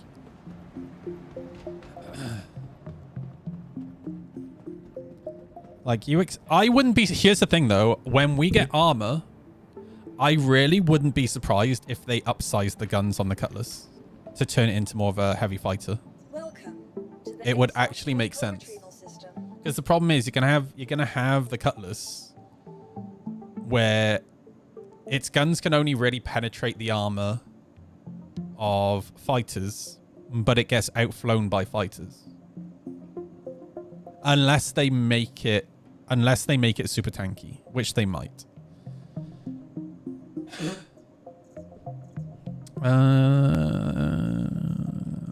Sacrificial Cutlass Blue coming through. Stand by. Your vehicle has been delivered to the following locations. Your please visit.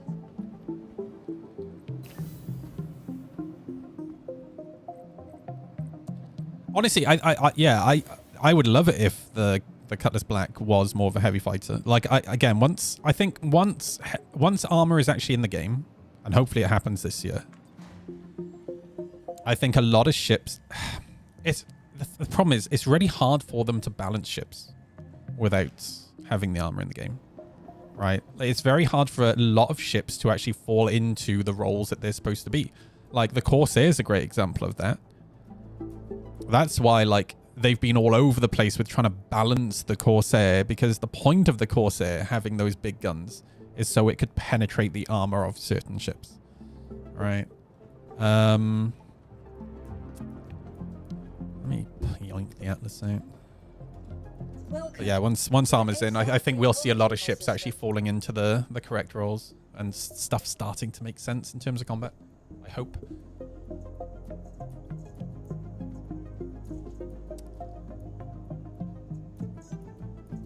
Your insurance claim has been sent. Thank you. A P-38 style heavy fighter from Drake. Ooh. The P-38 was such a cool plane for those who've never seen one. Yeah. Yeah. Ooh, I love... So, back in the day when I did play War Thunder and World of Warplanes, or whatever the fuck it was called, I used to fly the P-38 a lot.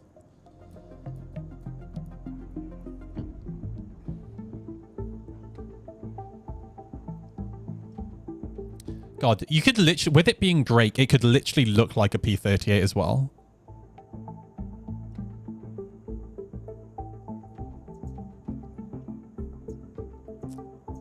They had a name for those? I actually don't know. I don't know that much about the P-38 other than like flying it in War Thunder. Your vehicle has been delivered to the following location. Please visit us. I don't think I've even seen one in real life.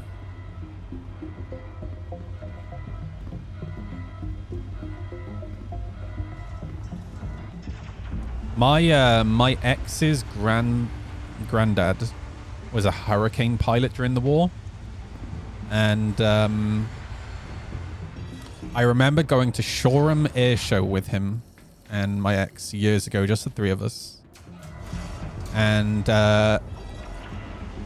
we were going around looking at the planes, and we saw a Hurricane, and it was the exact model of Hurricane that he flew. And he started telling me and Matt a story about one time he was flying the Hurricane. And slowly but surely, like a gaggle of people just started surrounding him. Like as they were overhearing him tell the story, and they realized he was actually a Hurricane pilot.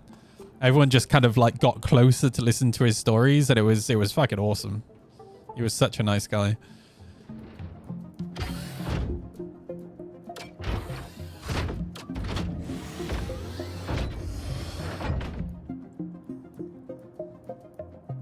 Hello?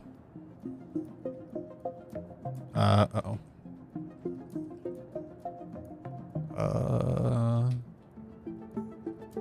Hello?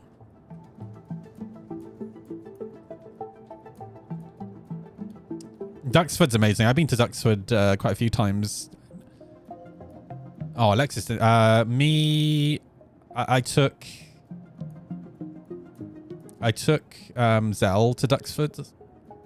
And James, my best friend, came, and Tam Tam, my housemate, came as well. But yeah, I've been a few times. This thing is stuck.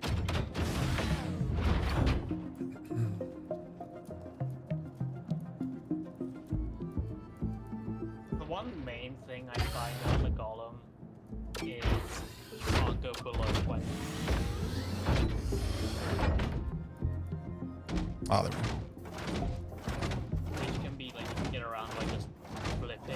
Yeah.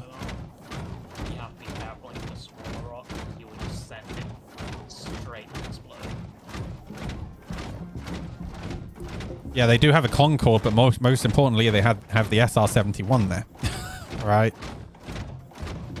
I completely forgot about the SR-71, and then we went into the American Hall, and Zell looked up and went, "They have an SR-71?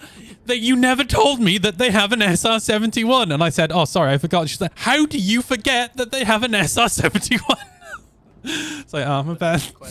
Welcome to the ASOP vehicle retrieval system. I was actually talking to Tomsky a few days back, because in New York, there's the USS Intrepid, the aircraft carrier, and on the flight deck, they have an SR-71. Oh, well, that I didn't know. Yes. And actually on the pier they have a Concorde as well. That can't be good for the aircraft. Just keeping them next to saltwater like that. Like, holy shit. That's man. On the flight deck they have a covered section and then a station. Okay, that's cool.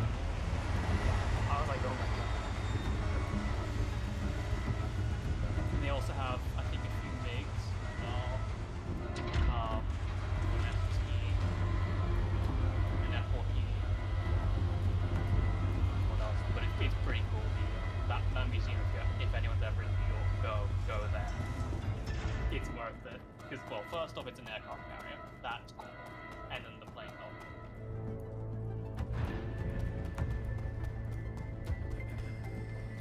I actually go to Cheddar Gorge every now and again, Kevin. It's not far from where I live. And it's a really nice ride out there as well. I need to take my housemate.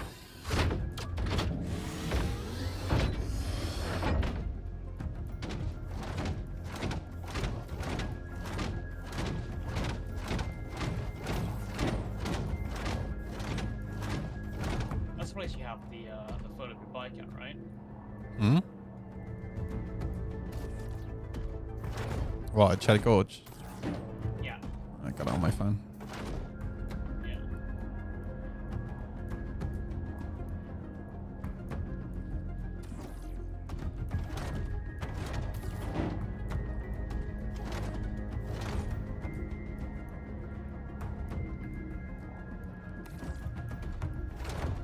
Well, I had it as my desktop wallpaper for God knows how long.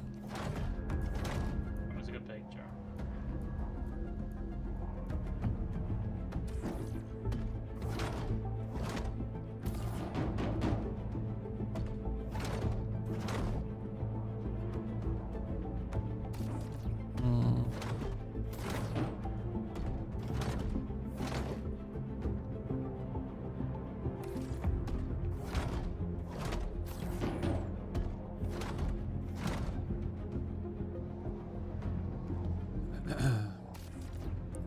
I mean, they can't really get rid of the wild goats. It would be quite a bit of an effort.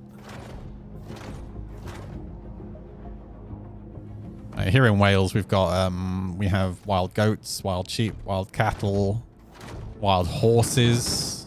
Like, there's wild horses everywhere in Wales. It's nuts. I actually got some on video the other day.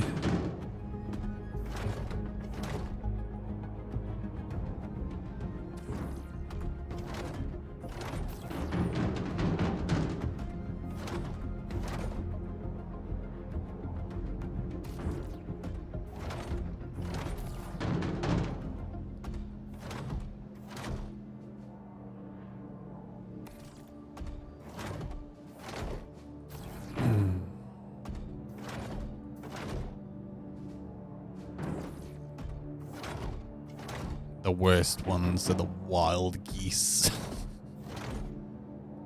Fuckers. Geese don't really bother me too. I always giggle a little bit when people get stressed out about geese getting shitty with them. Swans do actually hurt.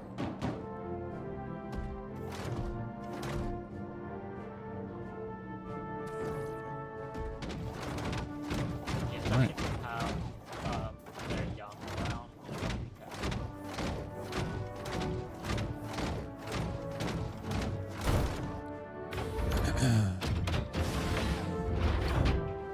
Oh yeah, we have a lot of wild deer as well. Where I lived in Gloucester though, so where I lived when I first moved there, so I moved in with my friend Andy, but before we found a place, his parents let me stay with them. And every single morning I wake up and they have like, they've got an external garage with like a granny flat above it. And I was staying in the granny flat. And every morning I'd wake up, look out in the garden, and there's just deer everywhere. Like fucking nuts. Lots of Perry? What the fuck is Perry? Store that. Pear cider? No idea. What, in Gloucester? I mean, Gloucester is literally the home of cider, right? So.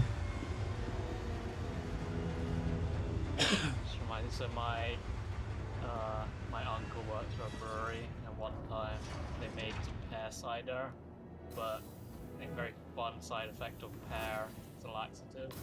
Ugh. Yep. I'm not much of a cider drinker.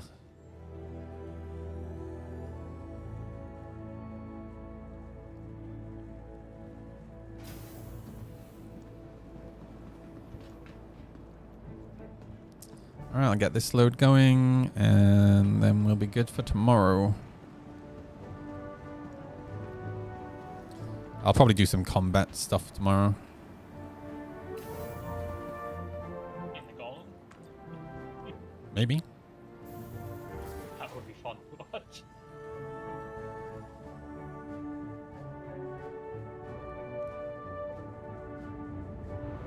Oh, I love this magic break, it's hilarious.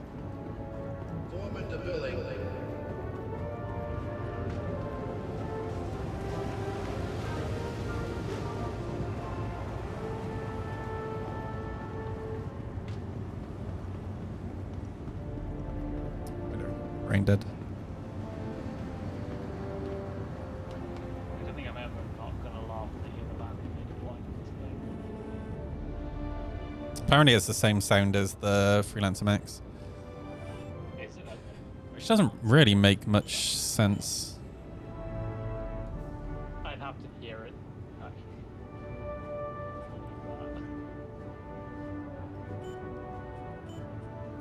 I'll be honest with you, I'm not that much of a conspiracy theorist.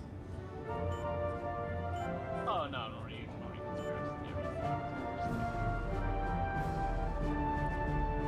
I'd like to confirm it for myself. But it reminds me, the cutter also has like a fairly clunky sound, not squeaky, just clunky.